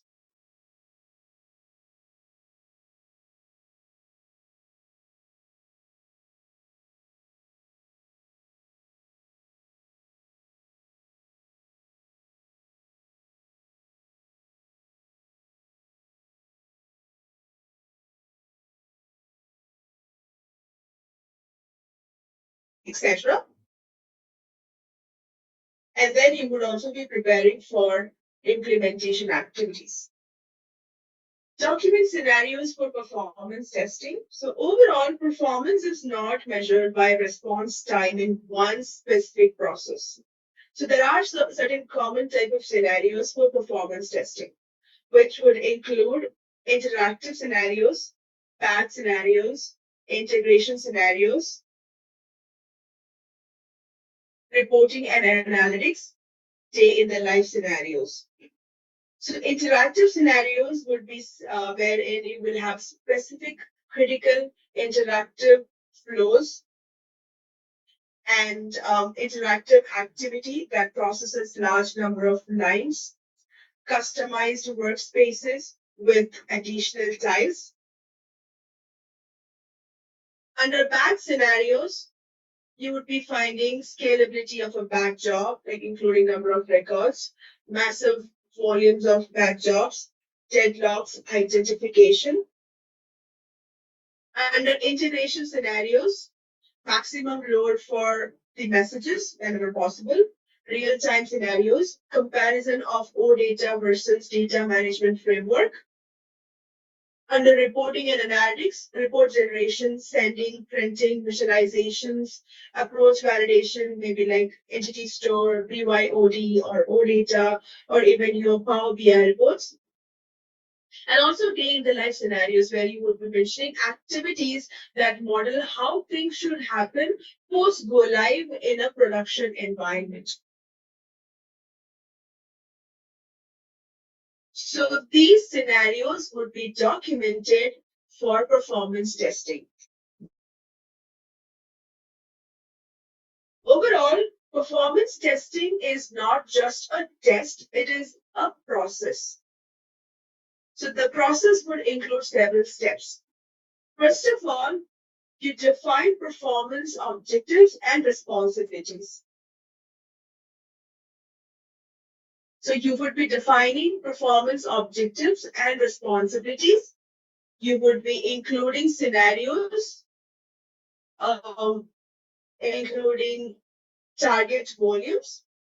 You would be including recommended best practices for design, tests, and select tools. You would be building test simulations and data. You'll be configuring test environment, execute your tests, tune and reset iteratively, report and monitor based on your test.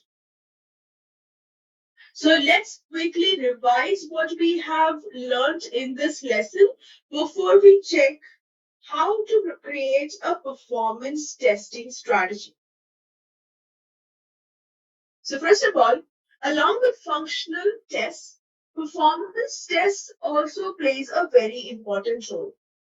Performance tests are also equally important when it comes to any application for that matter.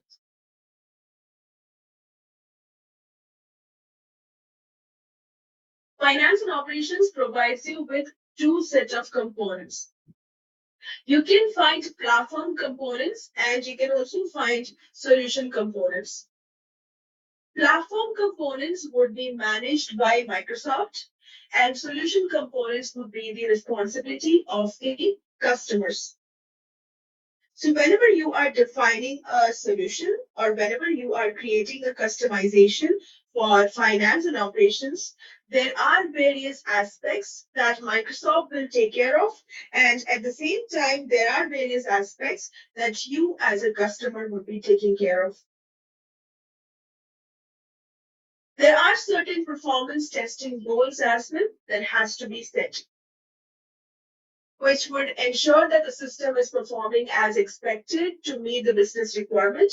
At the same time, the system is also performing well and it is performing under advanced load as well. So performance tests should cover various test scenarios. It should cover various business objectives, all your high level business objectives, and also the normal and peak volumes. It should cover all the performance testing scenarios, such as the key user activities, batch processes, integrations, reports, etc. For each scenario, you will be defining a goal.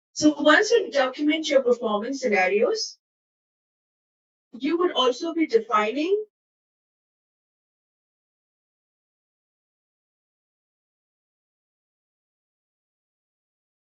performance benchmarks.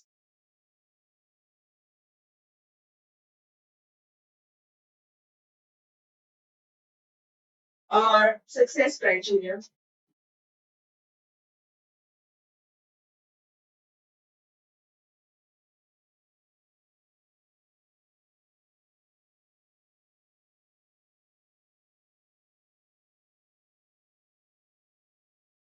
So let me give you a sample performance benchmark or success criteria.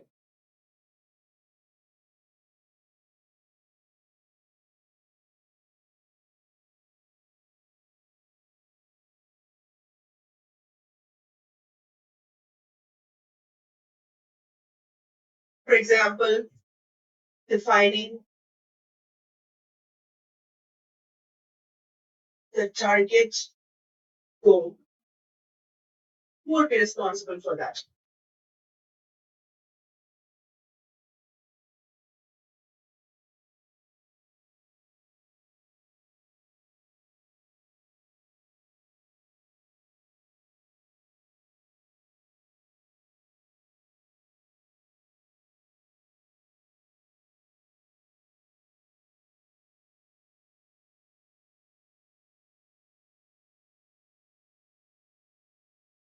That's a partner and with customers.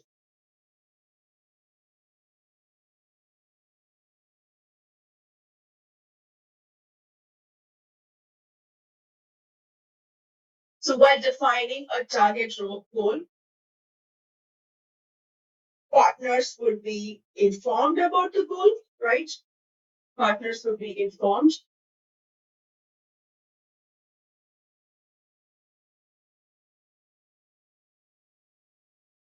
And customers would be the one who is accountable as well as responsible, right? Let's take a look at another example.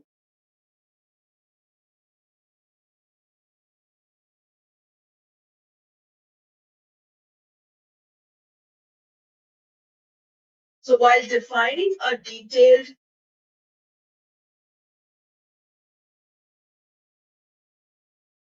benchmark,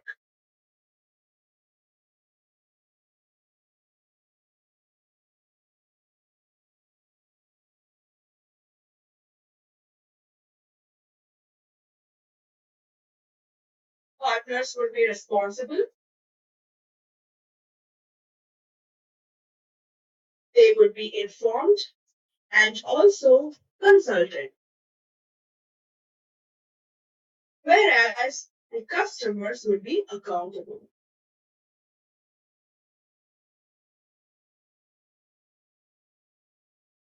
Let's take one more example. Maybe take two more examples.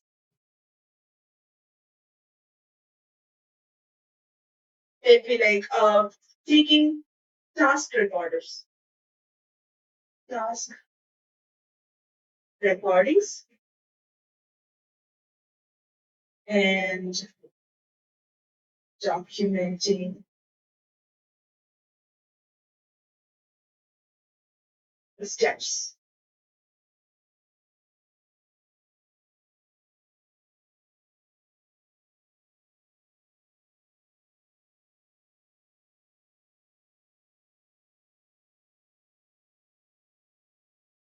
Partners would be informed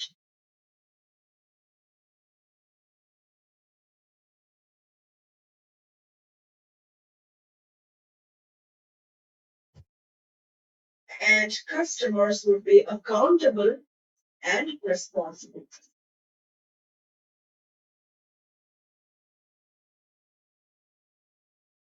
In case of bugs,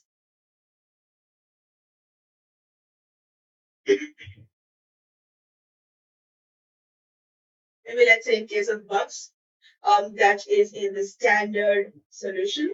So partners would be consulted, customers would be accountable and responsible. Most of the time, the accountability and responsibility, I would say accountability would be most of the time of the customer, and partners will also be involved in it. This way, you would be defining the performance benchmarks and success criteria and activities related to it, like who are going to be responsible and who would be informed, who would be consulted, etc. So, performance benchmark outcome will confirm whether the solution will perform the critical business scenarios as expected or not. Now, once you define your performance benchmark success criteria, you would be moving on to developing a performance tuning process to meet the performance. So we've already discussed about the performance tuning process. So performance tuning process will happen in 5 steps. Narrowing it down, troubleshooting, creating a fix, testing the fix, and iterating it. So you would first narrow it down to identify where exactly the issue is arising.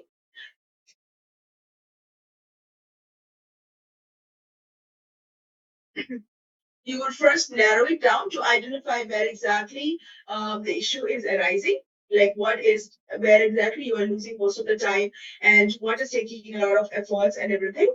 You would be troubleshooting the same. You would be analyzing what part is slow.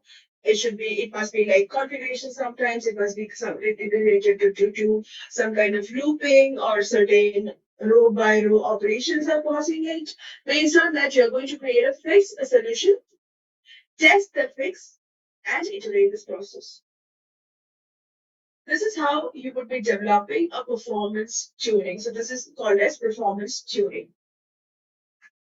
And once performance tuning process is also identified and you have documented your performance scenarios and also your performance benchmarks and criteria are like you've optimized it, you can move on to designing a performance testing strategy. So there are several steps. We have already looked at these steps that are to be taken care while you are testing. And since testing is not just like a test, it is an entire process.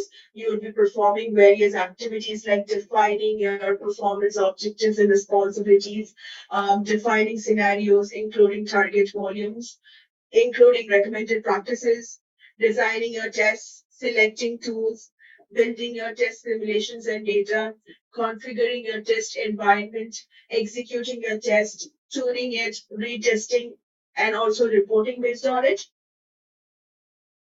So, regarding performance strategy, the focus on performance requirements in during the analysis phase of the implementation project is to keep everything reasonable, to keep your performance objective reasonable, and to also document the objective scenarios.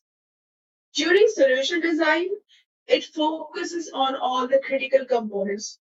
During implementations, you're going to keep your objectives in mind and analyze the traces and fix issues and also maintain constant checks on your progress.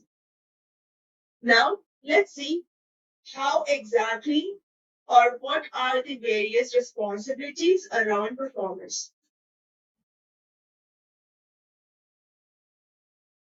So, solution architect would explain the customers how the responsibilities for performance are divided between customers, partners, and Microsoft.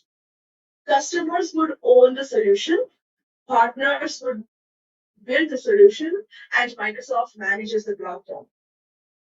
First of all, for performance testing, you would be defining an environment which would not be a tier 1 environment, it would be tier 2 or above environment. Now, customer who owns the solution would describe business goals clearly and predict transactional volumes. They would complete the usage profile based on licenses purchased. They would optimize the business operations to maximize efficiency.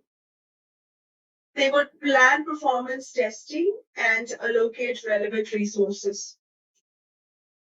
So customers' responsibility would be these that are shown on the screen.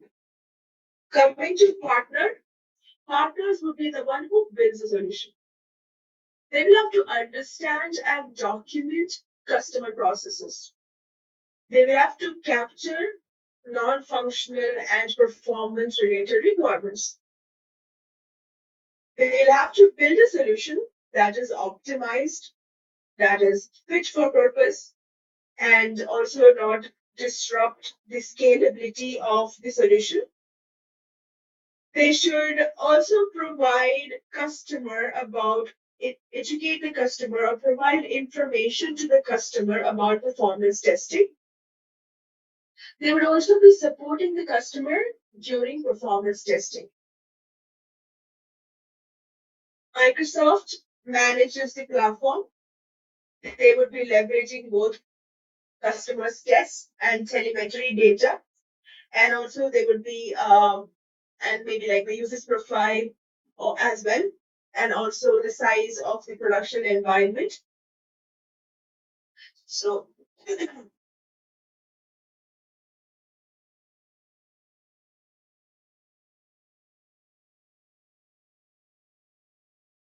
since Microsoft manages a platform, they will properly size the production environment. For performance issues under Microsoft scope, they would deliver a solution, either a hotfix, infrastructure solution, etc. And for a performance issue outside the scope, they would also initiate investigation. With that said, let's see how would we develop a performance testing strategy.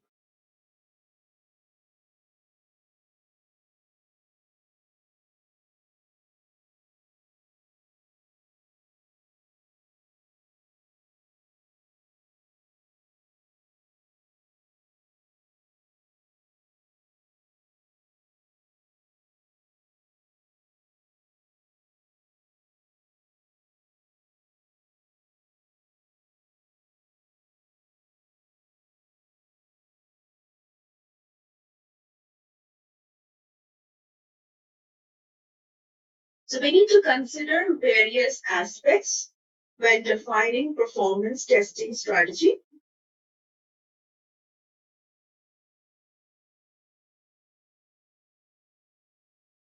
First of all,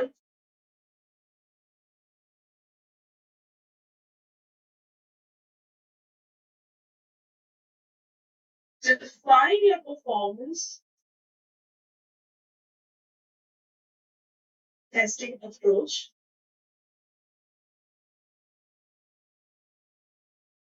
For example,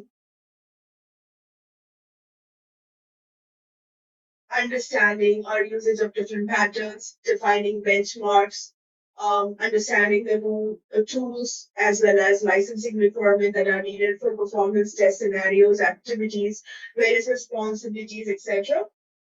Also describe the performance monitoring, tuning, troubleshooting processes.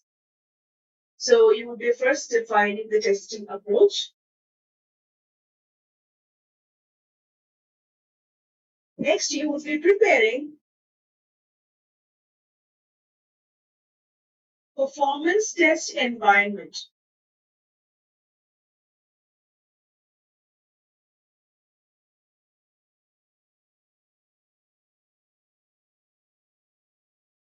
So performance testing has to be conducted by selecting the right environment tier for the performance benchmark, and also preparing the data is also required, like your configuration data, your master data, your transactional data, or even your historical data. Validate that all scenarios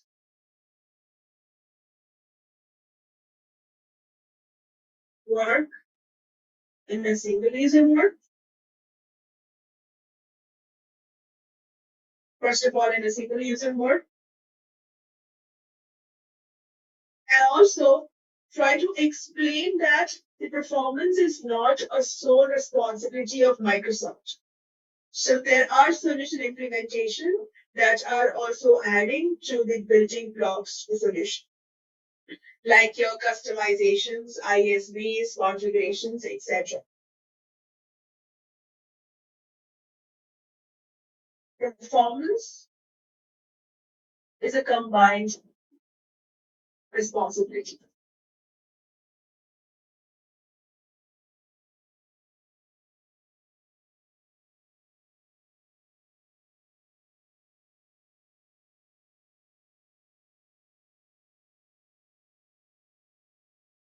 Has to start early, so do not plan on doing performance testing too late or in the production.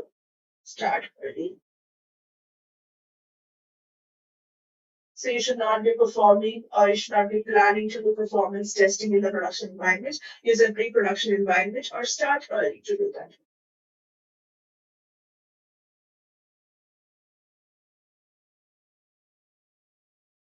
Include your business processes.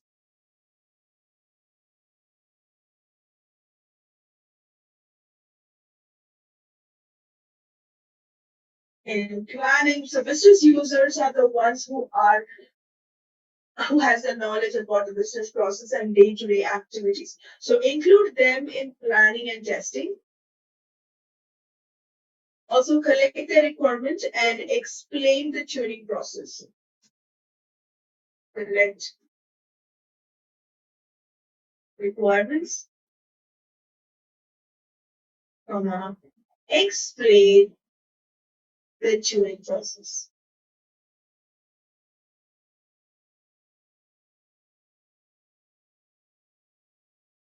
As a last step, you would be designing and developing solutions with recommended best practices by keeping performance in mind. Make use of recommended best practice.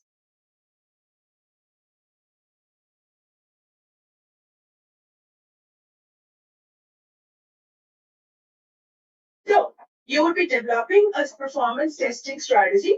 First of all, defining a performance testing approach. Prepare your performance test environment. Validate whether all the scenarios work in a single user mode, first of all. And try to explain that performance is a combined responsibility. Start as early as possible. Do not wait until production to start your performance testing strategy. Include your business users in planning, testing, collect their requirements, and also explain the tuning process to them. Because business users are the ones who are aware of the processes, so they would be included in planning, testing, and collecting requirements.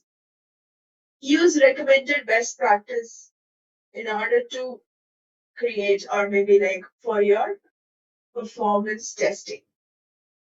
So these are the steps that you would be performing, or these are the steps that you would be following in order to create a performance test strategy. With that said, we are almost done with this module. And let's do a quick revision of what we have learned today.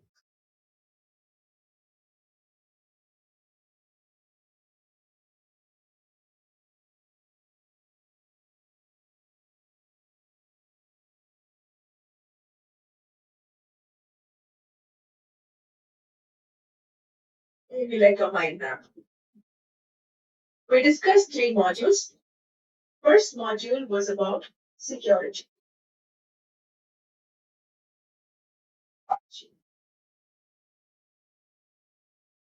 Secondly, we discussed testing strategies.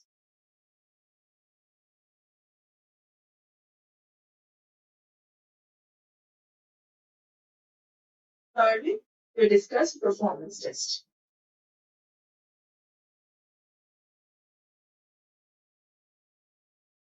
In this module, we talked about the security architecture.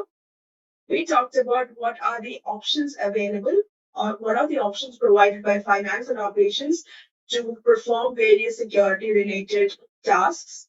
including task record diagnostics for task recordings, segregation of duties, authentications, authorizations, right? We discussed authentications,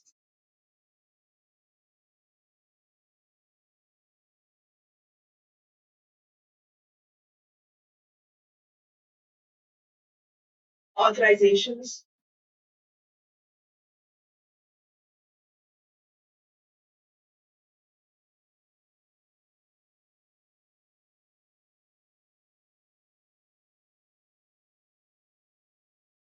users, roles, duties, privileges, permissions, duties,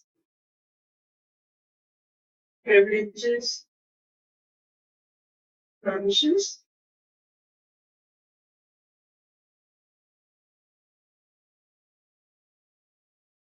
We talked about auditing the system,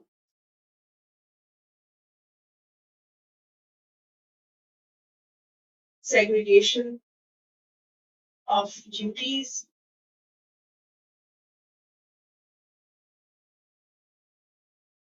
system diagnostics, security diagnostics,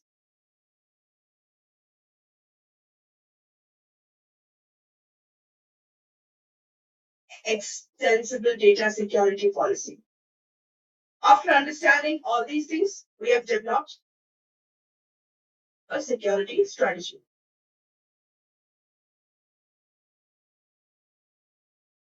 for our organization. So understanding all these things would be important to develop the security strategy. So this was discussed in module number 7, the first module for today. In the second module for today, or the module number 8, we talked about test strategy.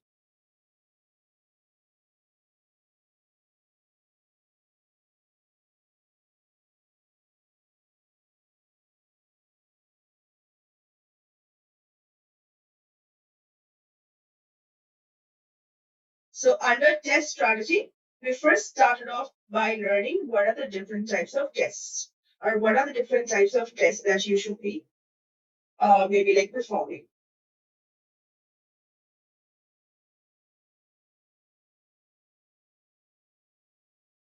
Types of tests.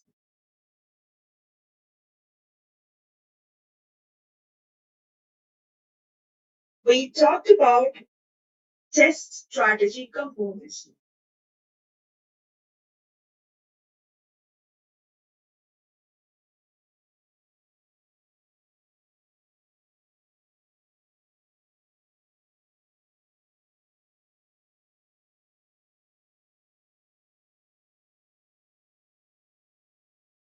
Let's add phases as you mentioned. Test types and different phases where each of these test types will be happening.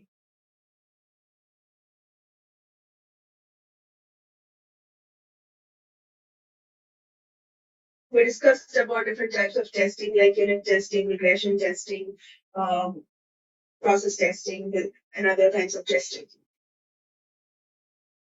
We have seen an overview of test tools as well as we have checked out a few roles, responsibilities around testing.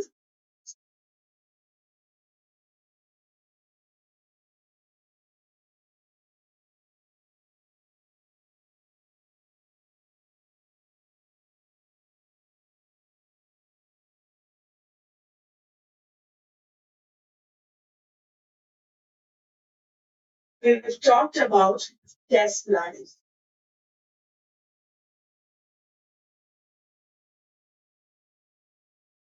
Additionally, we also discussed about RSAT, which is the regression stage automation test tool.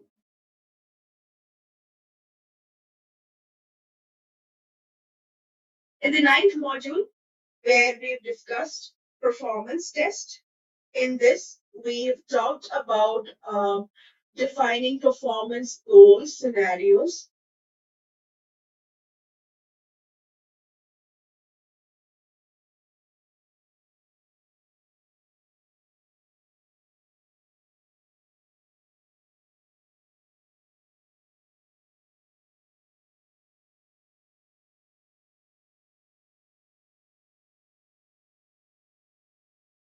We talked about defining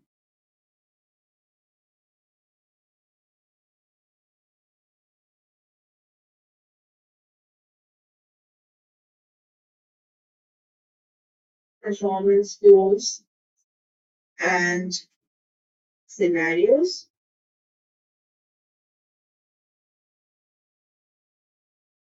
We've talked about various platform components and solution components within here. And we've seen what are the different test scenarios that has to be covered. We've seen how to document scenarios for testing, like various scenarios like iterative scenarios, batch scenarios, integration scenarios, reporting, analytics, day in the life kind of scenarios, etc.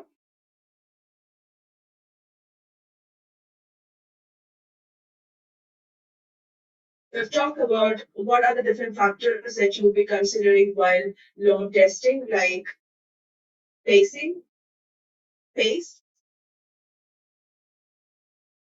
transaction mix,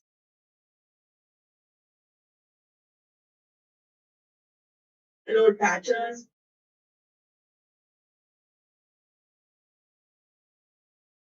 client browser, concurrency, network factors, etc.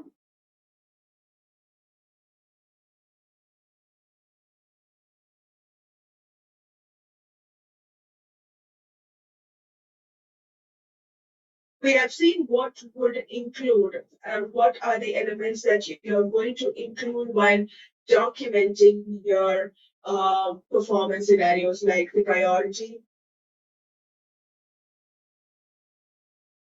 peak hours, time, as in like what kind of activity it is, whether it is an interactive batch, etc., whether things are customized or not. Customized,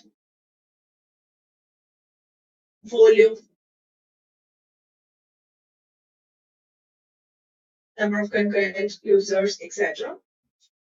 We've talked about defining performance benchmarks.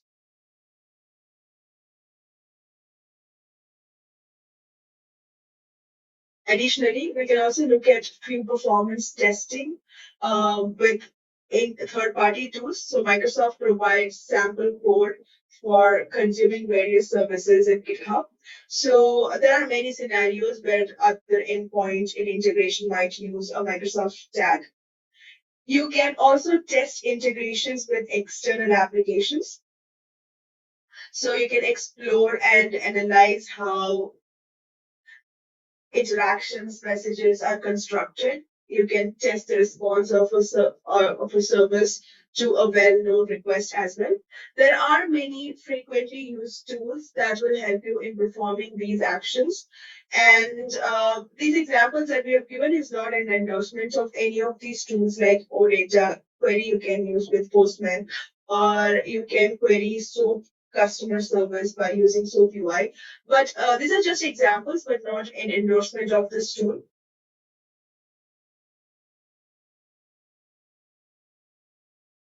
And apart from the third-party tools, there are also certain tools provided within LCS, like you've got LCS environment monitoring tools that can be used to monitor the health of environment, which provides you with the activity health metrics as well as SQL insights into your application. And sometimes, if at all you are encountering certain issues, you can search for the issues on the issue search tool. So issue search tool will help you in searching for known issues, and you can search for an issue and fixes would be provided if at all there are. So the questions, the issues would be color coded. If at all there is a fix available, so it would be color coded in green. If at all the issue is open, it should be in red. And if at all there are certain workarounds, it would be like brown. And certain issues are resolved as it will not be fixed or it is by design. Such issues will be highlighted in gray color. So whenever you are coming across some issues, you can first search for an issue in the issue search tool. If it is already available, apply the fix. If it is not, you can create a new issue or you can create a support ticket. And if at all you see these issues are in red color, you can wait for a couple more days until the issue gets resolved.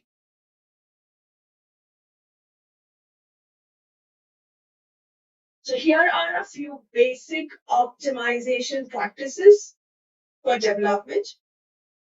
These are the most common ones, like caching, right? You can cache your entire table or you can cache individual records. So based on that, yes, you can say that maybe, caching will actually improve the times response times. You can optimize temporary table usage. Rather than using individual statements, you can make use of set-based statements. You can utilize query optimization principles.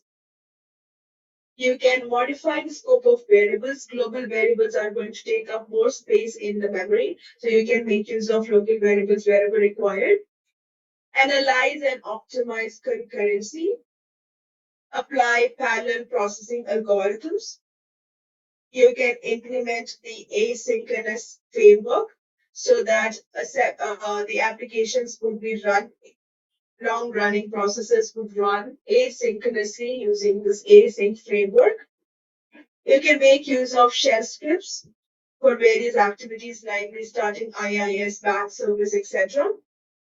in your tier 1 environment. You can consider creating proper indexes for easier retrieval of data. So these are a few basic performance optimization practices for developers. With that said, we are going to wrap up this module. You can post your questions and answers in the chat. And reporting. Finance and operations comes with built-in various types of business intelligence and reporting options. Reporting and analytics is really important for any applications so that you would be staying informed relating to what has happened, why did certain things happen, what will happen, as well as what should I be doing. So answers to all these different questions will be provided by various reports. There can be static reports, which will let you know what has happened. So they show us what happened as a result of an action that we might have taken. There can be interactive dashboard, which will allow us to understand what happened in the past and why it happened. We can get some insights from the data. This will also enable us to make future decisions based on what we see. Certain dashboard or based on certain dashboard information, we might be able to forecast certain things. And sometimes it can also allow us, based on these reports, they will let us know certain things, decisions that would be like recommended, and as well as they will let us know what to do next. So reporting and analytics is really important to get to know about our past actions, to get insights from the data, to forecast future results, outcomes, and also to make certain decisions based on this. To enable us to do the same, finance and operations comes with a set of reporting options. By default, we have SSRS reports. SSRS reports are primarily used for business documents and high volume printing scenarios. It makes use of default templates and Within finance and operations, here we go, finance and operations dashboard.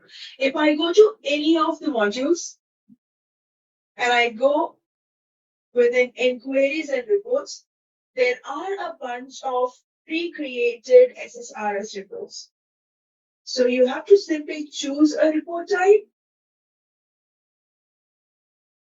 and provide certain parameters, filters, as well as provide destination where you want to see the report. There are run in the background options where you can set up records for your reports, where you can set up alerts for your report, and also filter the data that you get out of the report. And when you click on OK, these printing ready reports would be generated for you. So SSRS report is primarily used for business documents. And finance and operations come with out of the box SSRS report options. And it is very easy to create your own SSRS report either by using auto design or by using precision design. Apart from SSRS reports, there are certain embedded analytics and predictive controls. There are built-in charts. Here is a report that has been generated. These reports have these functionality wherein you would be linked to another record. So this takes you, these hyperlinks take you to this particular record right here. So let's take a look at few built-in analytical controls.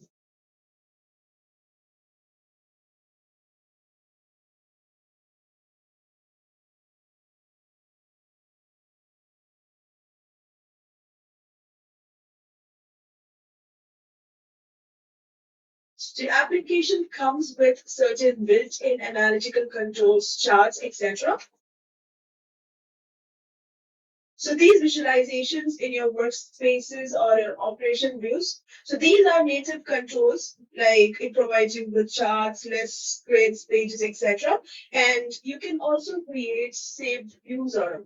For example,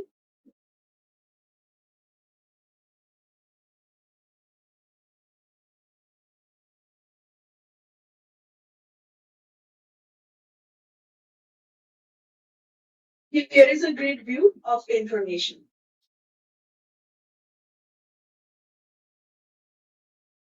In here, you would be able to create a saved view. Maybe you can make some changes. Maybe you can hide this column, insert new columns, and create a new view. You can create a saved view. And apart from this, there is Financial Report Designer. For users who are into finance background or functional consultants who wants to customize your financial statements, such as balance sheets, income statements, etc., they can make use of Financial Report Designer. Currently, there are a bunch of financial reports that are pre-created. Like if you go to General Ledger or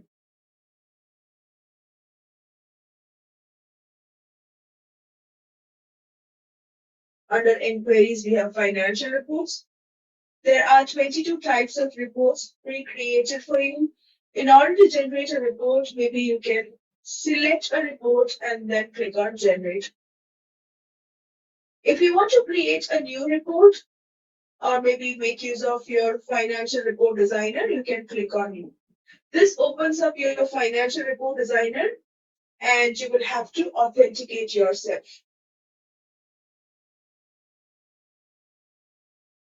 So this is going to download the application. Let me quickly authenticate myself into this.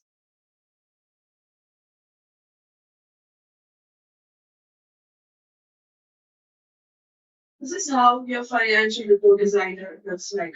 So you can provide report definitions, row definitions, as well as column definitions in order to customize your financial reports using your financial report designer. Microsoft Power Platform also provides you with various It includes various dashboards, workspaces, etc. And also you have Power BI, Power Apps, Power Automate integrations. So you can make use of these reporting tools like Power BI as well as other tools from Microsoft Power Platform in order to enhance the reporting capability of finance and operations.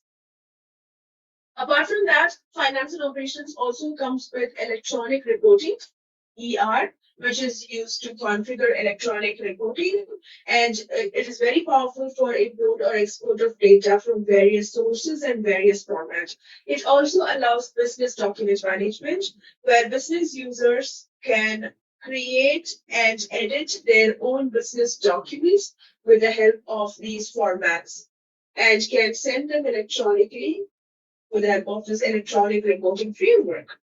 So these are various different options provided by Microsoft within finance and operations to create or maybe to consume various types of reports. So apart from this, you can customize your reporting experiences to meet your needs. So before you can customize, it's important for us to understand or realize what are the existing options.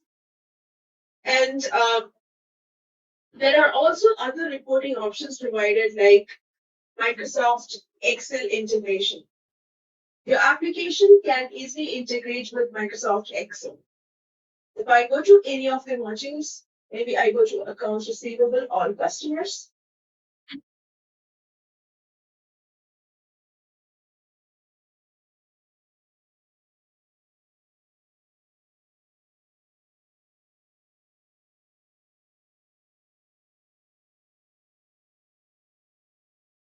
I do have an option where I can integrate with Microsoft Excel.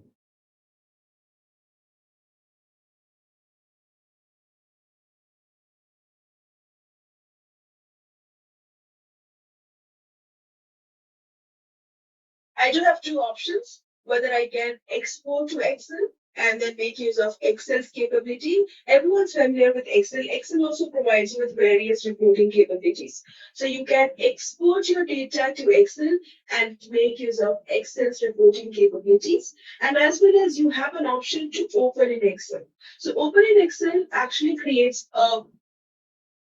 an integration with real-time integration with Excel. So whatever changes that you do onto your finance and operations will be made available within Excel, and the changes that you make in Excel will be made available in finance and operations.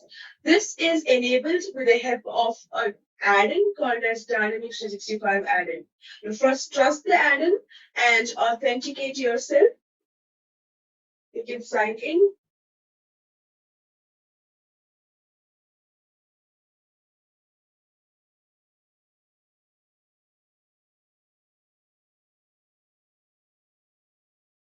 Let me sign in.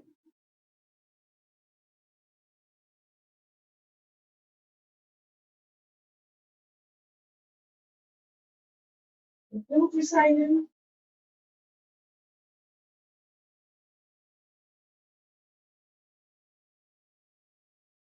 And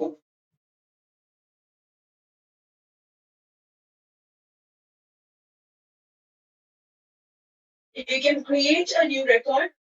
You can make some changes, click on publish. Changes will be published onto finance and operations. You can make some changes in finance and operations. You come here, you click on refresh. Changes will be refreshed back to Excel. This way, you can create a real-time integration with finance and operations and Excel using and also use Excel's reporting capabilities. So these are certain built-in reporting experiences and certain tools that are available for whenever you are using finance and operations.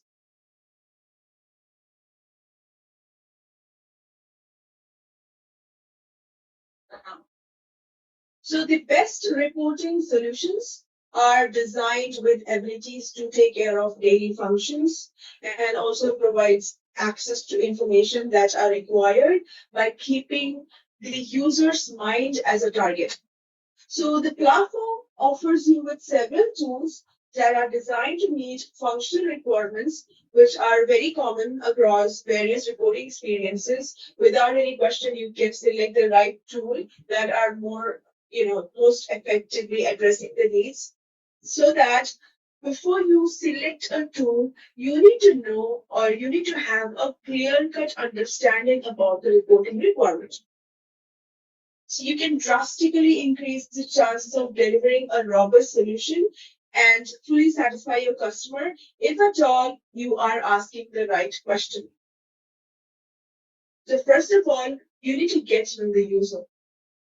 So what is the proficiency of the target person? Are they familiar with analytical tools like Microsoft Excel? Does the user require a guided parameter experience to refine the data set? How frequently will the reports be accessed? Next, you will be familiarizing yourself with the data. Are you looking for transactional, analytical, or predictive information? Does the shape of the data change, or if so, how often? Will the report include data from external sources? So these kind of questions can also be handled. Next, determine how the results are going to be used. Are you going to explore the data to gain insights? How will the results be shared with others? Is there a fixed document structure for the target output? So it is understandable that the customer wants a solution that aligns with existing processes that they are comfortable in using. However, you can learn a lot by asking these leading questions. And these questions are aimed at discovering what customer needs to be successful in their task. There are various built-in capabilities that can often cover various reporting requirements.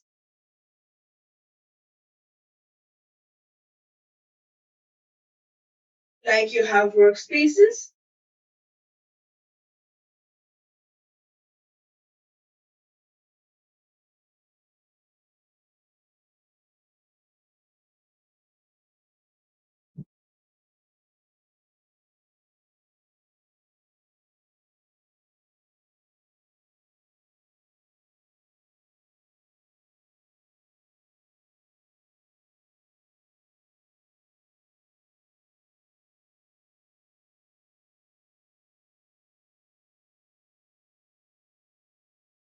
you have workspaces. Workspaces are the ones that you see on your UI.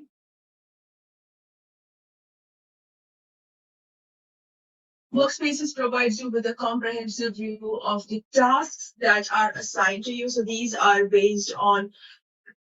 role based and they're created by taking these roles into consideration.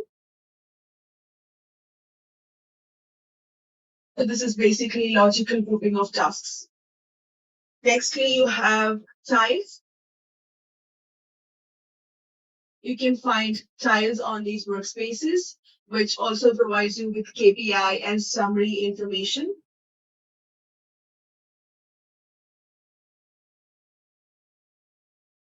You've got grids, lists, etc. And then you have embedded Power BI.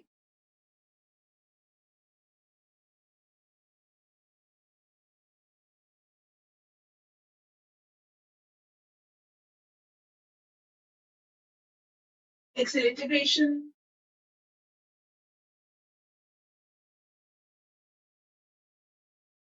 Grids also provides you with various capabilities, like you can save your views, you can add filters, set up like quick filters, grid level filters, column level filters, etc. So grid also provides you with various capabilities. And you can also perform advanced filters. You can add queries. So for example, if you go to maybe like let's go back to all customers. Under options, you do have advanced filtering options.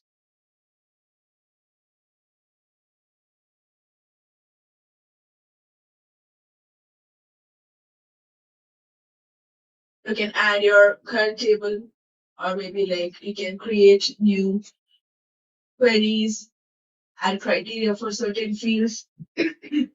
This way you'll be able to create advanced queries as well. So these are various built-in capabilities for reporting and analytics view. Now, finance and operations also provides, or Microsoft Dynamics 365 has immense, or it supports Power BI immensely. What is Power BI? Power BI is a business intelligence tool.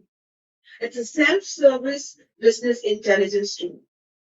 How exactly Power BI works? Let's see how Power BI works and us also see a few insights into Power BI.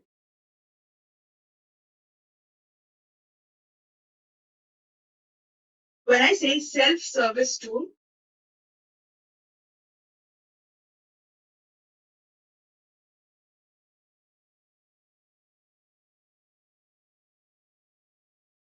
so there are various ETL tools that are available in the market. These tools sometimes will allow you to load data into it, clean data, transform data. There are certain tools that allow you to visualize data. There are certain tools that are allowing you to analyze the data. But Power BI is a self-service tool which allows you to bring data. First of all, you would be able to get data from multiple data sources. You can connect to various data sources, including live data, Azure data. You can connect to your database, flat files, etc. So you can get data from multiple data sources. You can bring data into Power BI. You can transform the data. You can apply various levels of transformation, cleaning the data. You can clean the data. You can remove all kinds of junk from the data. And transformed data can be loaded. It also provides you with tax options wherein you can create more fields, you can add aggregations, you can add various other types of calculations on this data. And you can transform data and also you can visualize data. There are various visualizations options available. You can create charts, you can create grids, tables, etc. Once the data is visualized, you maybe like you will be creating reports.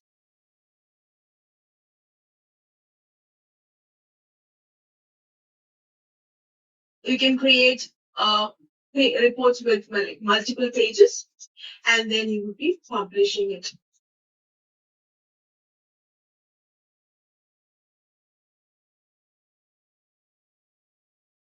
Power BI gives you three major tools or three major components. First of all, you have Power BI Desktop.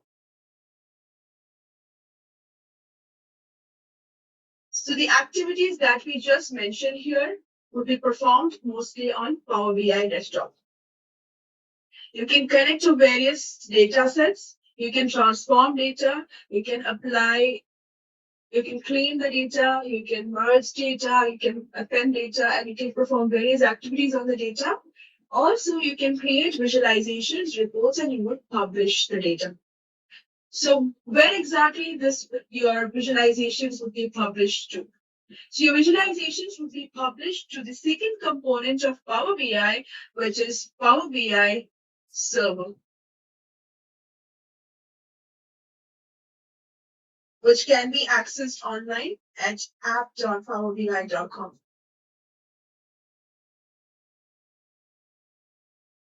All the published reports would be stored in your the workspace that you have selected. There are two kinds of workspaces: private workspace and public workspace. Private ones, only the user will be able to access, and then there are shared workspaces that you can create with others. And the reports that are stored in these shared workspaces will be accessed by everyone who are added to this particular that particular group. So here are a few reports that are created in the past. For example, let's open up a report from here. This report was created using Dynamics 365 data. So this way, the reports that are created on Power BI desktop would be published onto your Power BI server. Once it is published onto your Power BI server, you would be sharing these reports probably by making use of Power BI Mobile. So these reports can be shared to Power BI Mobile so that users can access and view and analyze these reports on the go. And Power BI also provides you with various analytical as well as AI-based options. You have Q&A feature as well. You can ask questions to these reports and dashboards, and it will provide you with answers. You can train these QA machines. So Power BI is a very powerful tool which allows you to create various types of reports, analytical reports that can be embedded and as well as that can be shared onto mobile devices. So whenever you are using Power BI, when it comes to getting data, it provides you with two options. Number one is import data, where you would be importing static data. And you also have an option to direct query. So every time your report is running, it is going to directly query the database that it is connected to. With direct query, your information or the data that is used by these reports would be automatically updated, right? Every time you're running this, every time you're running your report. You can utilize Power BI with finance and operations, as I've said earlier. So you can perform two ways. You can do it in two ways. You can get Power BI information to. I'm going to download Power BI desktop application real quick. It's free to download. So you can download Power BI desktop application easily. So this is how you would download Power BI desktop application.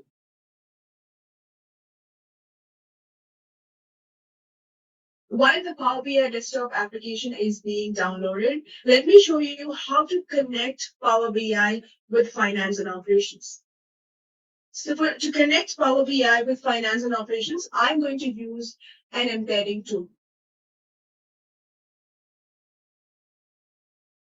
Step number one would be using embedding tool to register finance and operations with Power BI.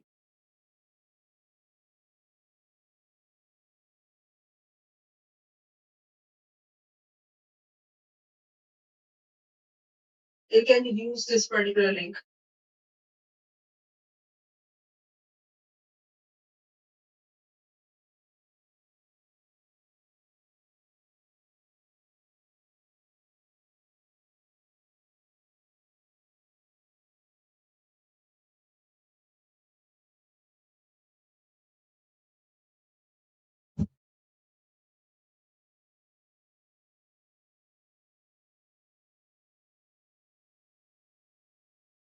Step number two, let me show you how to register yourself with the embedding tool. First of all, I'm going to sign in.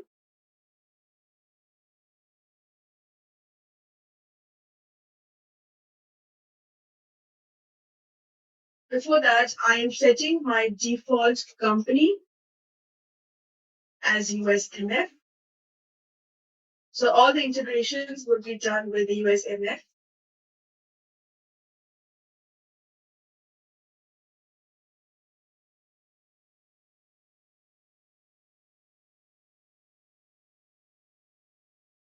Once you sign in, you're going to register your application.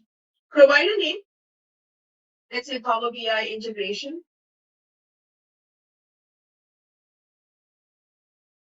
And provide your homepage URL.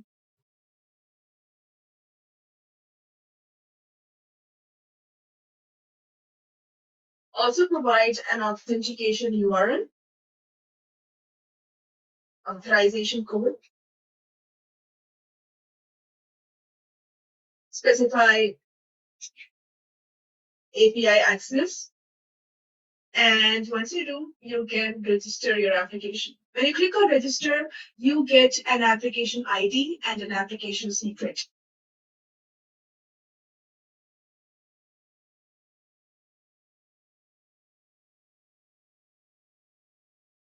Get an app ID and application secret. Step number 3, we are going to go to finance and operations to register Power BI with finance and operations. So register Power BI with finance and operations under system administration. System administration module, set up Power BI.com integration. We are going to register Power BI with finance and operations. Let's go to system administration module. Set up Power BI.com configuration. Enable this integration.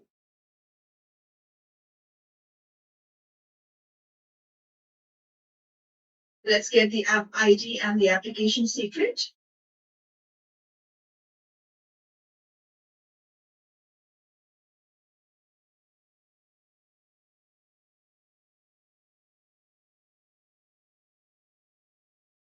To register this.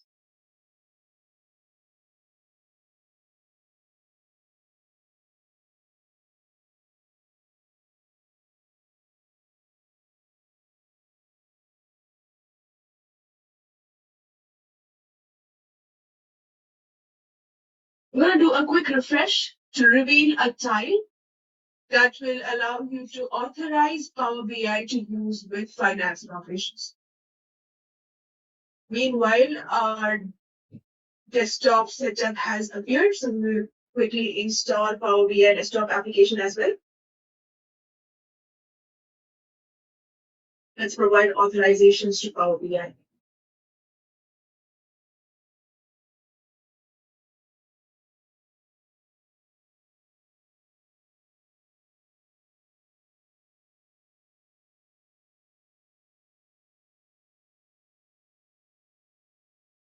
Once you have connected successfully to Power BI from finance and operations, let's move back and check on the desktop application that we were downloading earlier.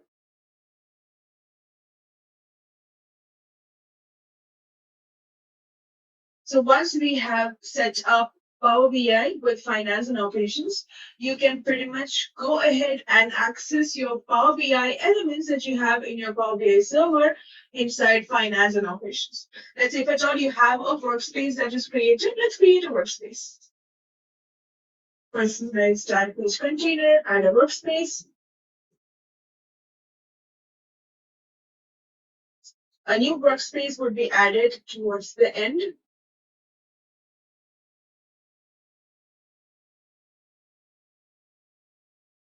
Let's name it Aisha's workspace or test workspace.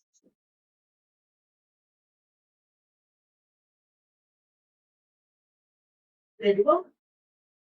From your workspace or from the existing workspace or your custom workspace, you will be able to open your report catalog, the tile catalog, your dashboard catalog that you have within finance and within Power BI.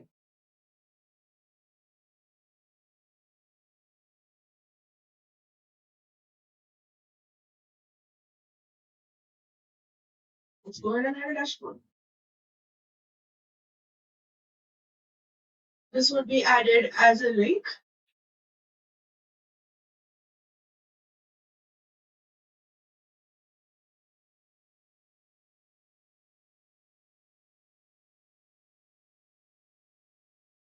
Let's go ahead and add a report from the existing reports.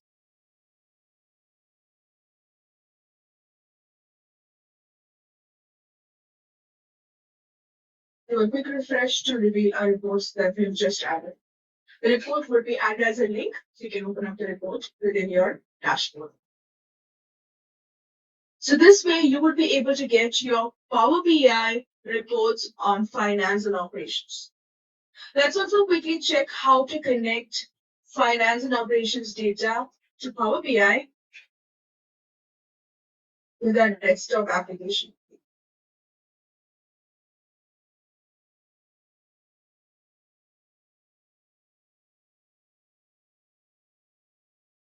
Let's quickly close all these.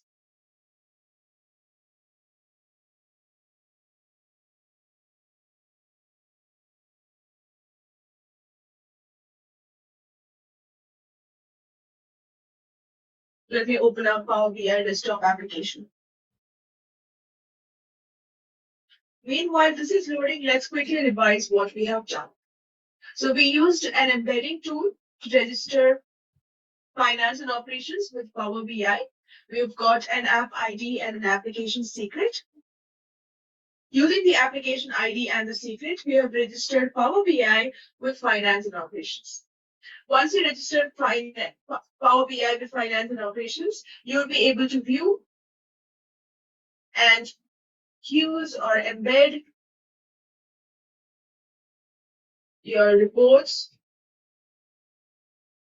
dashboards, as well as catalog, as well as your tiles to FNO dashboard or FNO workspace.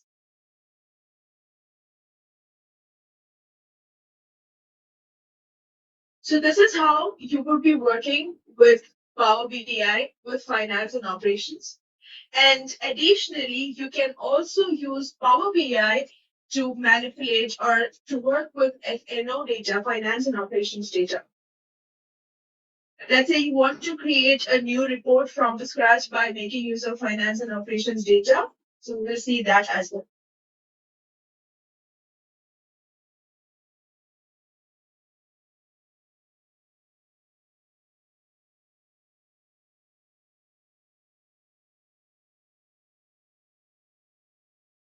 To demonstrate this, I have downloaded Power BI desktop application.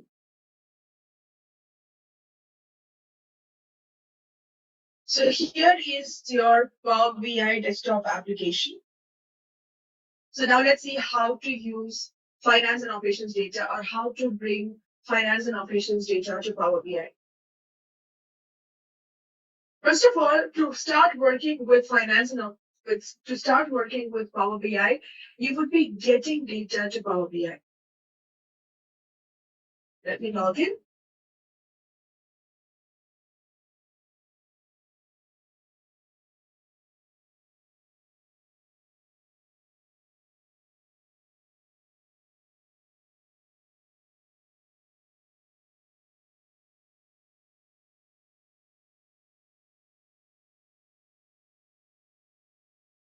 Let me authenticate myself. So let's start with get data. There are various data sources you can connect to. You can connect to flat files, you can connect to databases, Power Platform, Azure, online services, and even other services. We are going to connect with OData.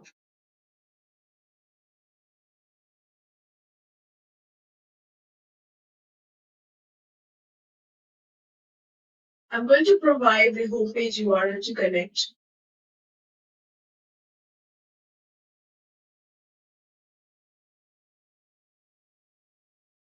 Flash data to connect to the data. Also authenticating myself as an my organizational account. So I would be using my organizational account. Since I'm using the same account, I would be real quick putting my organizational account in here.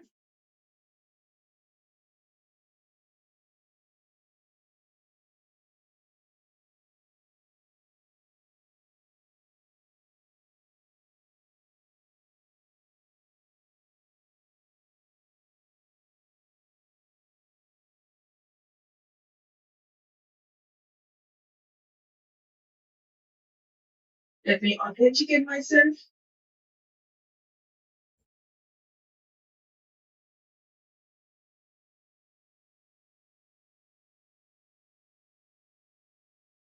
There we go. We have connected to our organizational data right now.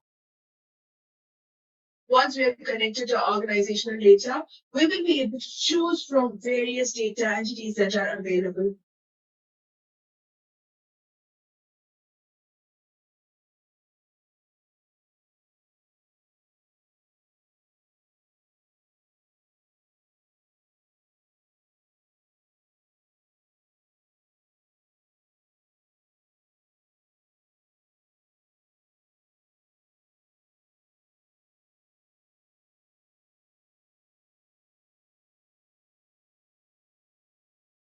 There we go. Let's choose the required data entities.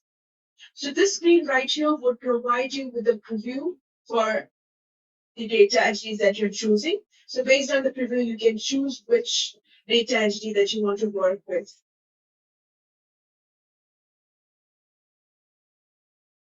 So once you choose your data, the data appears under the data section.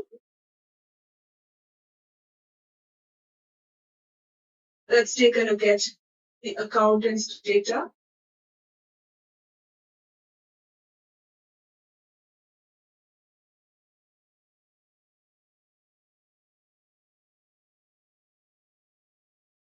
Or we work with asset information.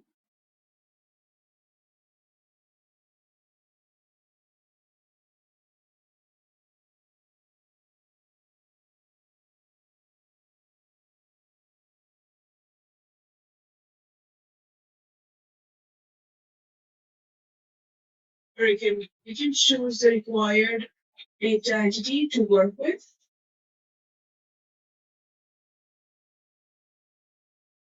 I'm going to choose sales orders line. You can use multiple data as well. Like for example, in sales, you have sales order lines and sales order headers. So they do have a relationship between them. So you can additionally add multiple data sources, add multiple entities, and create a relationship between them as well. But today we are not going to look into that depth, but instead we are going to quickly see how to work with finance and operations data. Additionally, you can go and transform the data, clean the data, and I'm going to click on load to load the data. So data would be loaded under the data section, and then you would be able to choose visualizations. And based on that, you can create, based on the data that you've chosen, you can create visualizations. You can choose a visualization and drag and drop items from your data to your visualization that you have chosen. Accordingly, your visualization will adjust itself to show you or to visualize, or the chart is going to adjust itself to show the visualization that you're looking for.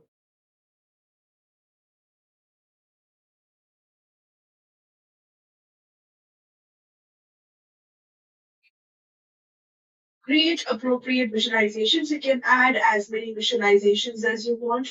You can also create reports with multiple pages. Choose visualization, add the data, like drag and drop the data into the respective fields, and your visualizations would adjust itself to show the data that has been chosen. You can add as many visualizations as you want. So once your report is completed, you would be publishing your report. Save your report, publish your report.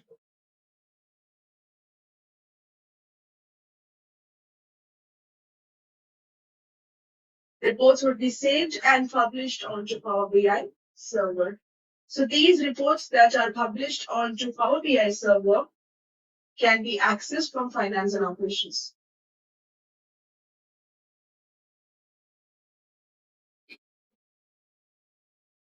To quickly summarize, to create reports on Power BI with finance and operations data, you would first be downloading the desktop application. So you need Power BI desktop application. Get data, Maybe you can use OData feed, or you can even connect through direct query. Whenever you are connecting to direct query, you would be connecting with entity store. Entity store is a database that comes with finance and operations, which is enhanced or optimized for reporting purpose. So this uses built-in features. So you can make use of entity store to connect with finance and operations data. You would transform the data, optional, but you would do it, as well as load the data. You choose visualizations, and then you would publish your report onto Power BI. Once the report is published, you will be able to access the report from Finance and Operations dashboard. So this is how you will be creating reports on Power BI with Finance and Operations data. With that said, we are going to quickly discuss about BYOD. We've already discussed BYOD the other day, but on a quick note, since we are already discussing about external data sources, BYOD also is equally relevant. So not all organizations would use Power BI for reporting. Some organizations might use some other reporting tools which do not use reporting tools that do not use TSQL. If at all you're using a reporting tool that does not use TSQL, you might not be able to connect with finance and operations data. Finance and operations exposes data in the form of data entity. So these applications will not be able to access data entities. So now, to enable access to data entities, what you can do is we can create our own data warehouse or your own data source. Create your own database in Azure. So you would be creating an Azure SQL database, and you would be publishing your data entities to be stored in your Azure SQL database. To create your own Azure DB, you would be going to Azure portal to create your own Azure SQL database. And once the database is created, you can come to Finance and Operations, Data Management Workspace.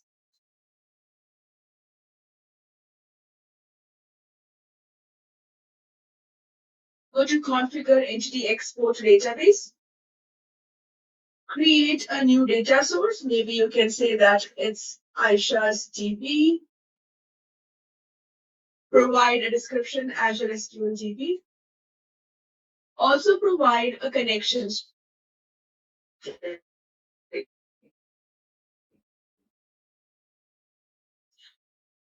String would be added in here. So here is the syntax of a connection string. I created an error. Let me get a syntax here.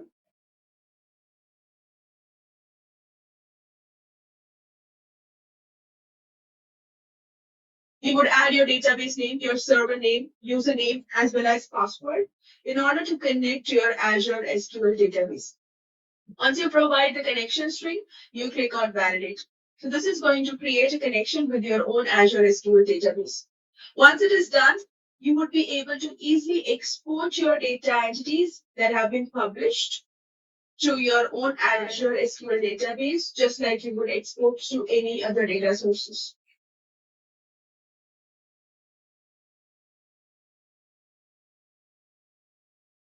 Enable entity export.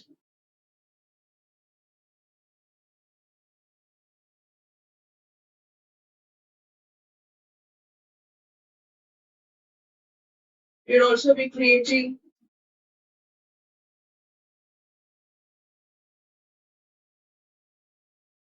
configure DB in data management workspace. And then you will be able to perform the export. Once the data leaves finance and operations, export the entities. Once your data leaves finance and operations and is in Azure SQL database, you can let these reporting tools to access these databases directly. So this feature is called as the BYOD feature, which is also provided by Microsoft.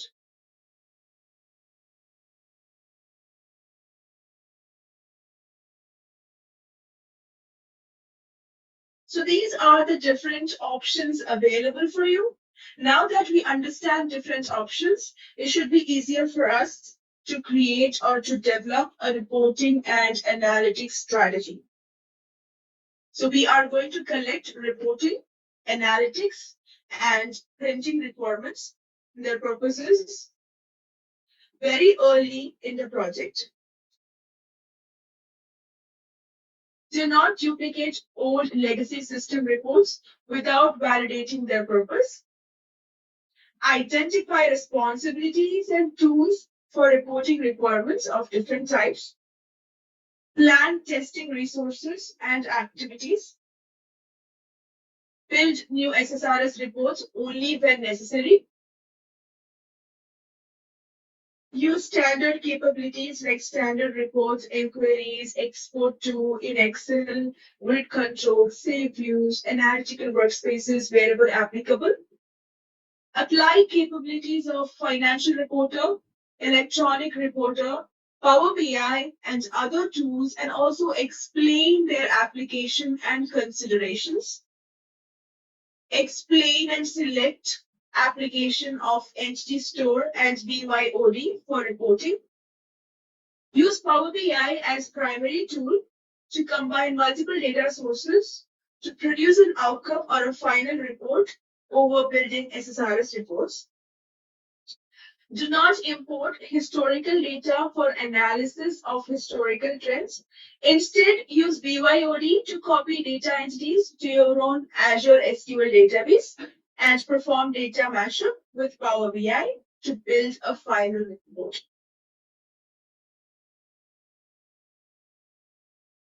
So these are a few strategies related to reporting and analytics.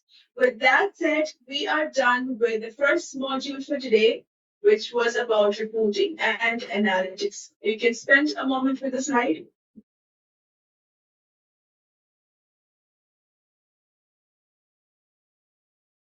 Let us begin with the next module, where we will be determining licensing and support requirements. In this module, we will understand licensing estimation. We'll also take a look at understanding various support options.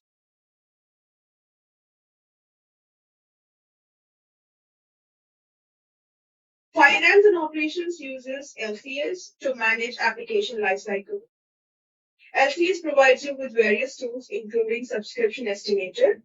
So using subscription estimator in lifecycle services, you would be able to estimate the number of licenses that are required. You can verify the latest D365 licensing guide, which is available online. So you can download it for free, and which will also help you in understanding the latest licensing requirement. Consider licensing for academic and non-profit organizations. Consider additional licensing for Dataverse, Power Platform, Azure DevOps, or any other required applications. Consider API usage or limit.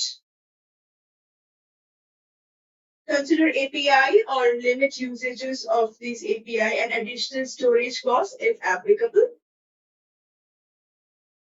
Consider add-on costs or ISVs, licenses if at all required. Consider multiplexing and order line SKUs as well. So what are ISVs? Whenever you plan to implement finance and operations for your organizations, there will be several requirements that are not being covered by the standard solutions. Now, whenever we are dealing with requirements that are not covered by the standard solutions, there are different options that you go over. You might have your developers work on these new requirements and create a custom applications. Sometimes certain requirements would be readily available on the marketplace. AppSource is a marketplace where you can find these applications.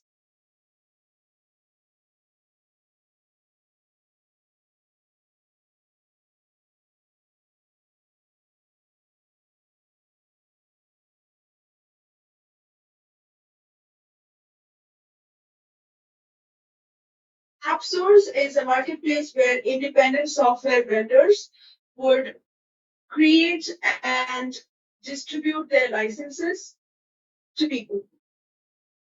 Now, coming to AppSource, you can search for applications based on you can search with keywords. It works based on listing. You can also search based on industries, categories, products, etc. For example, if at all you're looking for applications related to commerce, you can find applications. There would be certain or plenty of applications that are listed.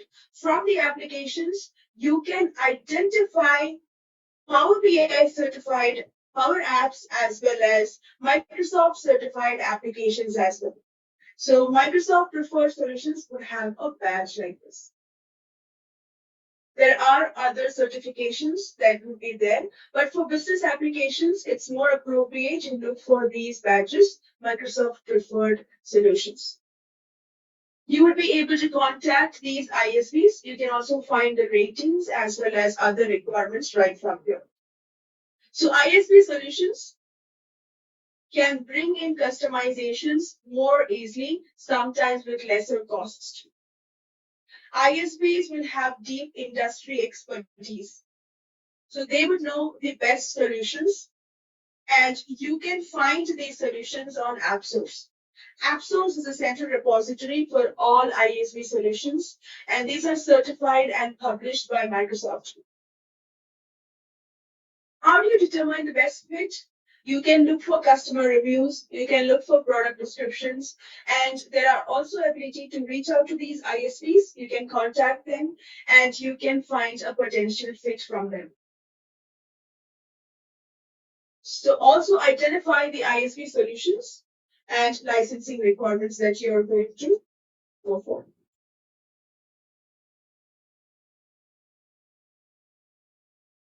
You can find information about the current minimum number of licenses in latest D365 licensing guide. So keep the minimum license count always active. So maybe like a minimum of 20 licenses is needed for D365 Finance. If you are planning to acquire more licenses before you go live, inform the fast track team. Licensing and transaction volumes affect sizing of the production environment at the preparing to go live stage. Be sure that licenses are connected to the right Azure Active Directory tenant. Continuing with wrong tenant leads to time-consuming changes. So make sure that you are keeping a minimum number of licenses and the right Azure Active Directory tenant. Also, when estimating the number of licenses, it is important to understand when external users do or do not require a D365 license. External users are not employees. External users could be like your vendors, contractors, or agents, or maybe like some affiliates. And that would be like from a separate company or maybe like an independent contractor. So external users are also end customers and third-party users of the organizations or its affiliates. And they do not require licenses to access D365. Maybe external users who are off-site vendors who do not have like an employee-like relationship with an organization.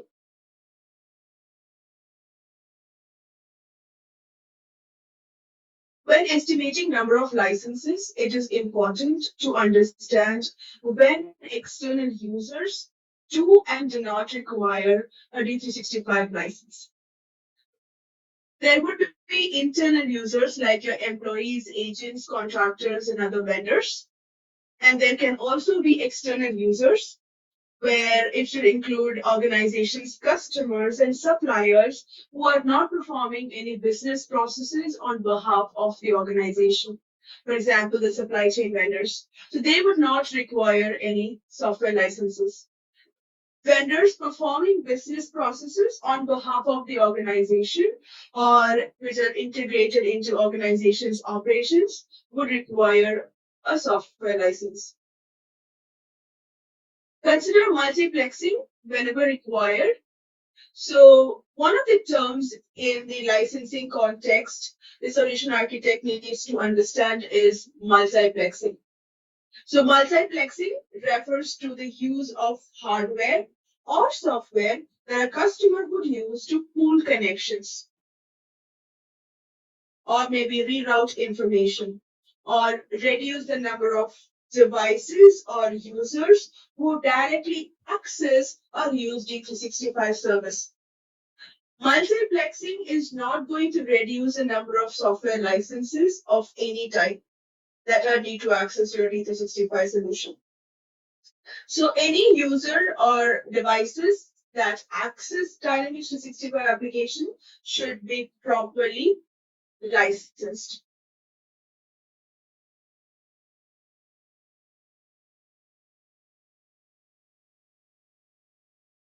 So how to buy D365 licenses? You can obtain D365 subscription through various options. You can obtain it by via volume licensing. If an organization has large user count, they may be interested in volume licensing agreement. So volume licensing for finance and operations will be available through enterprise agreements, enterprise agreement subscription, enrollment for education solutions, and also MPSA.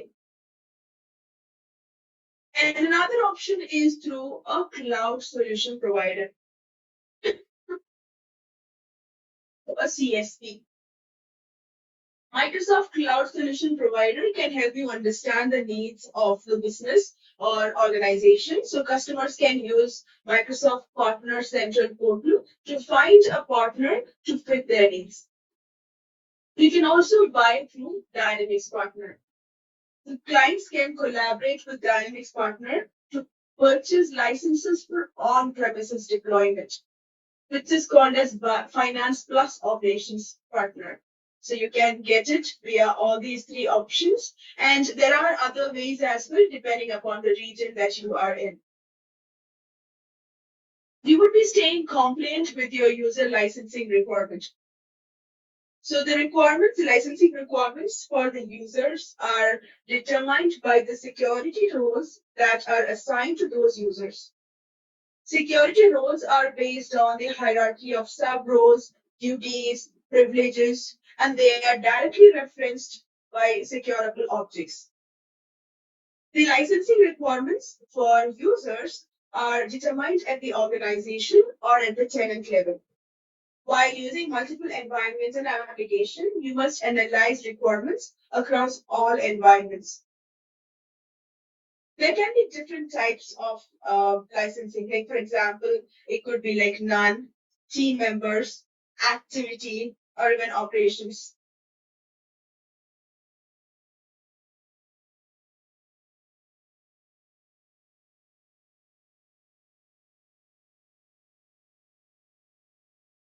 Whenever you are adding user, whenever you are adding role to a user, there is a fact box that appears on the user's page.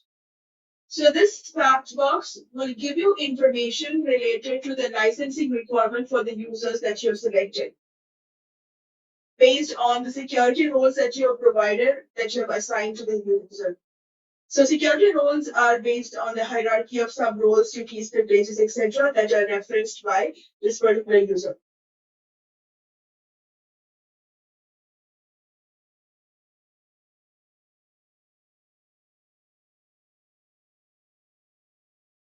can also view licensing requirements per security role or duty or privilege from your security configuration page.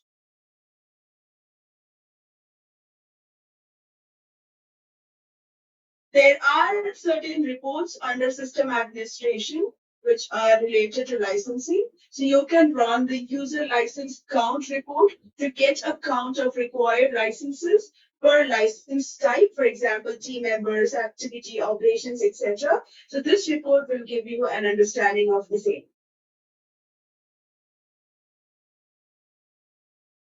If the licensing requirement is identified as operations, you must use the user license subscription estimator report from LCS to determine full user licensing requirements.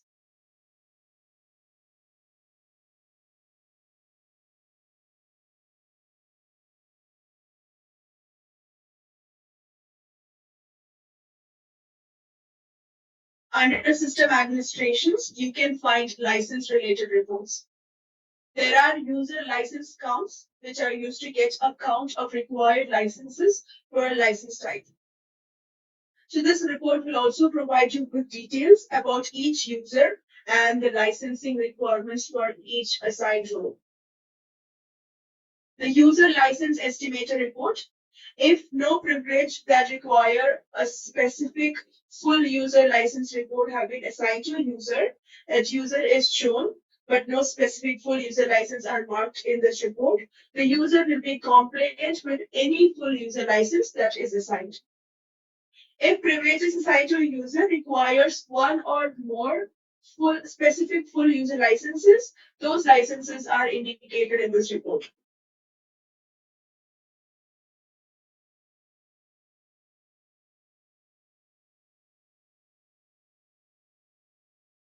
Let's see an overview of support. Support is available in markets where Dynamics 365 or Microsoft Dataverse are offered. Some specific services might not be available in all regions immediately after general availability. The support languages, English in all regions, Japanese, Spanish, French, German, Italian, Portuguese, etc. might be available in various regions. 24/7 support for severity A issues for other severity categories during local business hours. There are various support plans. You can use support included in D365 subscription, or you can consider a higher tier of support plan that offer access to advisory services like benefits like it can provide 24/7 support, etc.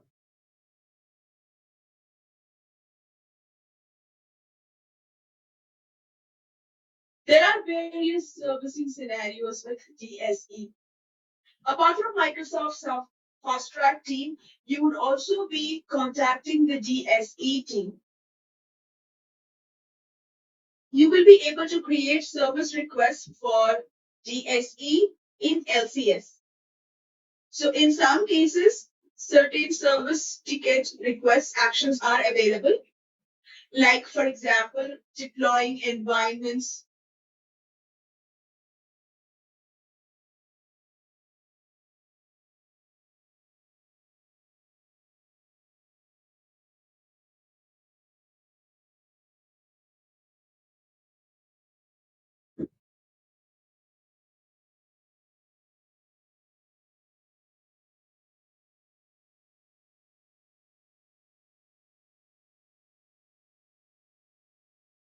Let's note down, take a note of a few services that you might raise with DSE.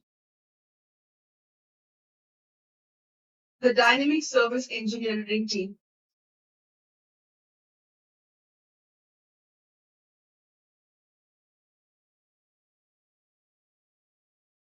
First of all, you've got deploying environments. So you would be considering fast track go live assessment process for production environment, and DSA team is going to take care of your deploying environments part. code promotion, production,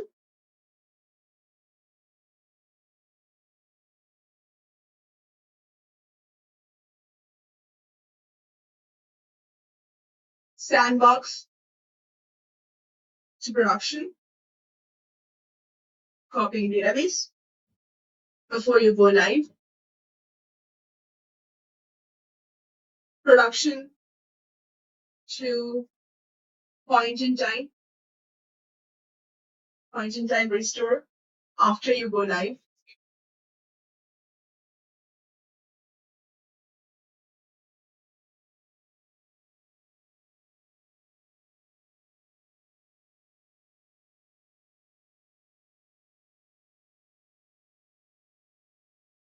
You can also flag a regression in the service update and ask for an exceptional opt-out.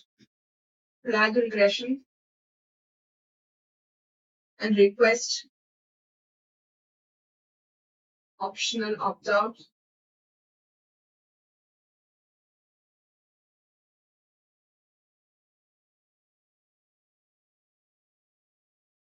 You can perform various performance-related requests. Performance requests.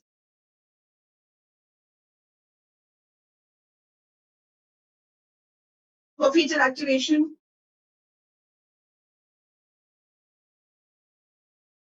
for example, you might want to share customer and vendor data, so you can make use of this. You can create a service request with the GSE team. Production resizing.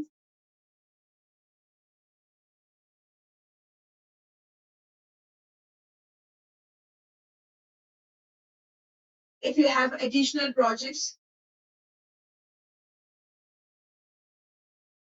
LCS projects, you can work on that on the same tenant.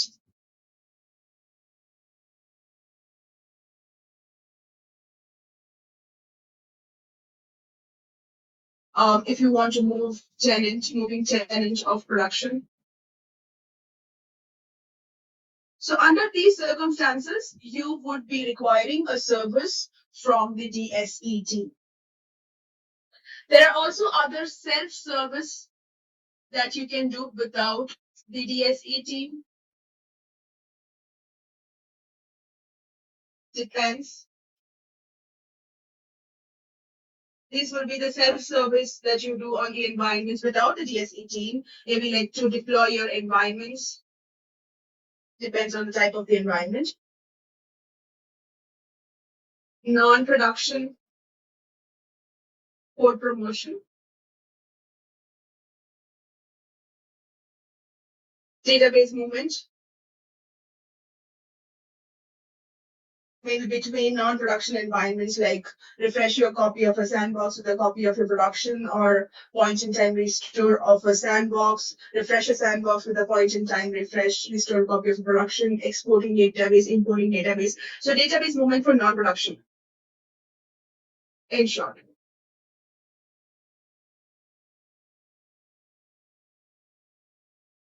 Maintenance mode.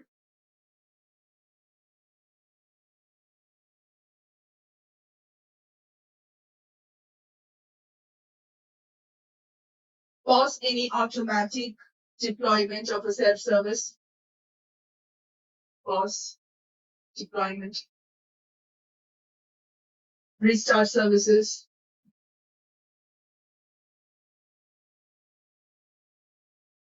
On non-prod. So I'm going to highlight this point that these are all non-production and also performance-related actions.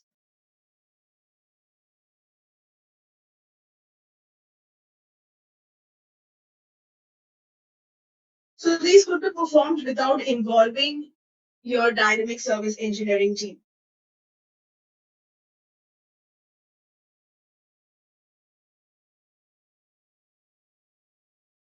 You would be selecting a Microsoft Dynamics 365 support plan. This comes as a tiered support plan. Subscription level, like small business support when operating a simple environment, sandboxing, or using a full service partner. There are professional direct level. It's for medium to large business support when running a 24/7 production environment that requires access to experts for advisory and escalation services. Unified level, unified advanced level gives enterprise level support with balance of reactive and preventive support, and also unified performance. It gives you with the personalized enterprise support to maximize business outcomes. So these are various support plans that are available. You can choose a support plan from one of these support plans that are available.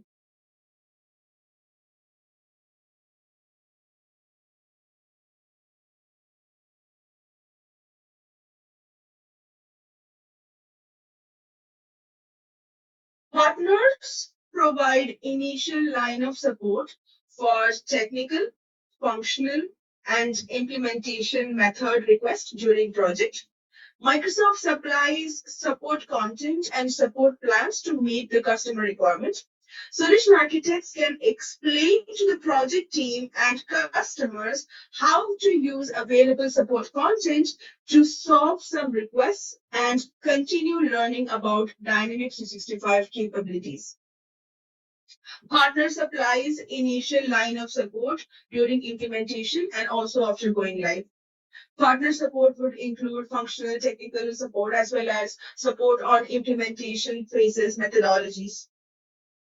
Online support content which are provided by Microsoft, which supplies with rich resources like you've got Microsoft Learn, LCS, Docs, Fast Track Tech Talks, Dynamics community blogs, etc. There are various plans like subscription, professional, unified plans as well. The figure here shows different support options for customers, partners, and also the support plans. You can compare the support plans.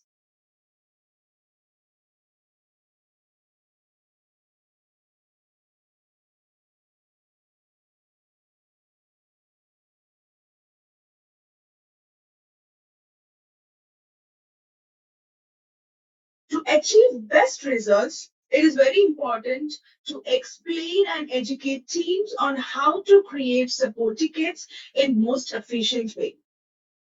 This can actually reduce the number of communications and receive quality support faster. So quality input is going to lead to quality investigation, and quality investigation is definitely going to give you quality support. So first of all, mention the environment where the issue has occurred, the process, the reproduction steps, the expected results versus the actual results, pre-investigations, and additional elements like error messages, screenshots, session ID, traces if required, etc. To create a trace, you can make use of the system tracing tool. When you go to finance and operations, there is a tool that can be used to take traces of your system. For example, my system is giving some error. I can go under help. I do have an option to take a trace. I'm going to name the trace and start the trace.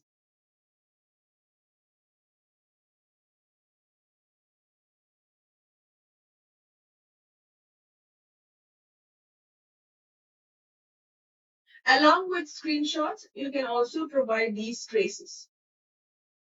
You can stop trace once you perform the action. You can upload trace or download trace as well so that it can be used later on.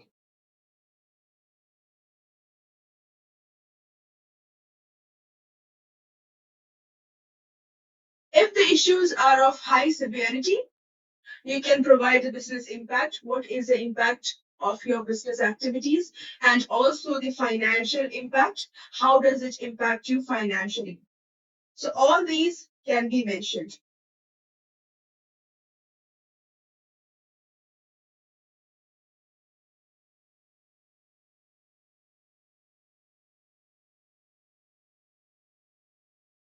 With that said, we are going to look at a few support strategy considerations before moving on to the next module.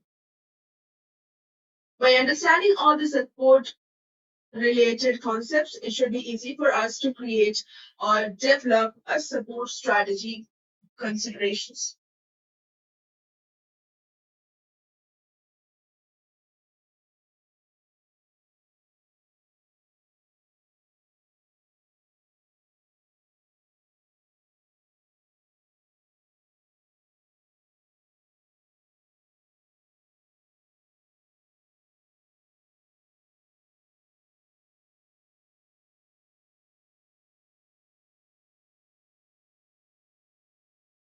So before developing a support strategy, you would be building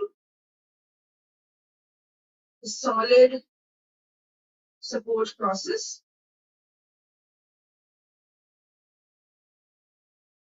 with clear escalations,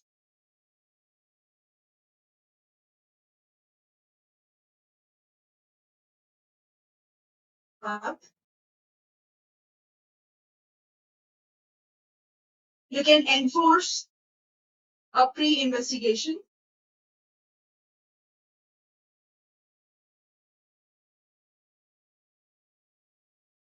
You can train your teams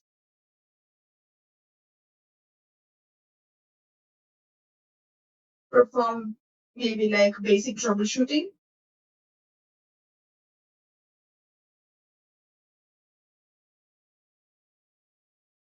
If you have a specific support contract, reach out to your contacts to escalate, support tickets and bugs related to the standard solution, but not related to the customization or maybe ISV related issues.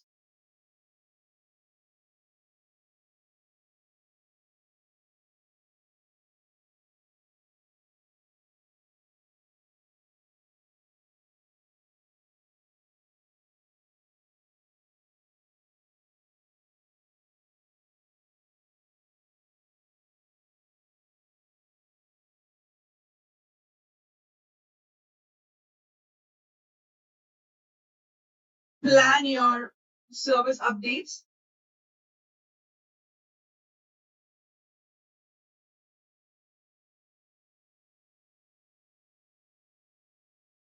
Monitor performance.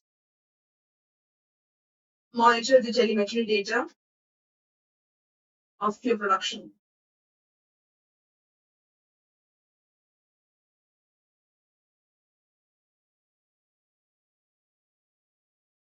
Automate regression.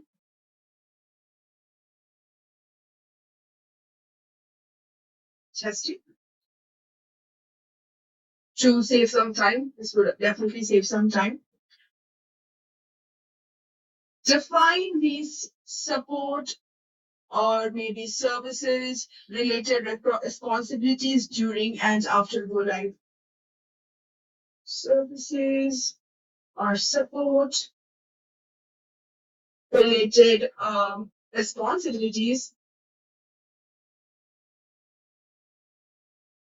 during and after going live.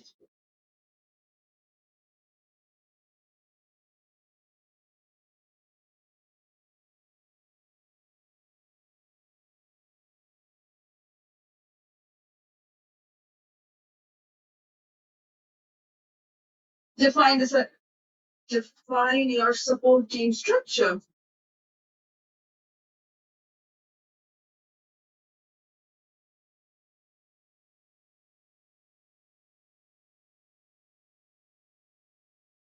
You can create incidents in LCS.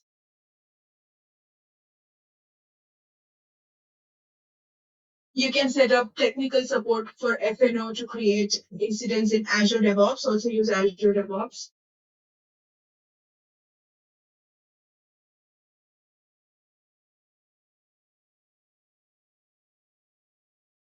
So you can make use of online resources.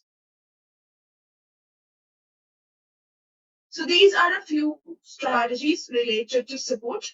You can take a look at this for a while. And with that said, we are going to wrap up module number 11. we are left with one last module, which is about going live.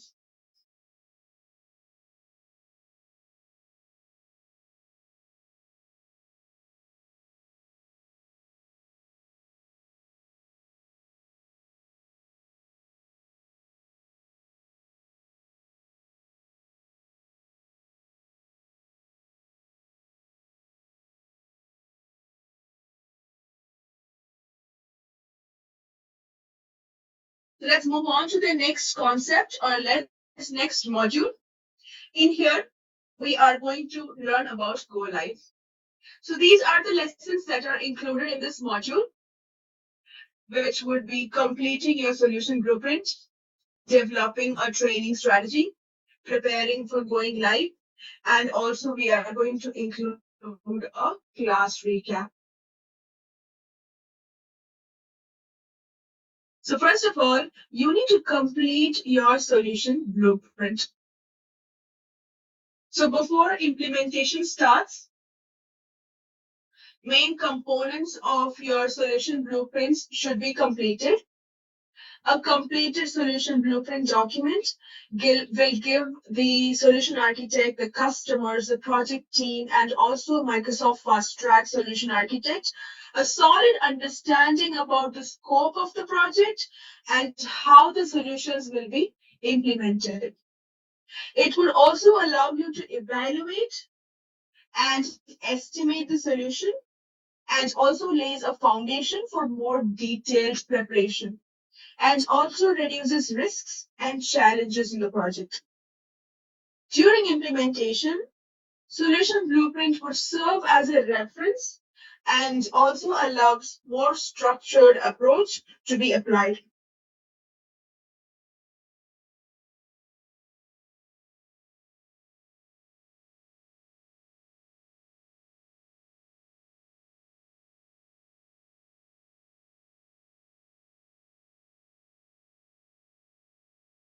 So when do implementation workshop happen? So here is a depiction of a sample timeline. As you can see, it gives you various phases like requirement phase, design, build, iteration happens. So they are like, let's consider these as a number of days. And after your design build has happened, there are phases for stabilization. And once you've completed your user acceptance test, you can go live. There can be multiple implementation workshops that happen. For example, you've got partner kickoff, customer kickoff. You can schedule your workshop. You can have your solution blueprint workshops. This would be right after handover from pre-sales team. And then you can have your environment workshop. You can have your application lifecycle management workshop, data migration workshop, integration workshop somewhere around here, your BI related workshop, gap analysis workshop can be performed, test workshops, performance workshop, cut over plan workshop, go live review workshop. This is where you would be looking at the checklist that is provided to you. So in here, you would be working on the checklist, the touch points based on the workshop, based on the checklist. So Fast Track team would be providing you with a checklist before you go live. So you would be working on that during this time. And once everything is done, you can go live at this point. So these are the situations when your implementation workshops could happen.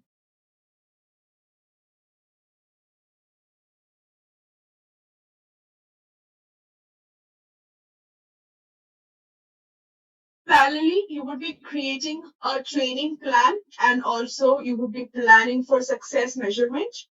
You can create a communication plan. You can create training materials, make use of task recordings, task guides to create materials, landing and execution of the plan. And then you would be working on the training materials by following up and working on the feedback as well. So you would be creating a strategy for training components as well. So let's take a look at go live assessment in a nutshell. So go live assessment would ensure a smooth go live and also reduce the number of escalations later on. So Microsoft is aware of the situations where issues can occur. So all these points are created and shared with you as a checklist. This would happen as an email communication about 8 weeks before your go live date. You can send go live checklist when your user acceptance testing is almost done. Go live assessment is done via workshop or email based on the fast track service level that you have availed. Assessment reports with guidance for specific project will also be provided.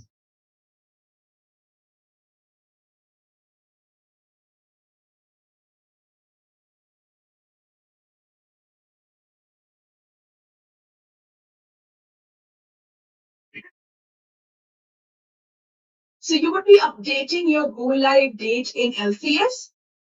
And the second phase, you are going to complete and send your go live checklist.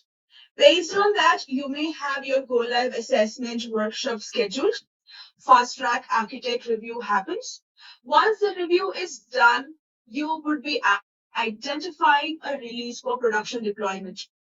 You would request a production environment, sizing deployment happens, and the production package, deployable package would be installed.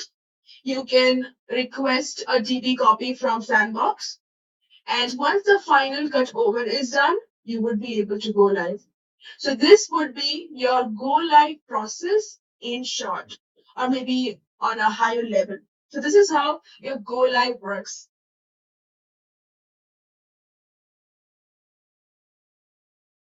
You should be completing your go live checklist. So you can submit it as email or as a part of your workshop with Fast Track. It must be completed before production and can be your production can be deployed. Mitigations might be required and that needs to be addressed after submission of the go live checklist. Do not submit production requests until your go live checklist is submitted and assessed by Fast Track and is completely and successfully completed. Your go live checklist would have various questions related to your solution scope, LCS, performance, integrations, code management, data management, etc. Let's take a look at a few questions related to data management. Is the configuration data ready? You would be asked to choose an item. If the data is not ready, share with us the expected timeline. Is the master data that you will migrate ready? Is the security setup that you will migrate ready? So these kind of questions, so there would be a lot of questions that you may have to go through one by one and choose the right answer. So this checklist is going to help in smooth production. So there are various pitfalls that have been identified by Microsoft where usual errors occur. To avoid or to save ourselves from these usual errors, this checklist is going to be very helpful. It is also very important to purchase all licenses before starting off your implementation.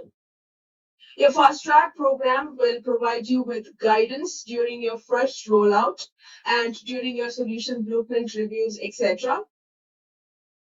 Production sizing. Production will be sized as per user licenses, which are maybe it can be shown under active subscription. If you change the number of licenses after you create the currently active subscription estimate, it is important to create and activate a subscription estimation in LCS prior to requesting production. If you increase license count after you go live, or if the transaction volume changes significantly, it is very important to create and activate new subscription estimation in LCS and also create a support ticket to support this.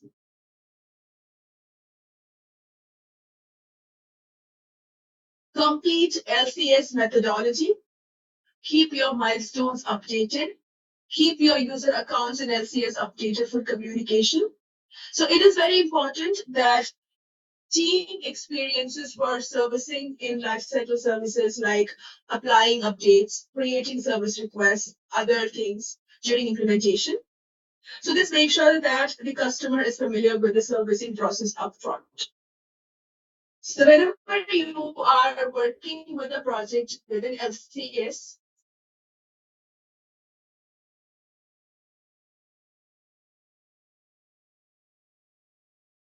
so first and foremost, you would be provided access to LCS. Unless you are a customer or a partner, or at least you are invited to a project, you would not be able to access LCS. Once you are given access to LCS, you will be able to access, you can enter your project. Your project would be using a particular methodology.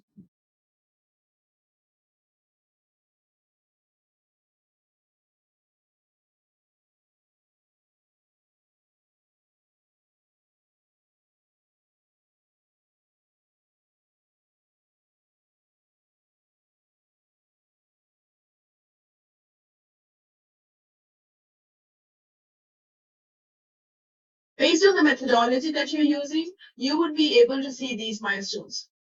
So it is important to complete these milestones, keep these milestones updated on LCS, and also keep your user accounts updated for communication.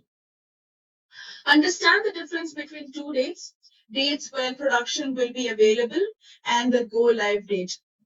So the go live date will be the date when the customer will start using production for business transaction. Date when production will be available would be the date when the deployment of production has completed. And depending upon the solution complexity, a couple of weeks or months before go live it will be.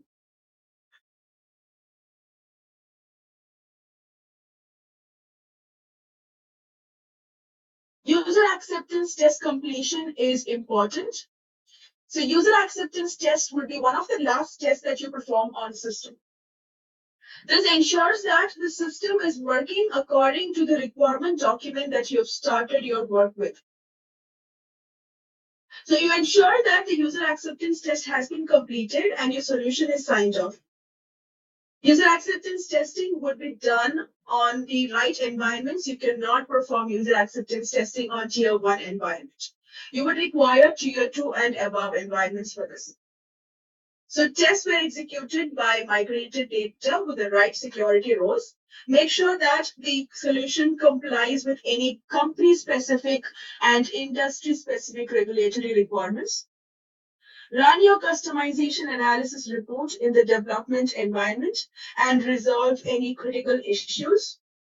The performance tested on higher tier environment and also test integrations on a higher tier environment. Features and processes are to be documented and signed off by the customer. Get a business sign off.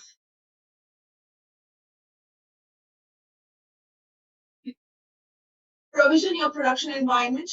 Request, deployment, cut over, set up, validation, by which you will be provisioning your production environment.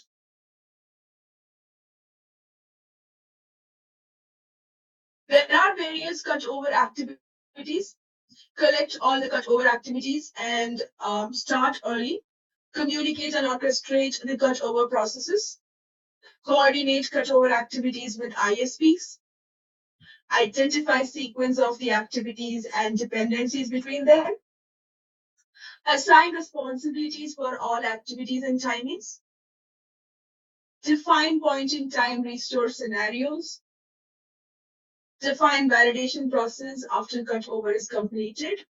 And prepare an escalation point.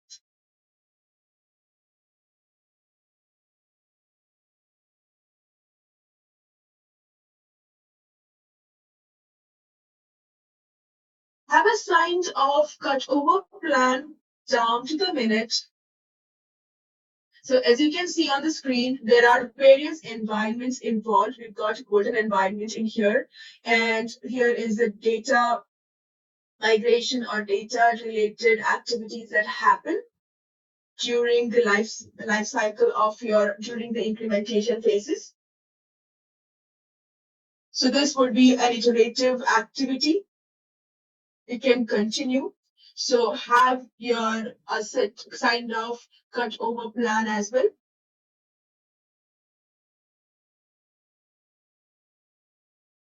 With that said, we are done with the MB-700 course. So real quick, let's revise what we have learned today.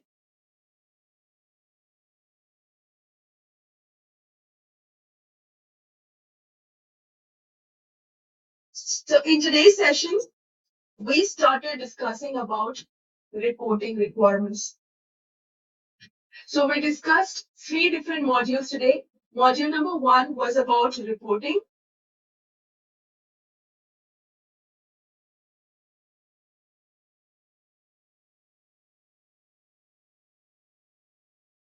We discussed support, and we also discussed go live. Under reporting, we have looked at various built-in reporting options that are provided by finance and operations.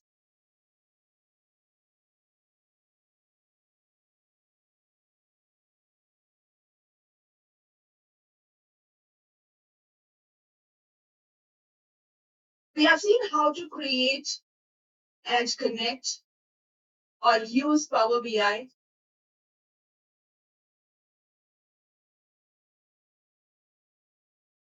With finance and operations. Power BI, we have also took a look at what Power BI is. Power BI is a business intelligence tool by Microsoft, which follows a no-code, low-code platform principle. And with the help of Power BI, you will be able to get data from finance and operations to Power BI, and you will be able to create beautiful visualizations and bring them back onto finance and operations to show them on your dashboards, desktops, on your workspaces. And we have created a strategy by understanding all the existing out-of-the-box reporting options and also understanding how to use Power BI, as well as we have learned about external data sources. So with all this information, we have developed a reporting strategy. We've talked about all the requirements or all the different considerations before we are going with a reporting strategy. The next module that we discussed was about support. We have seen what are the different levels of support available and support and licenses. Let's add licenses as well. Licenses and support.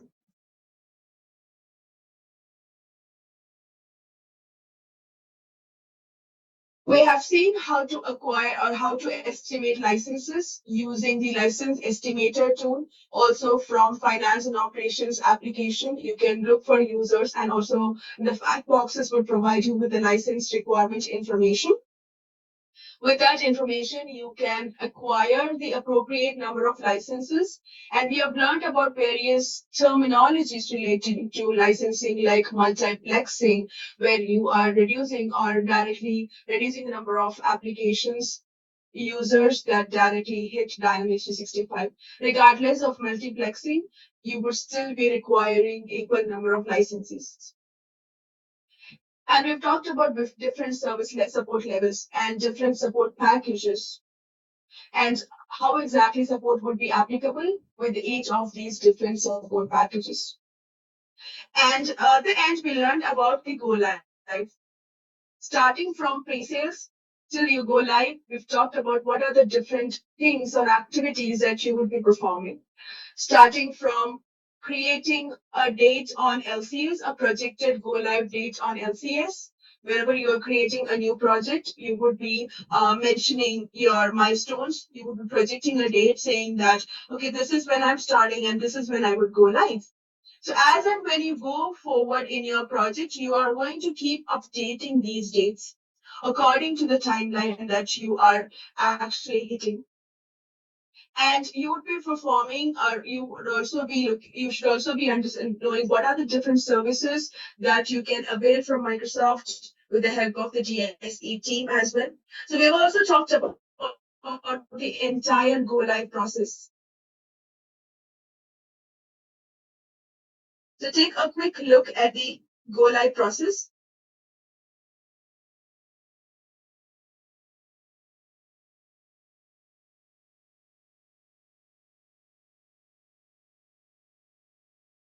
You would start by updating the go live date in LCS, even before maybe like at the beginning of the project itself. And once all your phases, implementation phases like requirement analysis, your design, your development, your testing, your user acceptance testing is almost done, you would be completing and sending a pay-go live checklist. Microsoft Fast Track team is going to contact you based on the complexity of your project, maybe like 8 weeks before you go live. They are going to provide you with a checklist.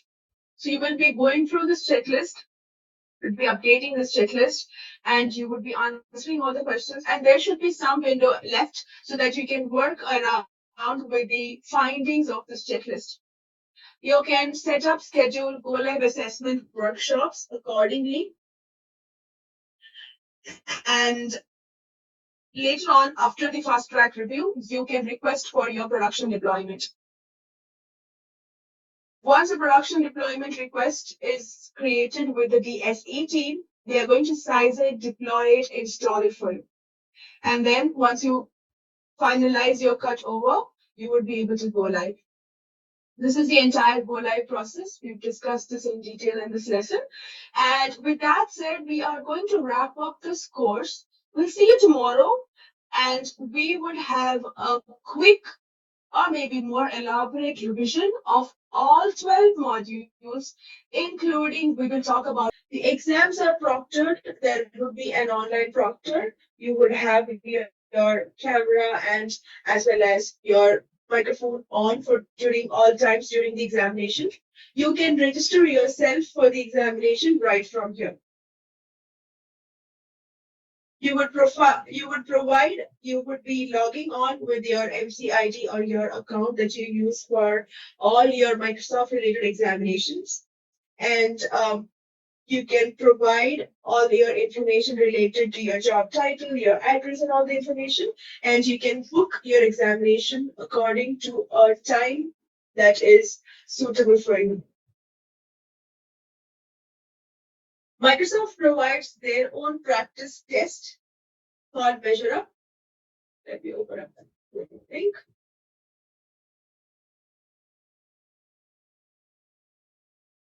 So in this practice test, all the objectives of the examination are covered in depth. So you would be ready for any questions on the examination. So you can access this link to get the questions. So this is one of the trusted source to get sample questions for MB-700 examination. So I have loaded a demo practice test. So you can check out the site and practice for yourself.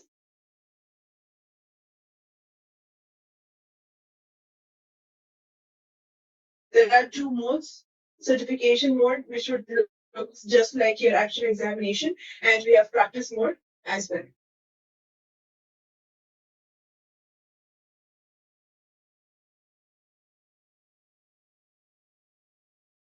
Apart from that, to learn more about what we have, or maybe to revise what we have done on these 4 days, the previous 4 days, you can visit the site, which gives you in-depth information about all the modules that we discussed so far.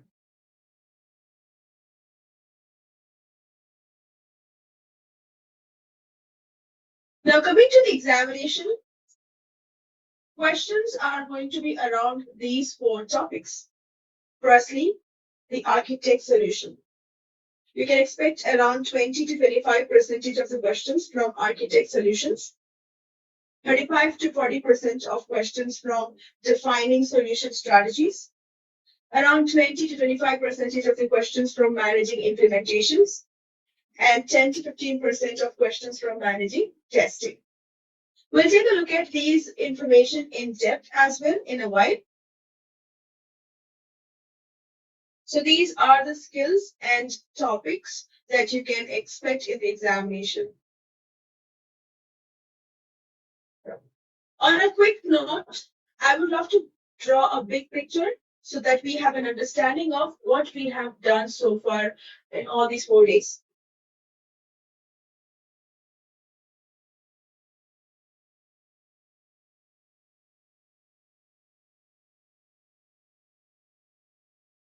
It is important to understand the background information as well.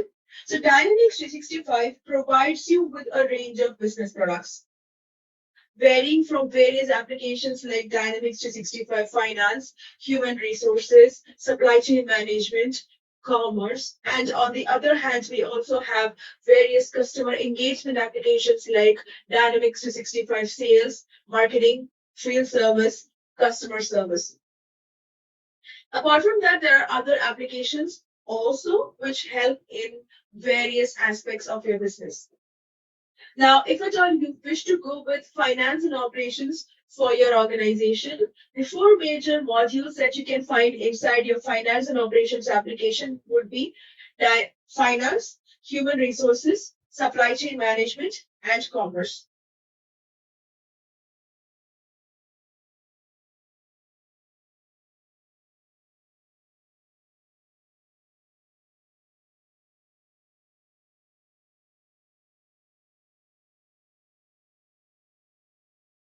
Now, whenever you buy finance and operations for your organization, you get the vanilla version. It's up to the organization to customize this application according to their business requirement. So customization would include various levels of maybe creating a new form or creating a new data type or creating a new report or anything of that sort. There are different options that are provided to you. So firstly, you could have a team of developers who are going to work on this customization. You would hire some external people to work on this. You might even buy a ready-made solution through ISVs. Regardless of how you wish to work, there would be a definite methodology that you are going to follow. And there are other aspects as well to manage the implementation. So regardless of how you are going to implement the solution, few things remain constant. So there would always be a person, a solution architect, who is going to be the face of the company. Either as a solution architect, you're going to lead your company to implement your solution, or you're going to work with the solution architect to implement a solution for your organization. So either way, you're going to be the face of implementation as a solution architect. The first module talks about this particular role. What are the roles or what are the responsibilities or what are the required skills a solution architect needs to possess in order to implement, or what are the skills that you need in order to be a good solution architect? So in the first stage, so regardless of the kind of the project, like there are few common phases most of the application would go through. So we've got, namely, you've got analysis,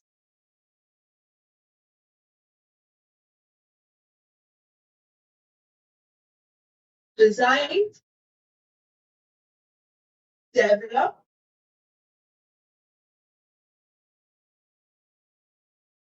test, and deploy. Now, the first stage would be gathering requirement. As a solution architect, you would start by gathering requirement. Once the requirements are gathered, you would come up with a solution architecture, which is going to contribute to your design.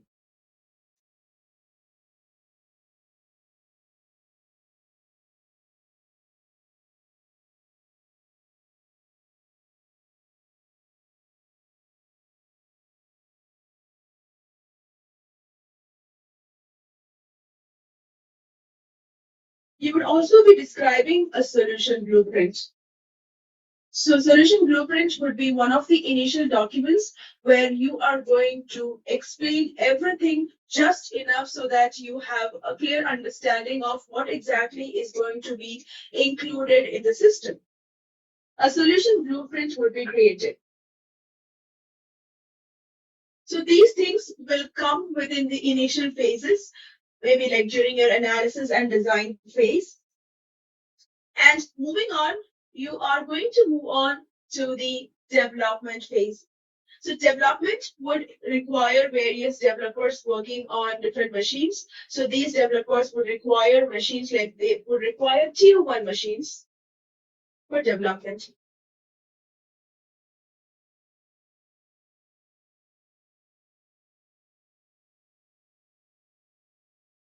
For development as well as for unit testing. So usually in a team there will be several developers working with this development part. They would be working against a document, the requirement document, and each developer would have their own instance of Visual Studio. Visual Studio is the IDE that we use to develop solutions for finance and operations.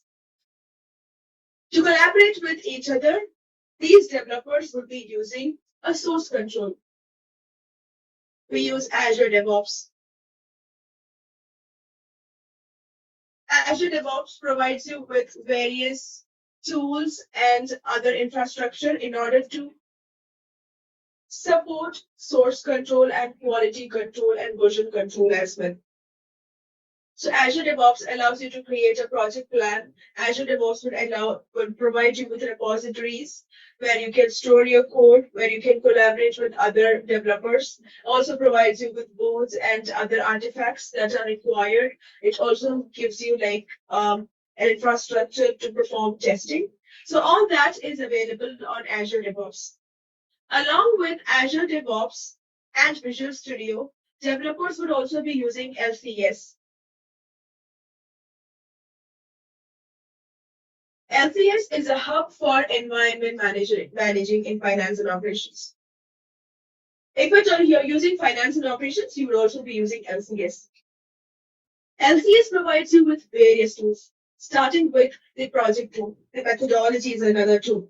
So during your pre-sales itself, before when you start with analysis, you would be creating a project on LCS. Once a project is created, you're going to add users in there. Users are added, you would be creating or editing, updating an existing methodology. And now on the methodology, maybe during the analysis phase, you are going to specify the milestone dates as well. Saying that I'm going to start my analysis on this date, design on this date, development on this date. So throughout the life cycle of your application, life cycle services would be used for various things. For example, you must be using project to create a project, maybe like adding users. You would be using business process model for fit gap analysis. You might be using business process model to store your design documents. You would be using asset library to store your software deployable packages. You would be using LCS along with Azure DevOps and RSAT for testing purposes. You would obviously be using LCS for deployment. You would be using LCS to estimate how many licenses you would require. And even after deployment, once your application starts working, to test the health of your environment, you would be using LCS. LCS is inevitable throughout the life cycle of your application. So application lifecycle management is carried out with the help of LCS. So we are not just done there. Once you have developed a solution, your solution would be ready to be loaded with data. You may have to migrate your historic data from your old system to your new system. You may have to create integrations between your systems, different systems that are already running. So you will have to create a data management strategy. And once your application is loaded with data, you may want to test your solution as well as testing would be done for various purposes. For functional tests, non-functional tests, performance tests, data tests, etc. Along with testing, you would also be testing for security. So your application should also be secured before you can deploy it. To secure an application, you need to know about the security architecture of finance and operations. And once you start using the application, you would start reporting and analysis based on the data that is generated by the application on a daily basis.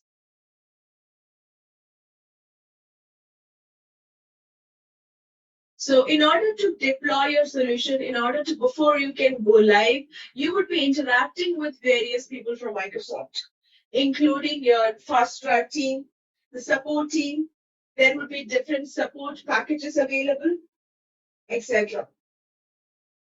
So all these things, the end-to-end flow, starting from pre-sales till you deploy and till you are going to be, until you'll be using the solution, all the important factors that you need to know as a solution architect will be discussed in this course.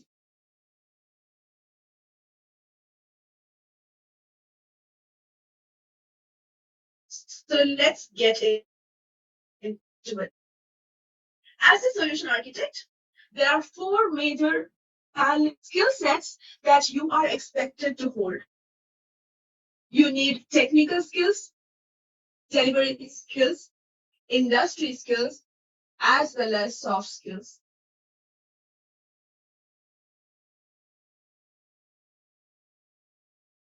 You'll be constantly interacting with Fast Track.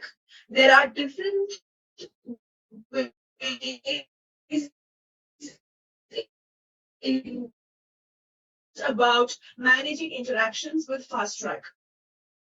Fast Track will help you validate your solution, would provide you guidance on recommended best practices, will help you mitigate certain risks and overcome deployment blockers, where it ensures that you can repeatedly deliver high quality solution and you can learn through interaction and also you can influence the product direction. So Fast Track is going to help you implement high quality solution and go live with confidence while enhancing your expertise and credibility. There are various workshops that would be conducted with the Fast Track team. Like you've got the Solution Blueprint workshop, which is conducted in order to ensure that your solution scope and details are understood in a very structured manner. It drives communication with the implementation team, and it ensures that the solution design concepts are sound, and it kind of provides a baseline understanding to plan other fast track activities on.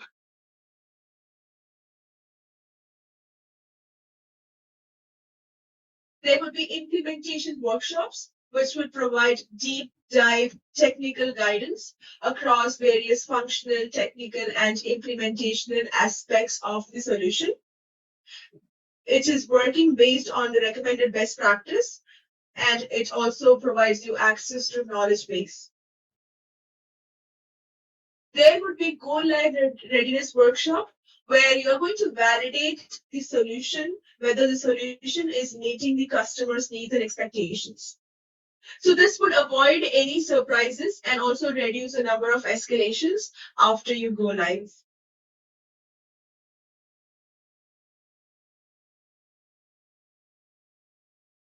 Module number 3 talks about solution blueprint. What are the different components of a solution blueprint? What is a solution blueprint? A solution blueprint is a structured document that provides a complete, well-rounded description of a solution design. So blueprint will contain a set of components that are essential for an implementation. It will provide sufficient details so that you will have a budgetary guidance from a time and also financial perspective.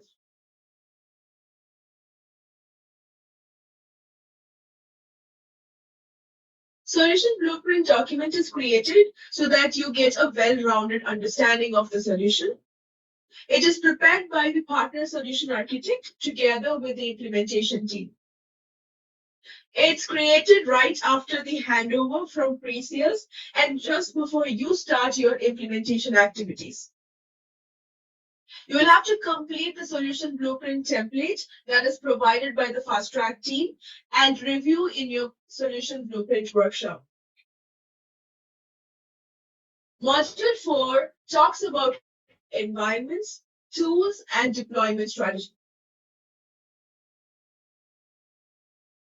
There are a few concepts when it comes to environment planning.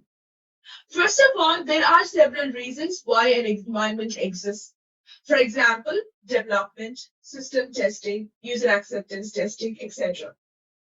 Depending upon the purpose, your environment is going to have a topology. Your environment would be develop, build, or test for tier 1 environments. Your environment would be user acceptance test environment if it is tier 2. Performance test if it is tier 4. So there can be different topology for your environment based on the purpose or based on the tier. There are different tiers or categories of the environment like tier 1, tier 2, tier 3, tier 4, tier 5. You can deploy your environment either on cloud or on premises. Your production environment can be deployed on Microsoft Cloud or on your on premises. Also, the tier 1 environments that you might be using additionally for development purpose can be cloud hosted or can be deployed as virtual hard disk on premises as well. This cloud hosted, this would be hosted on the partners cloud and not on Microsoft Cloud. So you would be having your own Azure subscription and your own Azure cloud. This would be deployed. Tier 1 environments would be deployed. The standard cloud offerings from Microsoft comes with one production environment and one tier 2 acceptance test environment. All the additional or if at all you require any other environments has to be purchased as an additional, as an add-on environment. So cloud hosted environment is an additional tier 1 environment that is managed by the customer or partner in the customers or partners Microsoft Azure subscription.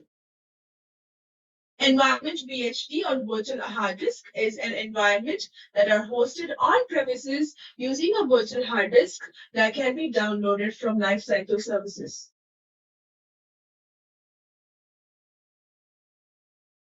So these are different environment types, and depending upon the requirement, you can go with any of these environments.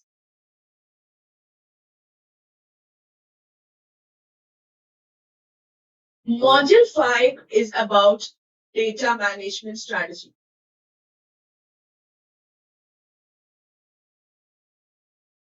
So firstly, there exists a data management framework which allows you to do various activities with data, like import data, export data, create templates, configure entity export to external databases, refresh your data entities, clean up your staging data, copy data into legal entities, perform data task automation, and also to enable dual write. You would be making use of data management framework. Data management workspace gives you a summary section and also a bunch of list sections.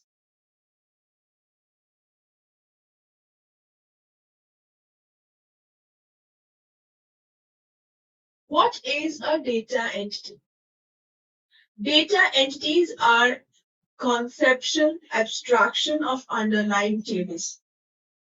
So in the database, data is stored in a form of normalized tables. So information would be spread across several tables, connected tables, which would be logically connected with the help of certain relations.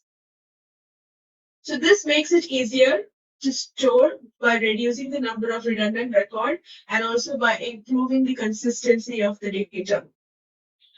Now, while you're extracting or retrieving data from the database, it becomes tricky. Because to get some information, you will have to go to several tables. To avoid this or to make this process easier, finance and operations has come with a concept of data entity. Not just for this, but there are several reasons why we have data entity. Finance and operations uses AXDB to store transactional data. Now, there are two different, you may want to integrate your finance and operations database with external tables, external databases.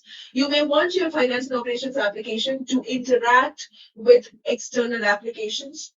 So whenever you want to allow such interactions, you may want to expose your tables to these external solutions, which can lead to security hazards.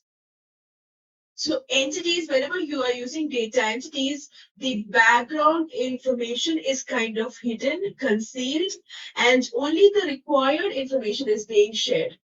So data entity can also be used for integrations or for all the integrations or all the migrations or all the import export, data entities are being used. Once you create a data entity, it can be used for various types of integrations. For synchronous integrations as well as asynchronous integrations.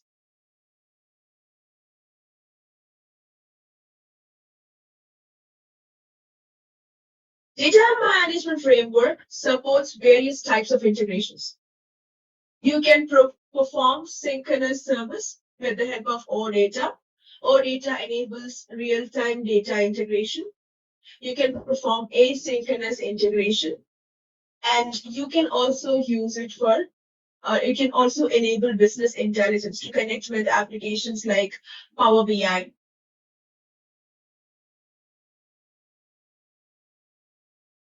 Whenever you are performing a data migration, so there are three situations where you would be working with data. First of all, you may want to integrate two different systems.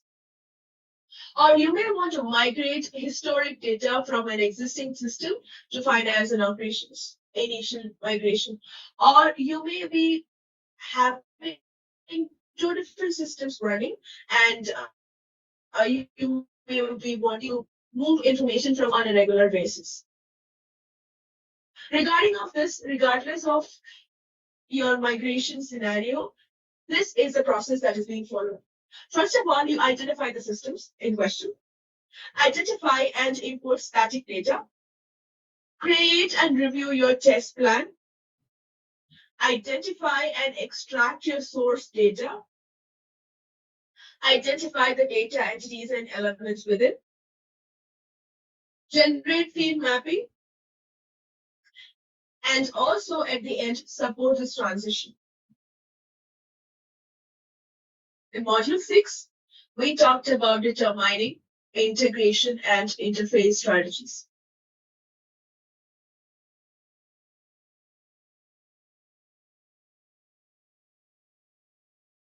There are various integration scenarios and strategies that are, so based on the scenarios, you will be choosing a strategy.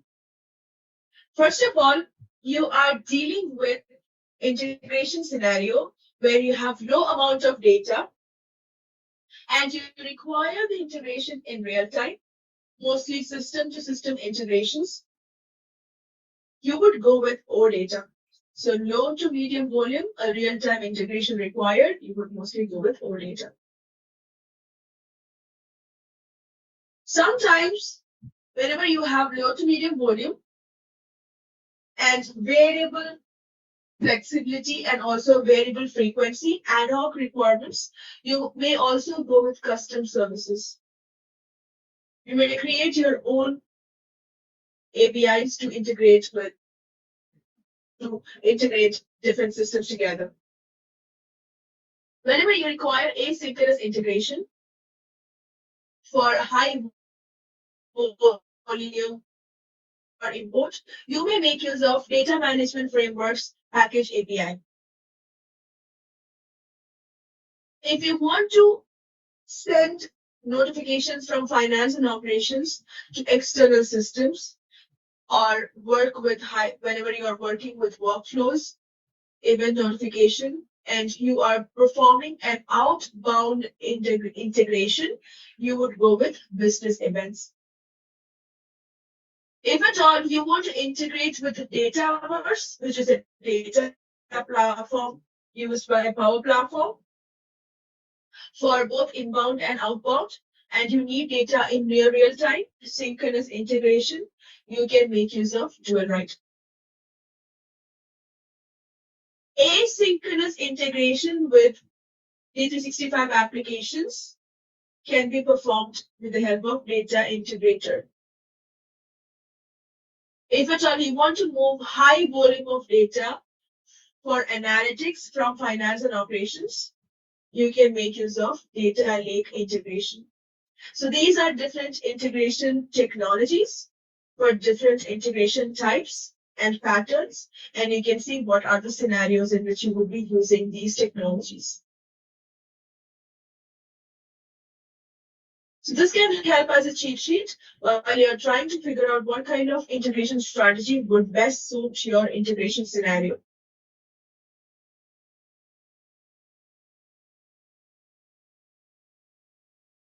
Finance and operations also allows Microsoft 365 integrations.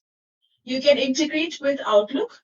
You can configure and send emails from Dynamics 365 Finance and Operations. You can integrate with Excel.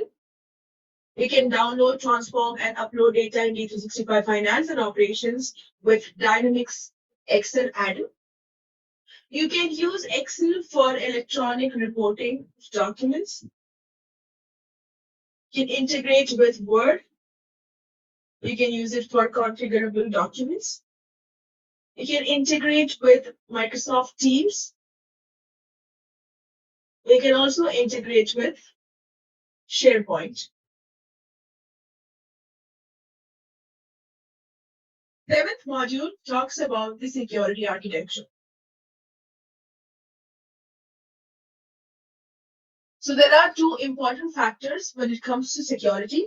Firstly, we have got authentication, which is the process of proving an identity, and you've got authorization, which is the act of granting an authenticated party permission to do something. It specifies what data you are allowed to access and what you can do with it.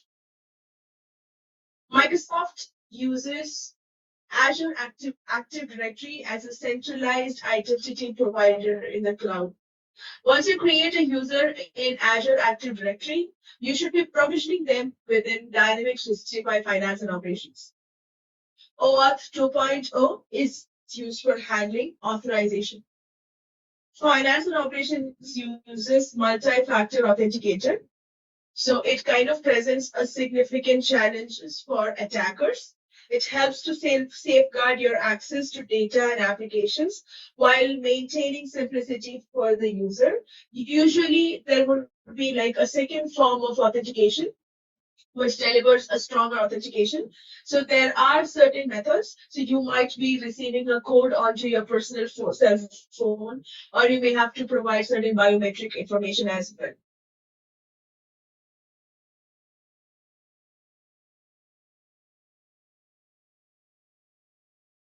Along with multi-factor authentication, it also provides conditional access. Can automate access control decisions for accessing cloud application, can empower users to be productive wherever they are, whenever they require, also protects the corporate assets at any time. So based on certain conditions like user group, cloud application, device status, we can block or enable access.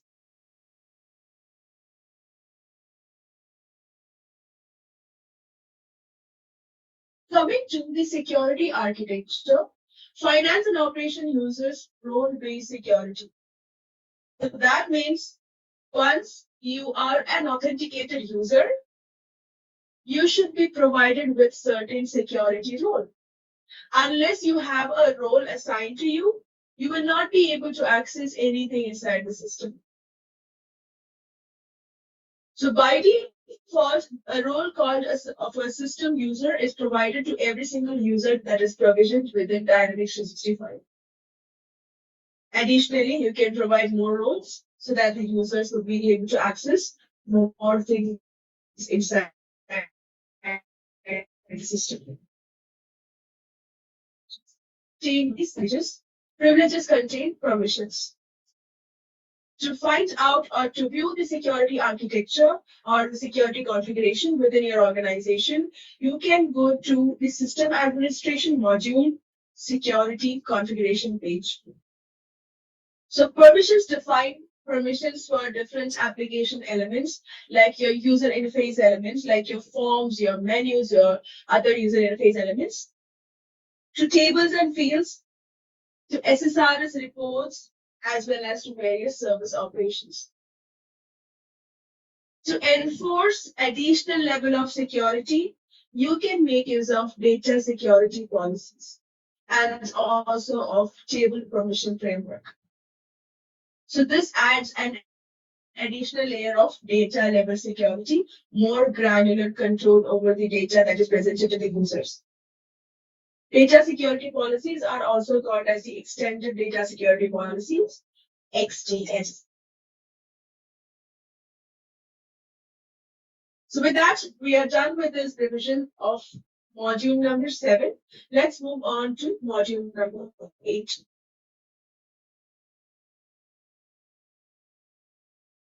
Module number 8 discusses about defining testing strategy. The next module that we are going to talk about is module number 8, defining testing strategy. There are 4 test strategy components, including project scope definition, test types, phases, test management process, and test planning. So your project scope definition should be clear and it would be converted into your test scope definition. There are different types of testing, including functional and non-functional testing, and which would happen during various phases of your application lifecycle management. You would be following a test management process, and you would also have a test planning. So your test strategy will contain your project scope definition, test types, phases, test management process, as well as test planning, including the environment planning for testing.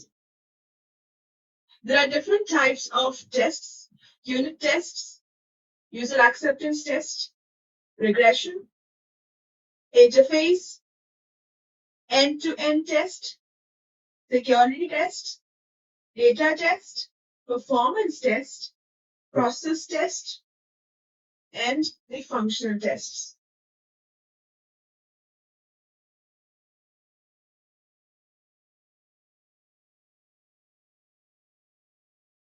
Here are a few tools for test and data setup. Perf SDK would be used under single as well as multi-user for performance testing. We have data expansion tool for load testing by creating high volume data for load testing. Data entities are available within data management framework for data related activities. Data task automation validates the outcomes of repeated data tasks. The regression speech automation tool does testing based on task recording without writing any code. Acceptance test library are mostly used for data setup and validation in integration and component tests. Azure DevOps would be used for managing your requirements, tests, defects, etc. SysTest framework is unit test framework, which is used for unit testing as well as regression testing in Visual Studio. It's a code-based testing where you'll be writing piece of code that can be reused multiple times. There are also other third-party tools like Postman, JMeter, etc. We're not endorsing any of these tools, but just adding these information for your reference.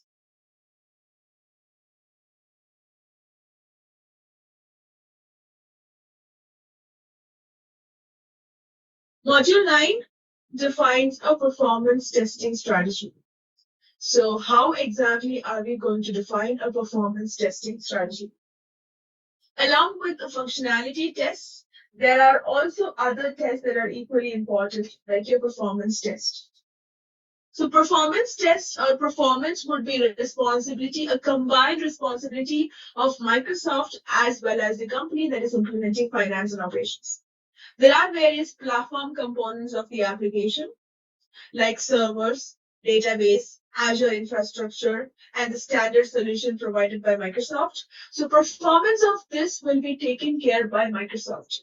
Apart from that, any customizations, any integrations, any analytics and reporting related things, any users or processes or operations, data, ISP solutions or device related components or anything happening due to or any disrupt that are happening due to these components would be the responsibility of the customers who are implementing finance and operations. So platform components would be taken care by Microsoft, and the other components, like the solution components, would be taken care by the customer. So performance can be affected by the both ends. Performance testing is not just a test, it is a process. Starts with defining performance objectives and responsibilities. You will be defining scenarios, including target volumes. Include your recommended practices. Design your test, select your tools. Build test simulations and data. Configure your test environment. Execute your tests.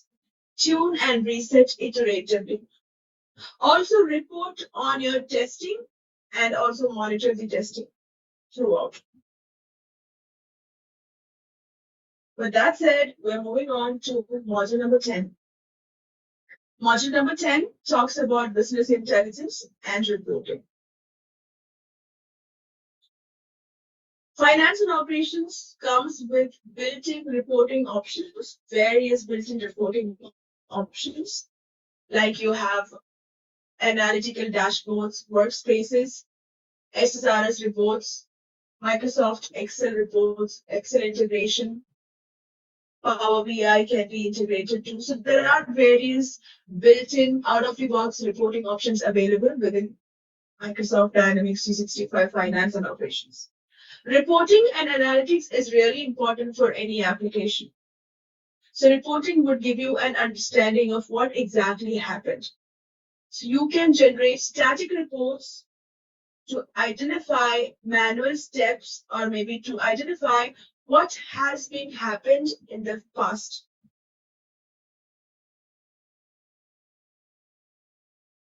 There can be interactive dashboards which try to let us analyze the situation and find out why exactly it happened.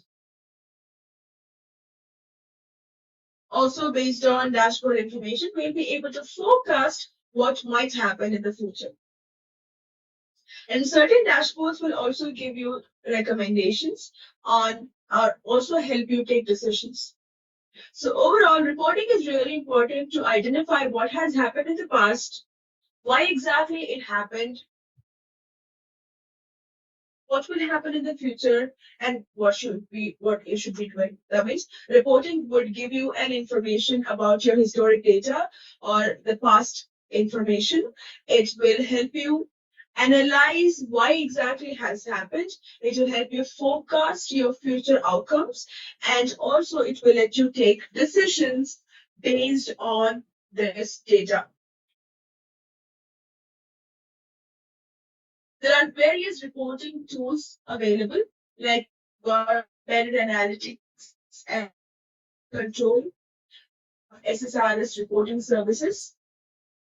You have financial reporting designer. Microsoft Power Platform also provides you with Power BI tool. And also there are electronic reporting capabilities. Finance and operations provides you with built-in chart visualizations in workspaces as well as operational views. There are certain native controls like charts, list pages, grids, etc. You can create saved views as well. You can filter information, apply advanced filters.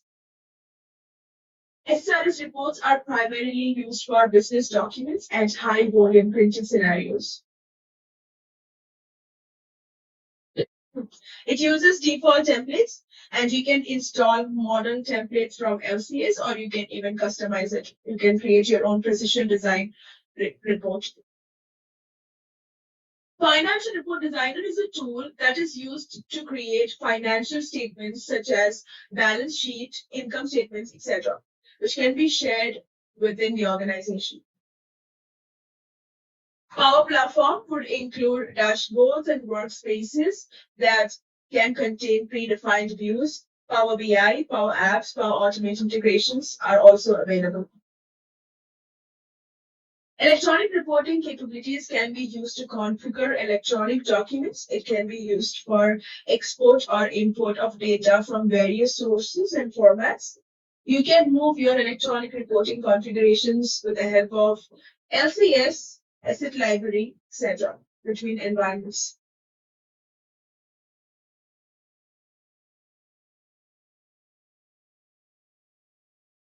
With that said, moving on to module number 9.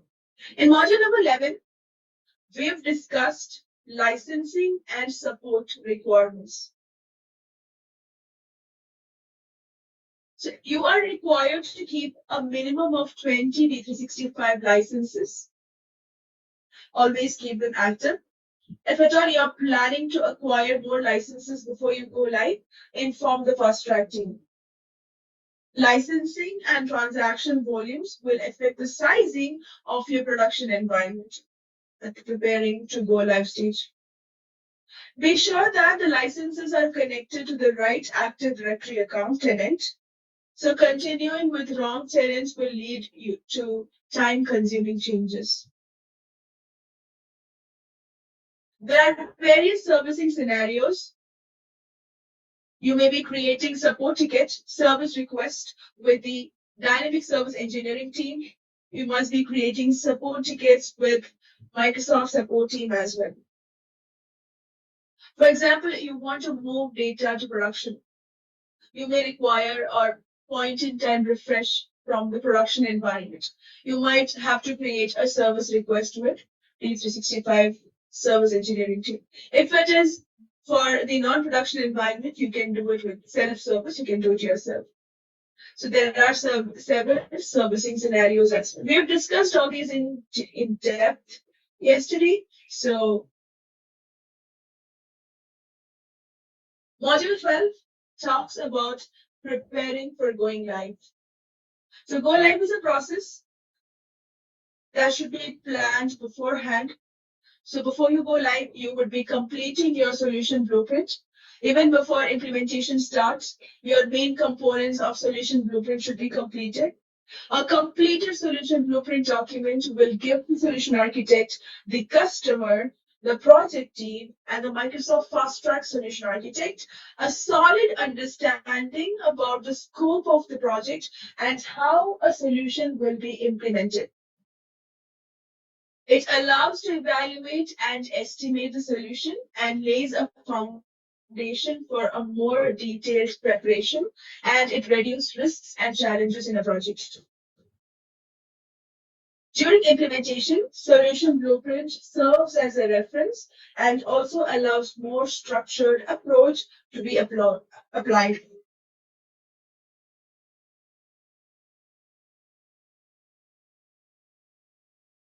In a nutshell, go-live assessments are checklists provided by Microsoft Fast Track team. It is existing to ensure a smooth go-live and also reduce the number of escalations during the later phases of your implementation. Go-live assessment would be shared with you through email communication about 8 weeks before your go-live date. You can send your go live checklist when your user acceptance testing is almost done. Go live is usually done via workshop or email based on fast track service level. The assessment report has to be analyzed and you may have to make changes in the project based on the guidance that are provided from the assessment report. So you'll have to leave a window for this as well. Here is the go live process. It starts by way before your actual go live date. And first of all, you would be updating your go live date in LCS. At this point, you would be almost done with your user acceptance testing. You would complete and send your go live checklist. Based on that, a go live assessment or a workshop will be conducted. Fast track architect reviews your go live checklist. You would be identifying your final release, which is ready for production deployment. You would be creating a service request with the DSE team at this point. You'd be requesting a production deployment. Final sizing, deployment, and installation would be done. At this point, any database copy from Sandbox, if at all there is a request, might be performed. Once the system is production ready, you will be performing your final cut over. And you can go live at the 9th stage. This is the overall go live process.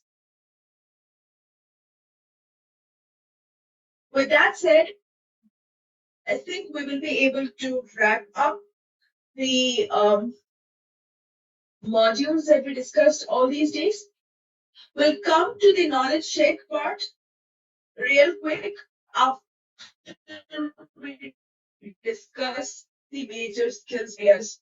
So here is a study guide which you can use to analyze how far along are we in terms of preparation. So this study guide is available online. So you can launch it from here, from the MB-700 page. So here is a link. It says MB-700 study guide. So let's review this guide. So overall, you can expect questions from these 4 key areas: architect solutions, solution strategies, managing implementations, managing testing. Under architect solutions, you can expect somewhere between 20 to 25% of the questions. So during your architect solutions, you would be gathering requirements, you would be defining your solution architecture, you would be describing and documenting the solution blueprint. While you're gathering requirement, you need to identify your operational and organizational challenges that might affect your business. Identify your existing business processes, opportunities that can be optimized. Gather information related to all the expected transaction volume. Categorize your business requirements and perform a fit gap analysis. You might use business process modeler for fit gap analysis. Review and validate your business requirements through your solution life cycle. Define the solution architecture. So map your business processes to functional components. Evaluate whether you want to build for selected business requirement or whether you want to buy. You can buy ready-made solutions from AppSource. Identify opportunities to implement supplemental Microsoft technologies. Use appropriate implementation tools, including lifecycle services, Azure DevOps, wherever required. Success by design framework is an approach, an interaction, a free interaction that you can have with fast track team. Create solution architecture design diagrams, which will have a complete solution architecture design. Once you define your solution architecture, you would be documenting your solution blueprint. Define an organization, legal entities by including all the company informations, location, structure, etc. Document the implementation timeline, including rollout strategies. Define the business process catalog. Document your solution gaps. Define instances, environments, solution components, and also identify required solution or security roles. With that, the first unit is complete. The second unit is about defining solution strategies, where you can expect around 35 to 40% of the questions. Defining solution strategies would include selecting a deployment strategy, defining an application lifecycle management strategy, defining a data management strategy, defining your security architecture, defining your integration architecture, as well as defining business intelligence and reporting.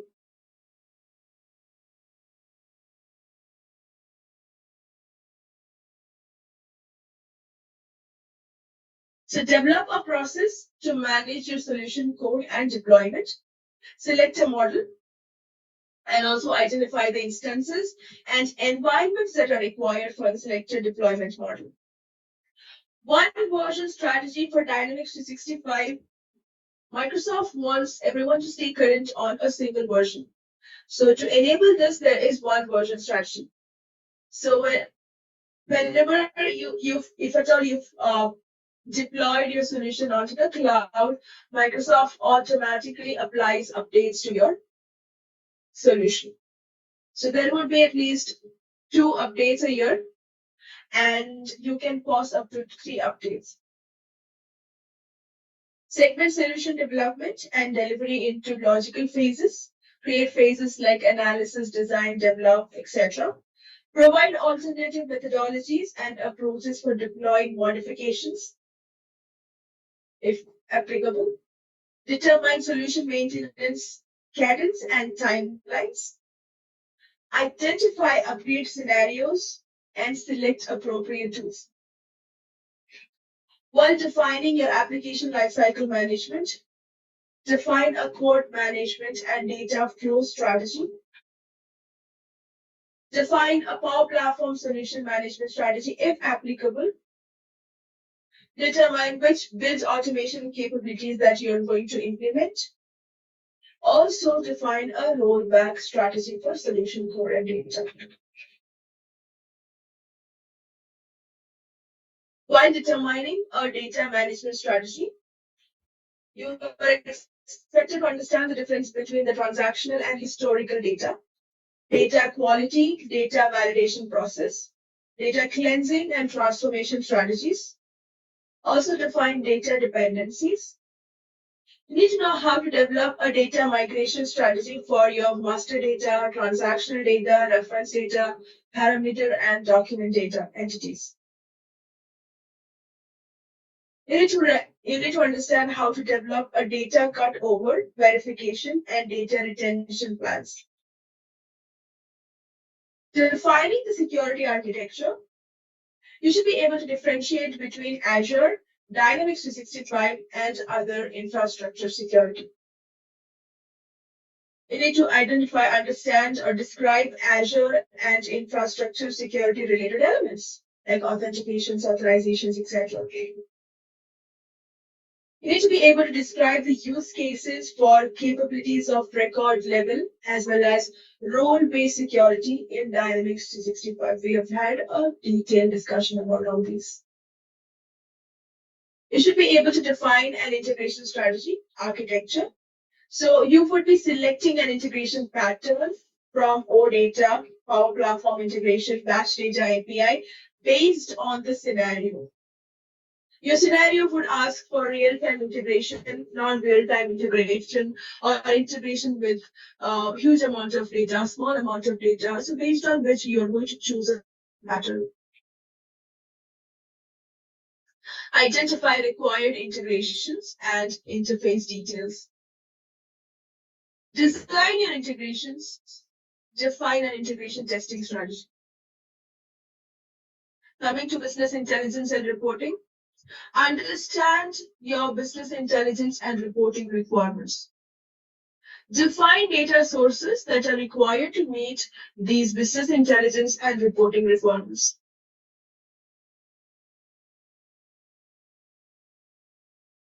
Select appropriate business intelligence and reporting tools, including Power BI, organizational workspaces, financial reports, SSRS reports, electronic reporting tool, etc. Define printing requirements like document routing agent, modern reporting design, layout templates, check printing, label printing, etc. With that, moving on to the last unit, which is about managing implementations, from which you can expect around 20 to 25% of the questions. In here, you should be able to describe the major LCS tools, understanding the use cases and capabilities of different LCS tools, especially business process modeler, which is mostly used to store your business document, to create your business processes and sub processes. It might be used in fit gap analysis and everything. Understand the use cases and capabilities of LCS methodologies. Create a usage profile to describe current or projected usage. Manage interactions with Fast Track, understand the value proposition of Fast Track, identify various engagement types and various roles that you might find, describe typical types of Fast Track workshops and inputs for each workshop, describe go live checklist elements. When it comes to support option, you should be able to develop a support plan and strategy. Define post-go live support plans, including responsive times and service level agreements. Describe the use cases and capabilities of LCS support tool. Determining license requirement. You should be able to determine the types of licenses required, estimate the number of licenses by using license sizing estimator tool from LCS. Also describe the process of estimating ongoing software licensing costs. From managing testing, which would be where you would be defining a testing strategy and a performance testing strategy. So you need to understand different types of testing, understand what regression testing means, identify opportunities for automated testing wherever applicable. For example, you can automate regression testing, you can automate unit testing. Review the use cases and test coverage for various business scenarios. Determine when to use RSAT, SysTest, Postman, ATL, Azure DevOps, etc. Define performance goals and requirements. Identify various performance monitoring and testing tools. Define performance benchmarks and success criteria. Design a performance and load testing strategy and troubleshoot performance issues. So these are the concepts that we have learned so far. For further information, you would come to this particular link and learn from here. When you go to your learning path, after each module, there is a knowledge check area, which will allow you to analyze your knowledge so far. With that said, let's move on to the knowledge check that I have created. Is you can attempt these questions in the chat.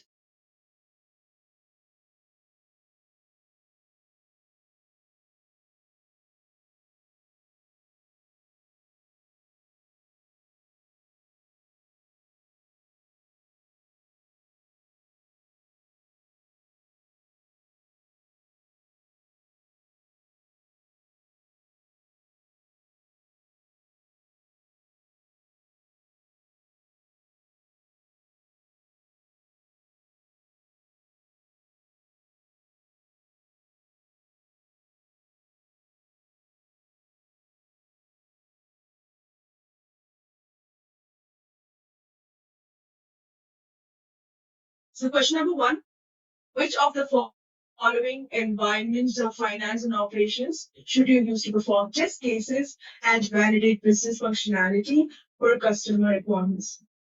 So answer would be tier 2 through tier 5 environment. Second question, your customer requests a copy database to be restored to a sandbox environment. Who is responsible for this process? So answer would again be C, the dynamic service engineering team. Moving on.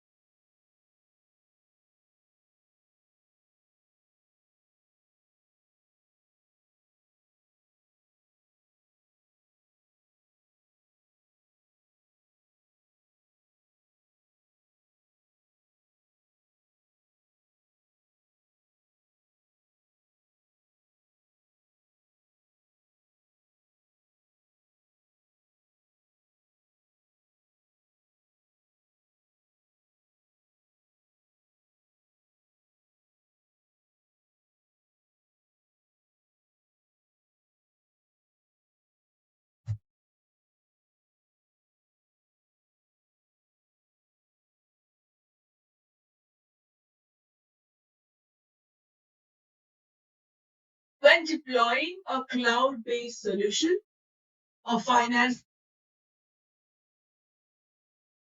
and operation applications, which source control process? So for cloud-based, we've got Azure DevOps Services. For on-premises, we have Azure DevOps Server. A new developer is joining the production project team, and as a project manager, you must request a new environment for the developer to use. So what kind of environment are you going to use? You would be using a tier 1 environment for developer.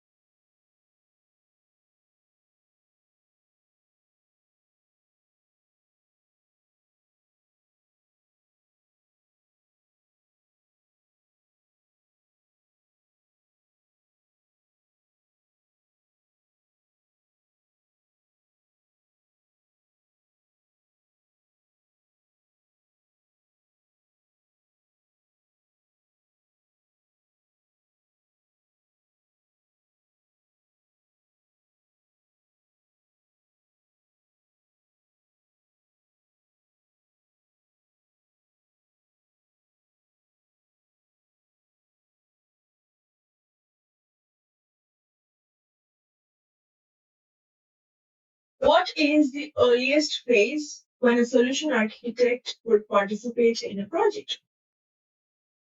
So they would participate as early as during the pre-sales period. So C would be the answer. A company uses Dynamics 365 supply chain management. You need to integrate the system with third-party applications. Employees use a third-party application to record customer orders. So you must upload orders to the system once each hour. The company possesses approximately 10,000 orders each hour. So which data integration strategies would you use? In this situation, we would be using recurring integrations.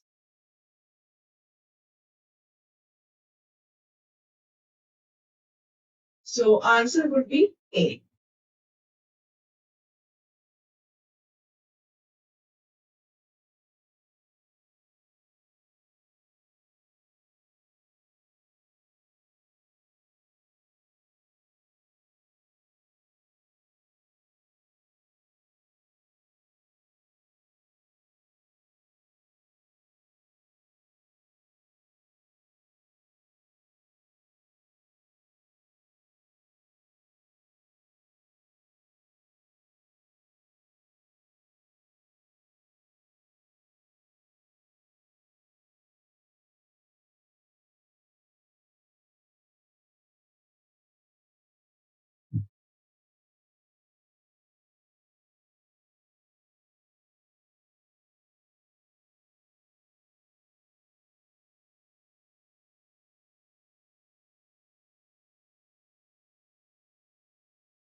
You need to ensure that the latest service updates from Microsoft are always installed in the production environment. What would you recommend?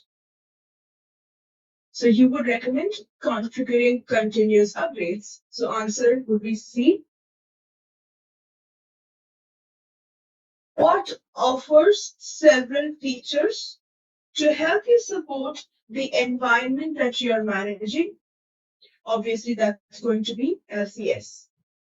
So answer would be A.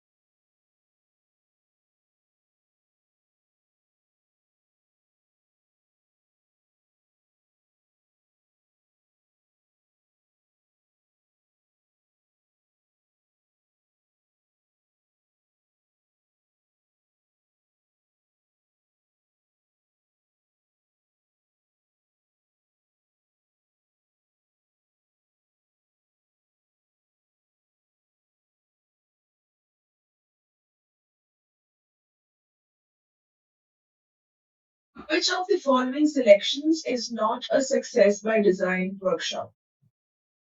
User training would not be a part of success by design workshop. So D would be the answer here. The second question, a business application solution architect should have what level of expertise in D365 applications? He or she should have awareness of various applications and their primary use. So C would be the answer here. D and C.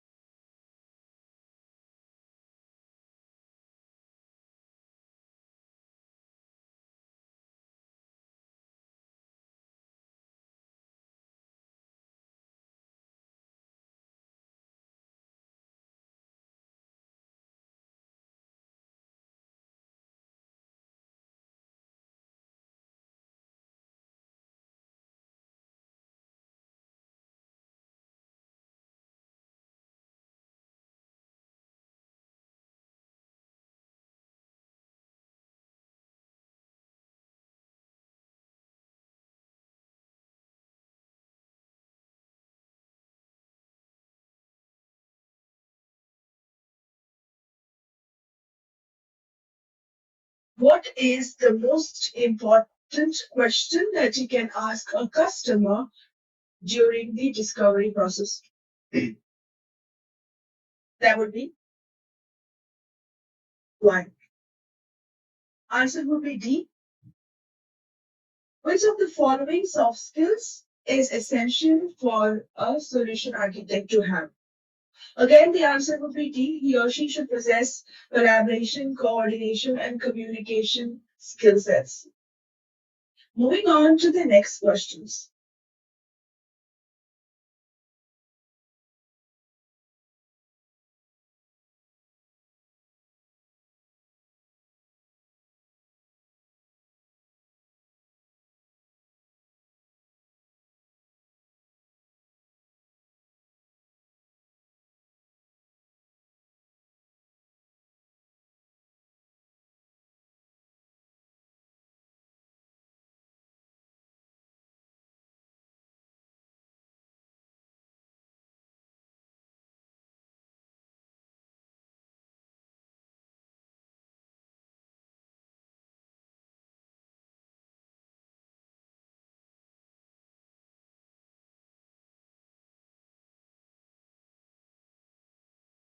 Which of the following is not a relevant business concept to consider before and during the implementation of finance and operations application? So answer would be seasonality and printing checks. So the answer would be C. Which of the following processes cannot be performed from LCS? You will not be able to restore an image of an environment using LCS. Answer would be C again. Moving on to the next question.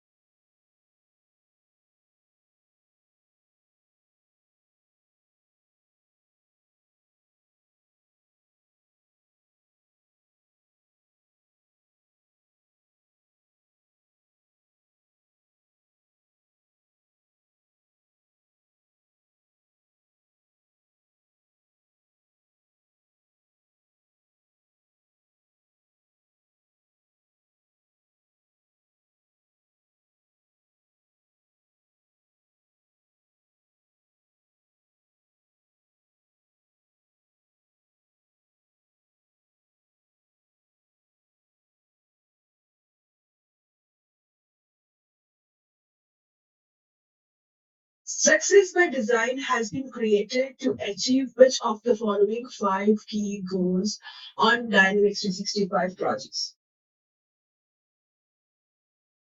Product direction, strategic alignment, innovation evangelism, best practice and knowledge sharing, execution excellence, and escalation management. So the answer would be B here. Next question. What are the core principles of success by design? Early discovery, proactive guidance, predictable success, and also support. So here all of them would be the answers. Moving on to the next question. We have one more set of questions apart from this.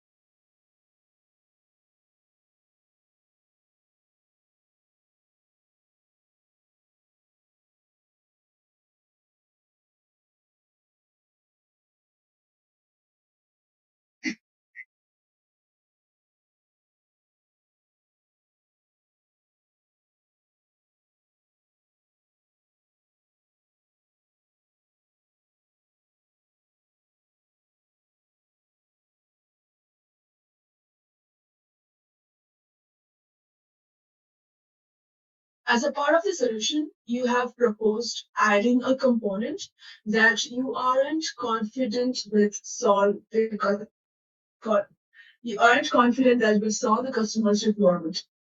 So, what is the best way to reduce the risk of this specific component? So, the answer would be proof of concept, POC, and it's going to be B. The next question, you are implementing finance and operations applications and you need to grant and deny user access to certain data and menu items. What tools are available that will allow you to do this?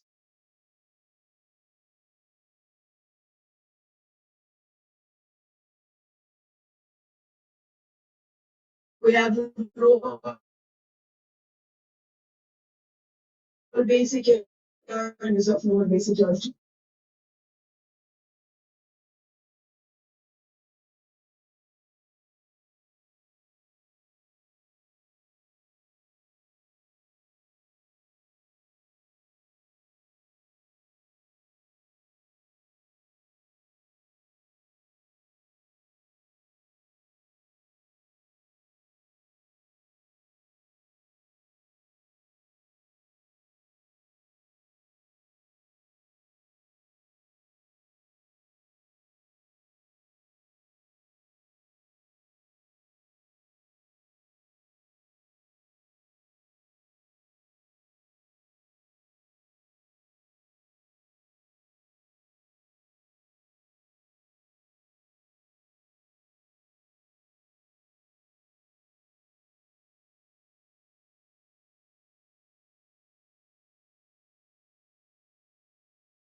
Which of the following security elements is directly assigned to a user and represents the least granular security control? The answer would be role.